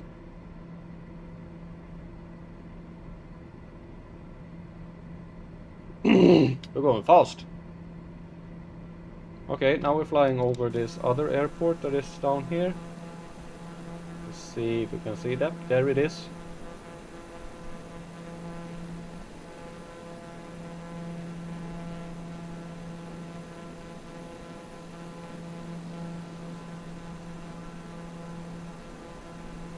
Well, we're heading to another one.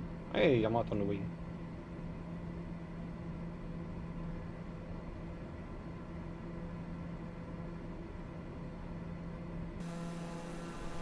And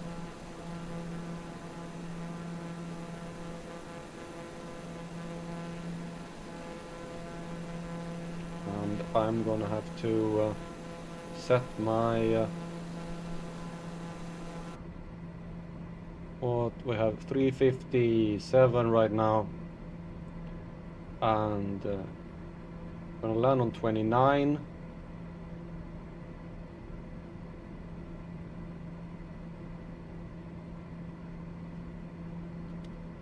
I'm gonna set a heading of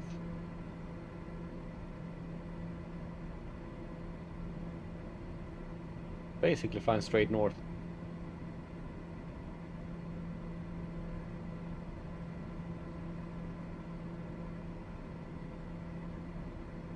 I'll fly 90 now. I'm gonna fly at an angle of 45, I think.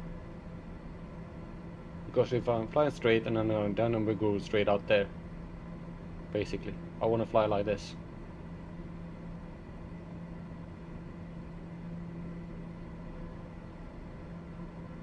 We're flying over this lake now. Which lake is that?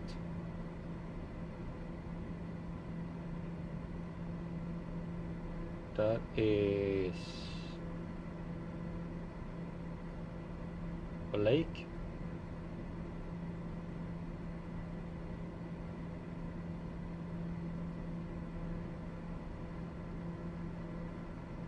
And it's probably a it's a dam.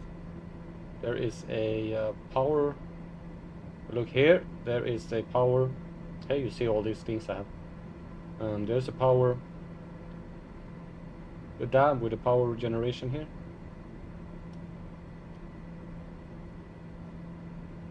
I wonder if that's the only one. Seems to be. There is no information on it.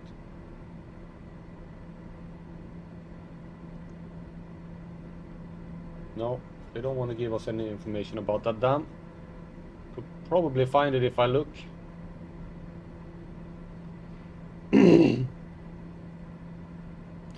Okay, 30 nautical miles left. And we're flying at 340 nautical miles. 340 knots.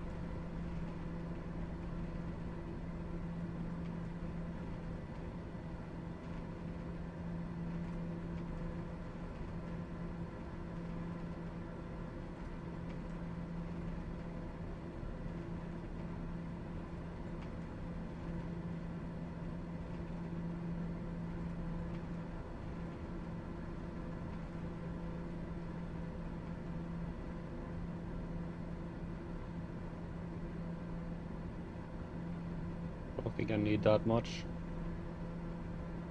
So we're gonna go a little bit.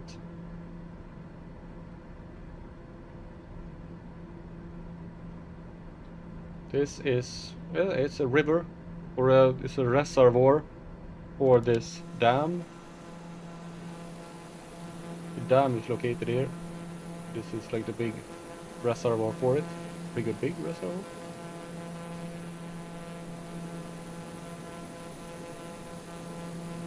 We're going down along with the sun.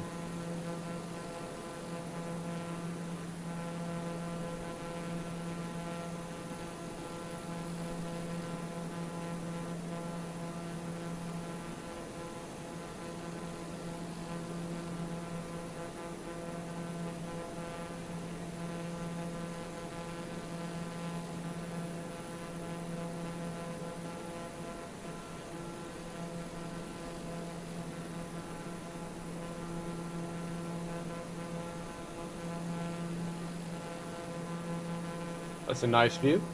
Sun over the plain. As we're heading down to Albano Machado. There's some mountains there in the distance. Cool.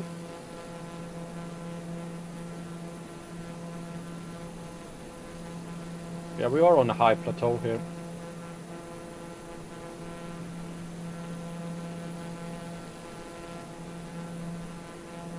And this is actually the highest we've been on so far.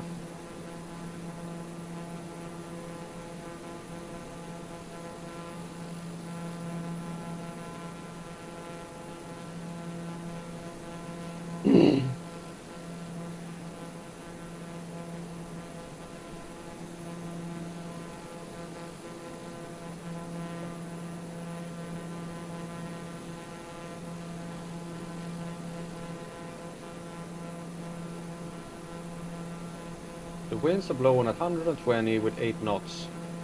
So we're actually gonna have a headwind when we're landing.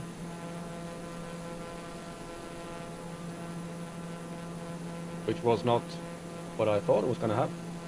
That's always good.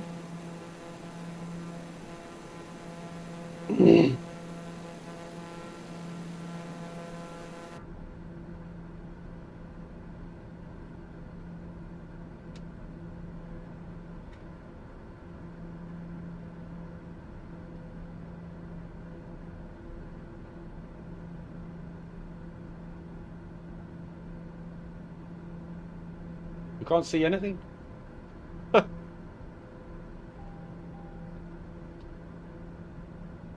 Just a gray... What? What do you mean, just a gray screen?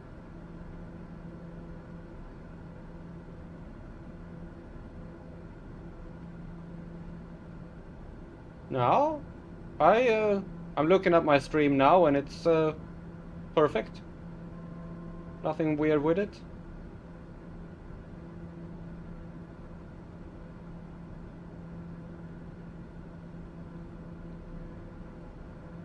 Yeah, maybe you should. There's something weird with YouTube going on.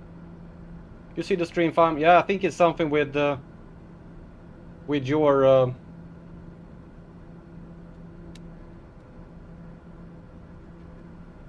with your stream there. 29. Yeah. Something with your YouTube.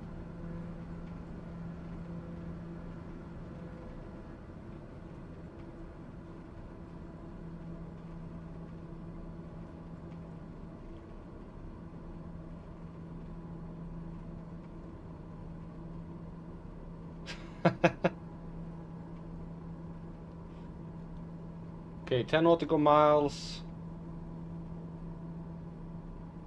We're flying in over the...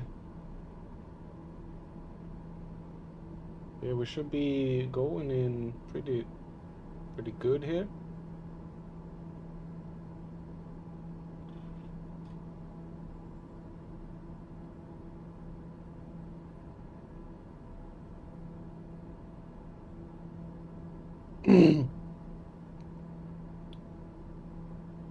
So we should be coming in almost straight into the runway.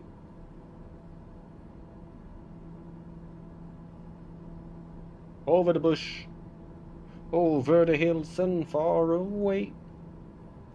Okay, let's see if I can... There is the runway. Nice. So we're gonna turn a little bit to this side.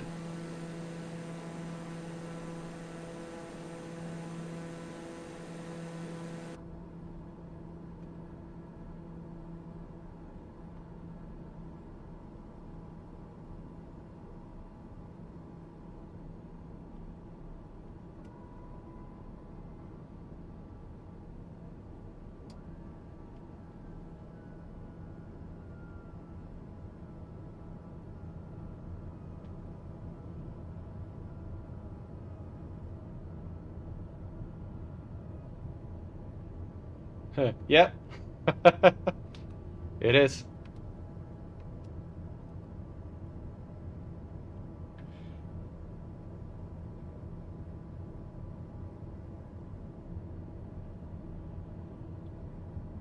Yeah, the tracker. This is, you see this thing here that I have here. That is the tracker where I can do this. Track IR Pro. So I have a receiver up on my monitor 500. where it receives the signal and interpret that into the game.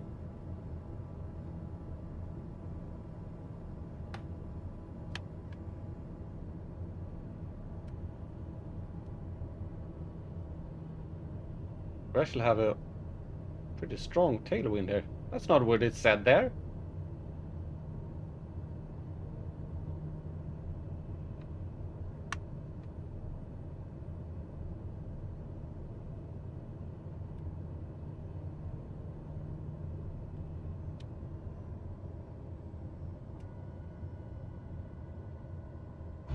Ooh, a little bit of a hard landing there.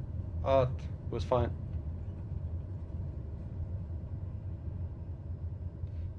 Yeah, I actually have an Xbox Kinect and I tried to use it with my PC, but it didn't want to work.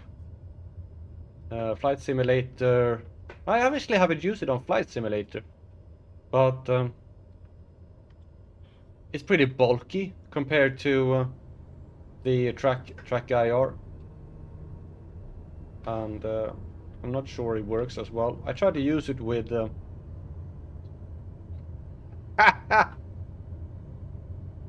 was nothing wrong with that landing.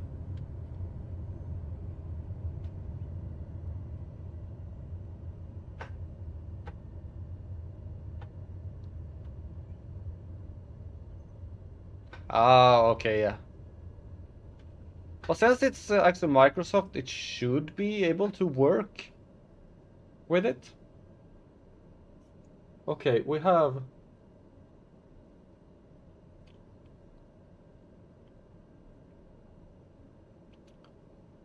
Okay, we're gonna head straight towards our final destination, which I've changed. I have to change it in the description as well here, because I've changed it to Lobito, just because I thought it was funny.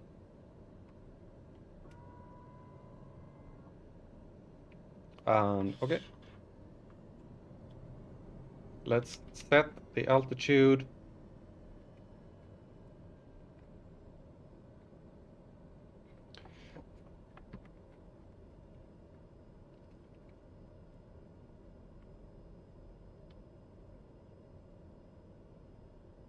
Albedo.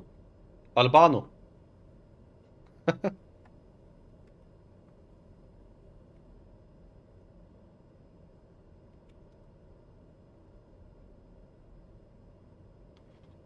Alright, things are set. Flaps are correct.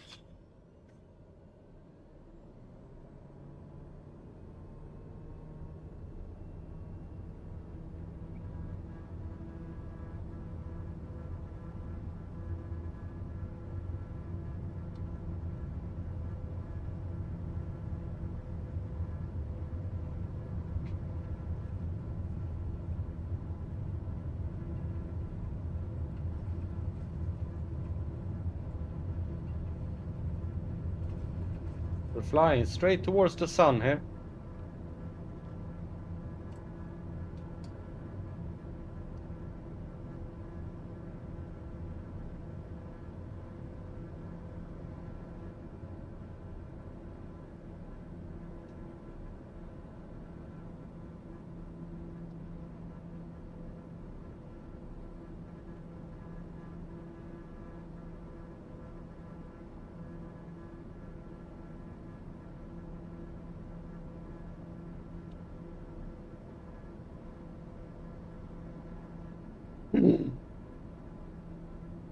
And I think we're gonna be able to beat the sun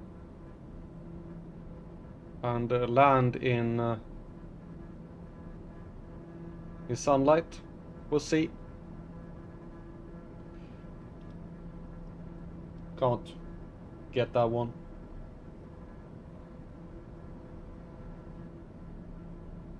Because as soon as we reach cruising altitude, it's gonna be much faster.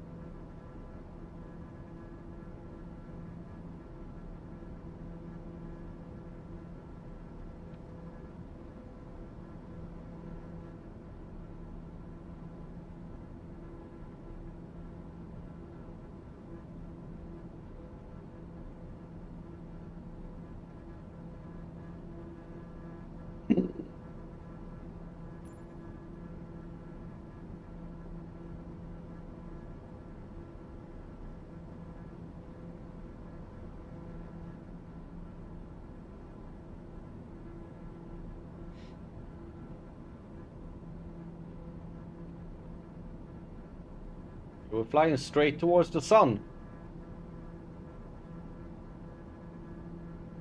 I see the light.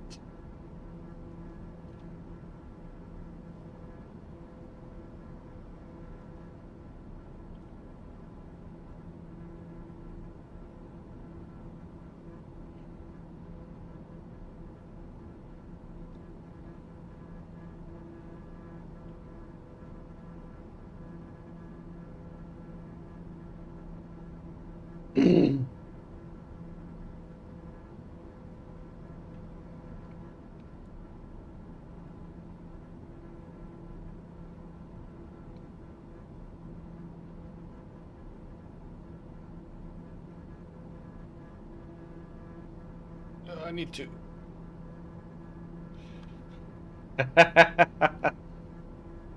It's not Icaros. That's what D is playing. He's playing Icaros. It's his wings that are melting. I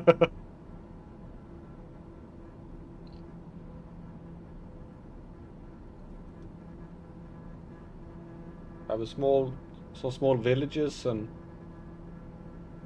things like that. We're going into more populated areas here.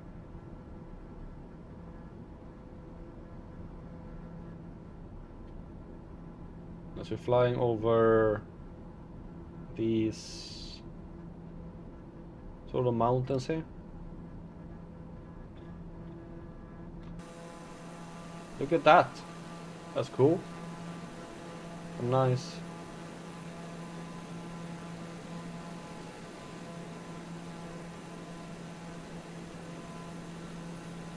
That's a nice view.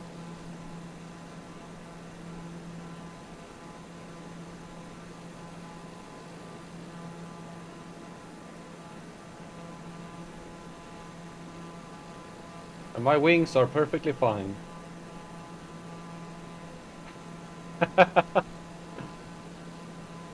Yeah. You can build some wings out of wax.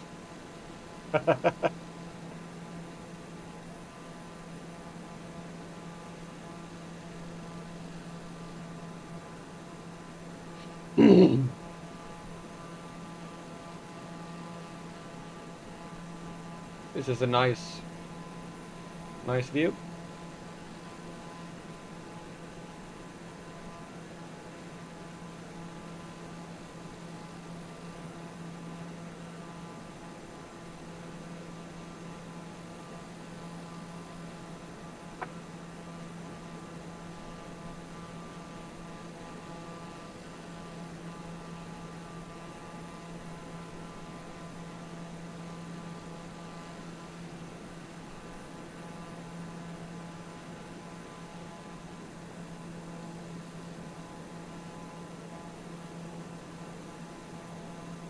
The mountains below, some small villages dotted around here.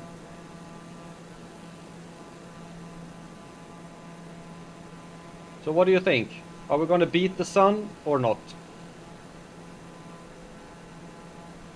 Are we going to be able to land in Lobito before the sun goes down? I actually have no clue when the sun is going to go down, but it's going down pretty fast.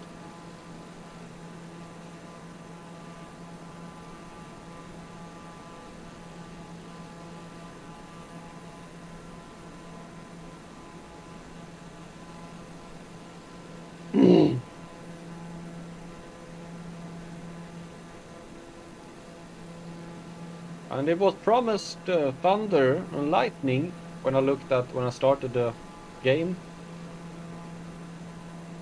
You see like the weather report up when you see it, but I haven't seen anything like that. It's been a beautiful day.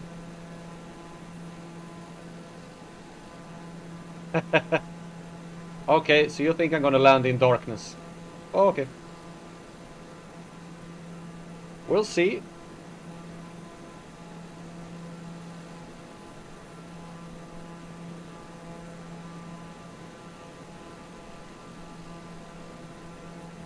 This is gonna be a close to a 5-hour stream. Oi.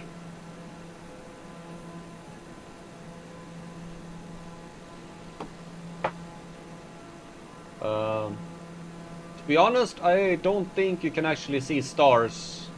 That's when the sun is still up like this. But that is Microsoft. I will see.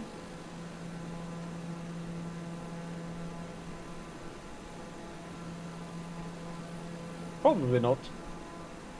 So it'll be second stream in a row where we land in darkness. How long do we have left? 106 nautical miles.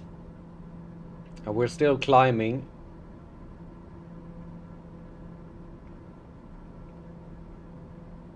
As of now, we have an ETA of 26 minutes, but that is probably gonna be lowered to about 15 minutes once we reach cruising altitude.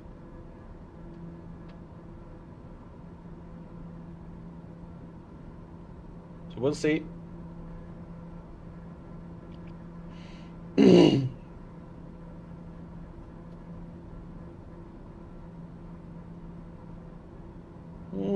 Maybe. Yeah, and I just all of those things I recorded with Let's School. If you go back to that one, if it was a Concorde, just say definitely. Okay. Well, this is a fast plane, sort of. I'm gonna have to redo all the things I did with Let's School because I've set it up wrong. So that's fun.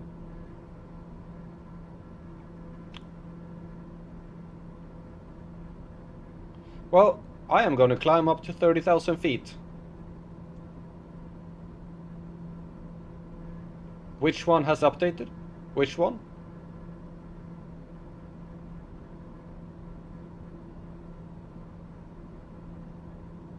Which one do you mean? The game here?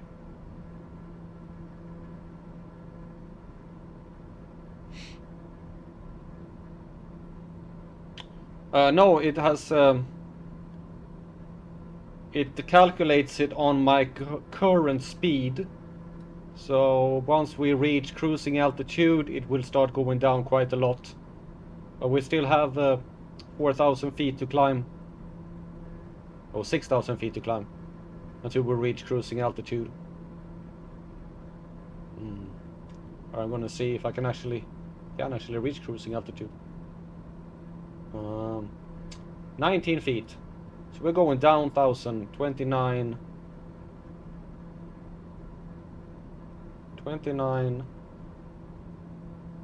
times 3 equals 87. I don't know if I'm going to reach 30,000 feet here. But we'll see. Because I'm going to start going down at maybe 90.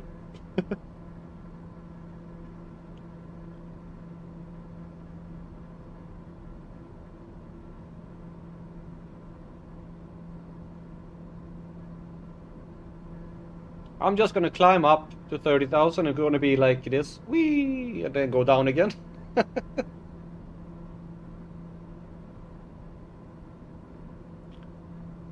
You think I beat the sun? Yeah, I think I beat the sun as well.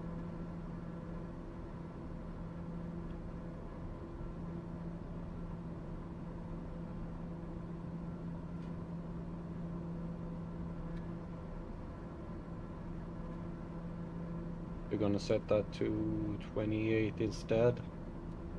And we have 27.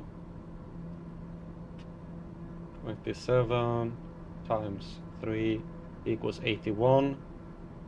Yeah, roller coaster. Going up, up, up, up, up, up, up, up, down. Yep. So we're going up here to 28,000 feet in just a second. Now we're going to be cruising for around 6 nautical miles or something like that. And then I'm going to start going down.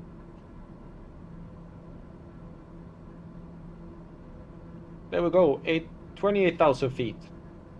Still flying over some mountains here.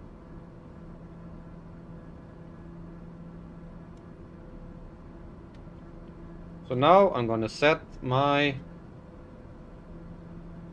Just as I reach the cruising altitude, I will set my goal for descent.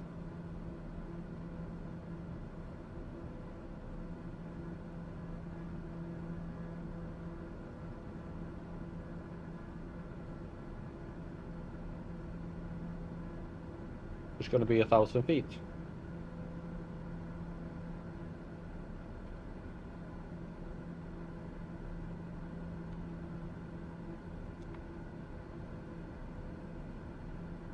Wonder if I can get some flight following here and tune Luanda Center. I'm gonna tune Luanda Center. Request flight following. Maybe I can get a... Tango Sierra 15 is type Daher TBM 949er miles west of Foxtrot November Hotel Uniform flight level 280. Request flight following. Daher Tango Sierra 15 Luanda Center. Squawk Tree 632. Squawk Tree 632 Daher 15. Daher 15 radar contact 51 miles west of Foxtrot November Hotel Uniform flight level 280. Roger Daher 15. Okay, I'm gonna start going down.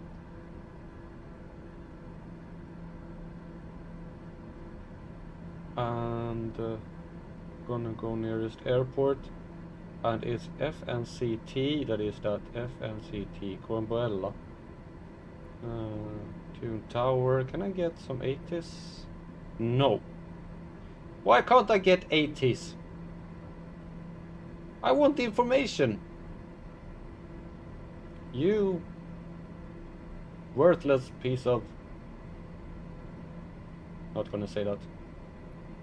Okay, with FN Lobito. To traffic. Select the runway for landing. I'm gonna go with runway 34.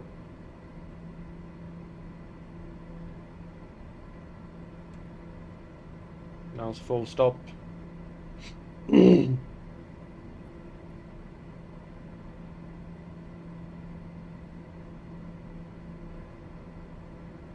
not even halfway there and I'm starting to descend.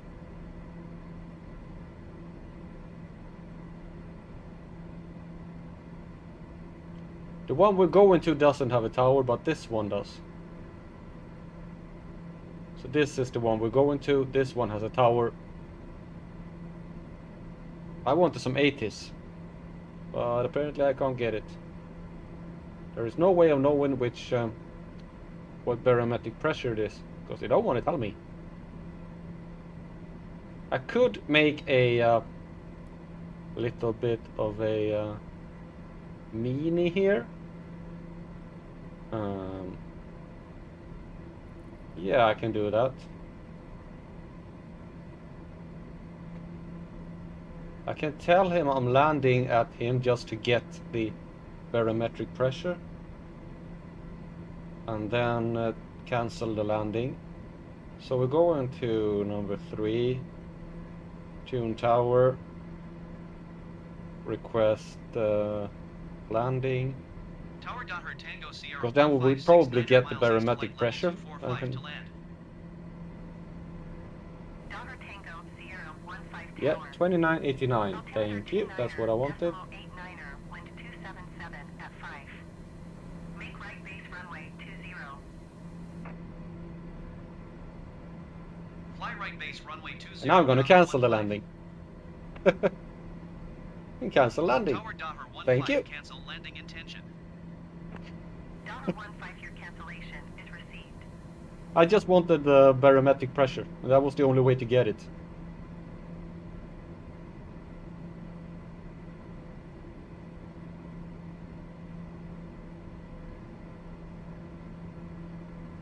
So we have a 284, and this one has 34. 284, 34. I'm gonna.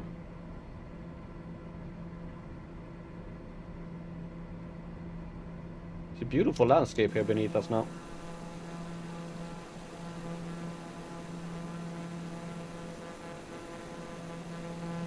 We can actually see the Atlantic Ocean. We're seeing the ocean again.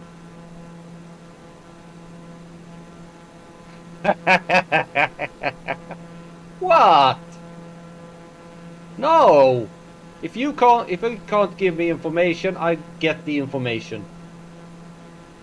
I just wanted the information on the barometric pressure, and the only way to get that was to say that I was gonna land, because you didn't want to give me any 80s. So that's not my fault. It's their fault for not being able to provide information.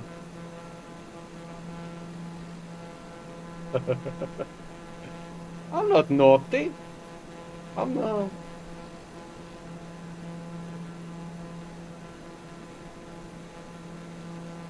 perfectly fine.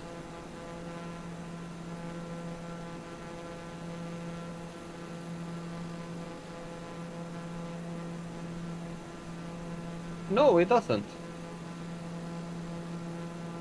Or maybe it does. um,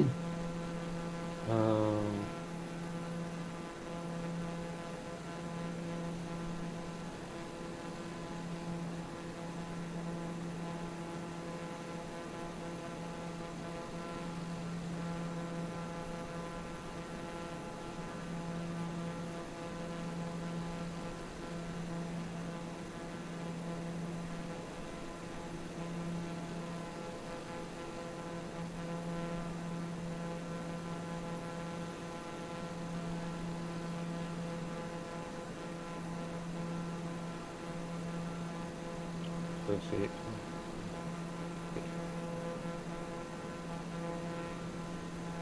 No result.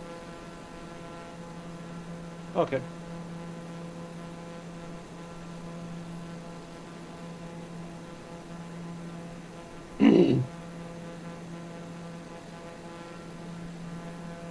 Well, look at that. Flying towards the mountains and the ocean, and the sun is going down.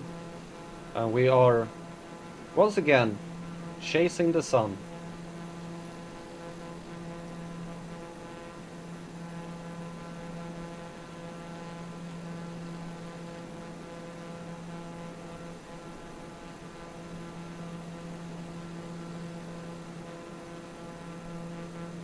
It's a beautiful view, this.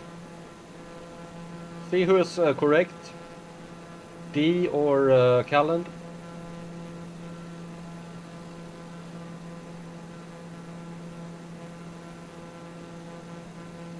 Yeah, it is really pretty.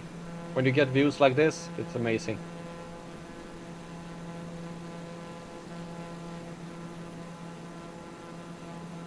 Especially when you have a computer that can actually give you the full immersion. I wonder how it's gonna look with 2024. And the fact is that you can actually download a lot of extra stuff, which I haven't done. for all the areas, so you can so you can actually get even better views, because they have like update. They have different areas to update.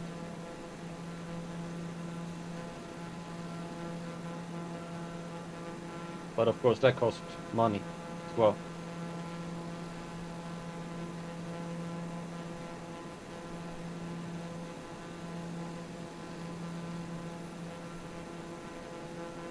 Why can't? Oh, with the controller, yeah.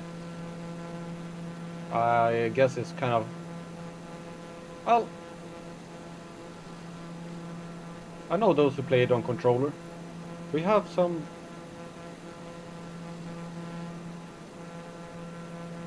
There is fog.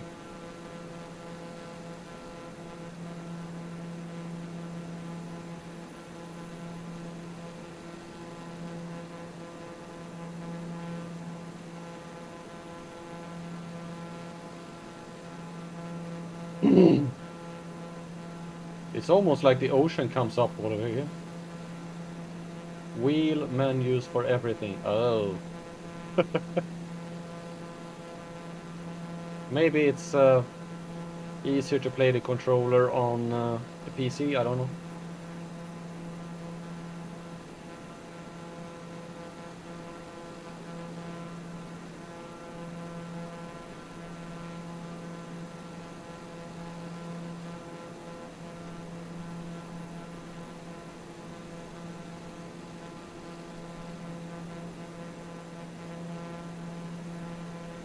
Yeah, it's gonna be tight here. It's gonna beat the sun or not. Will be fun.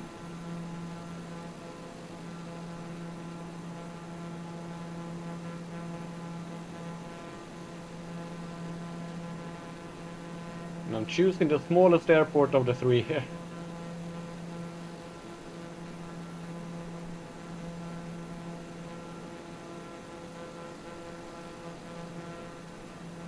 So inside we have an ETA of 5 minutes. Oh.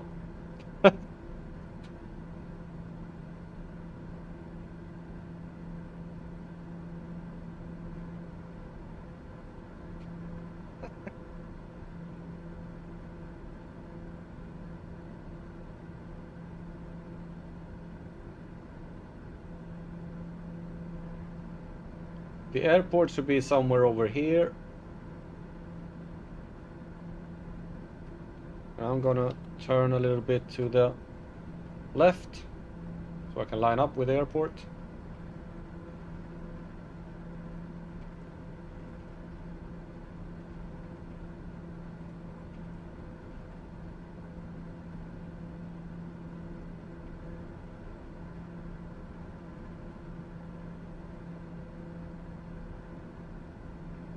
Yeah, the sun is getting low. It's gonna be very, very close here.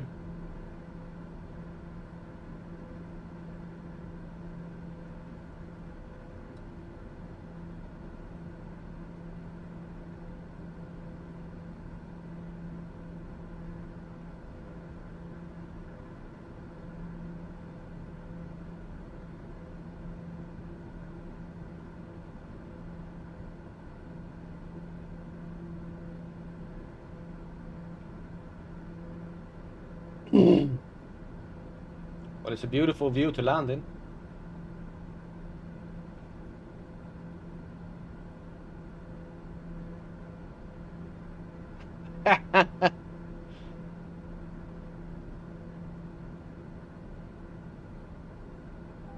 No gambling. Gambling is illegal on YouTube. I don't want to get banned.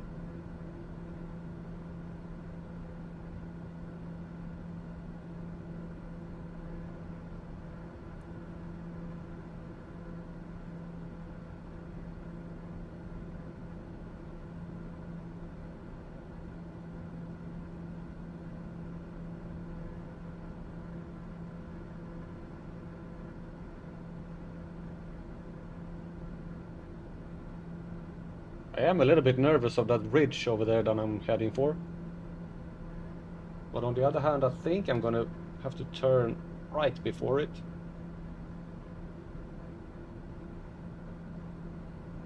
Yeah, I'm gonna turn right before this ridge.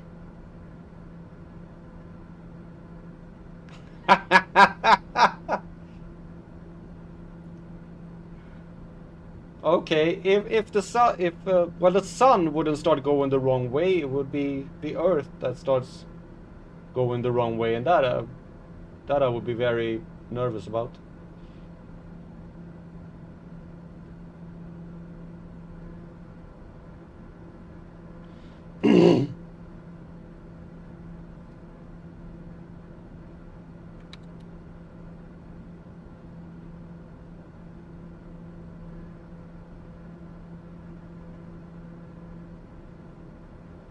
I'm gonna skim this mountainside here.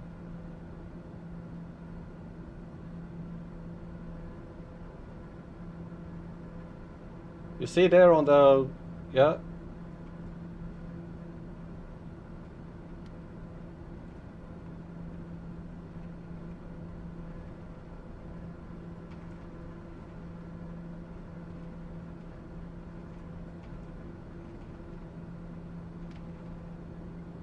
The airport is located there.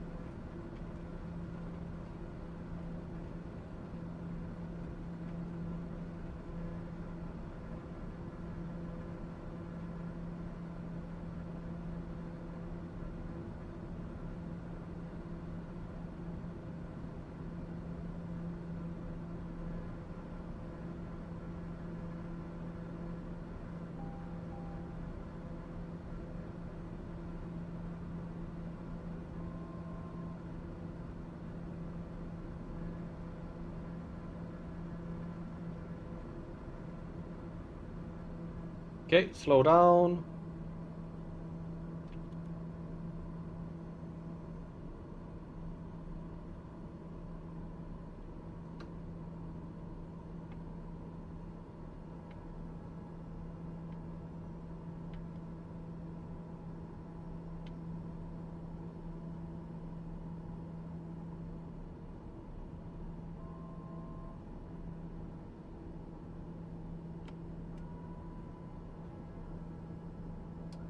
Flaps down.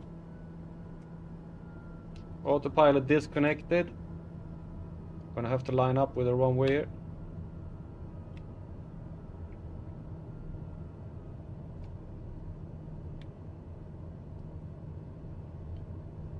Coming in a bit too fast. Well. Whoa, whoa. Flaps to maximum. Speed brakes. 500.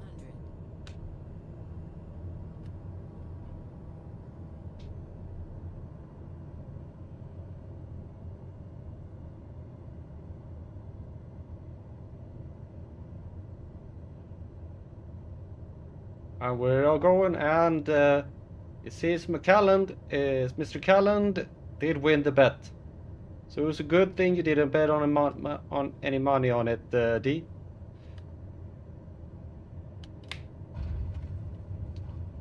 Well, I did beat the sun.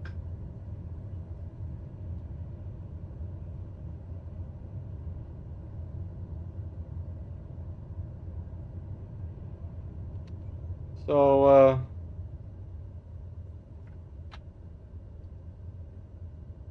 Mr. Callan won it. And let's see, where is the... Okay, I have to go back.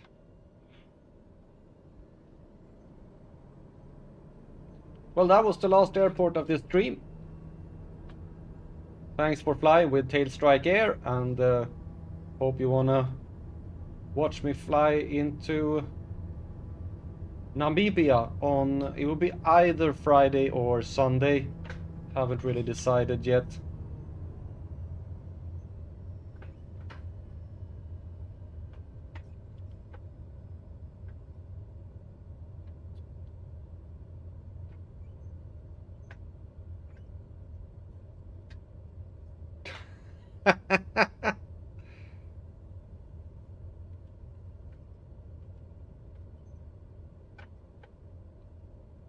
So, thanks for joining, guys, and hope to see you in the next one. And I'm just gonna park my plane up here.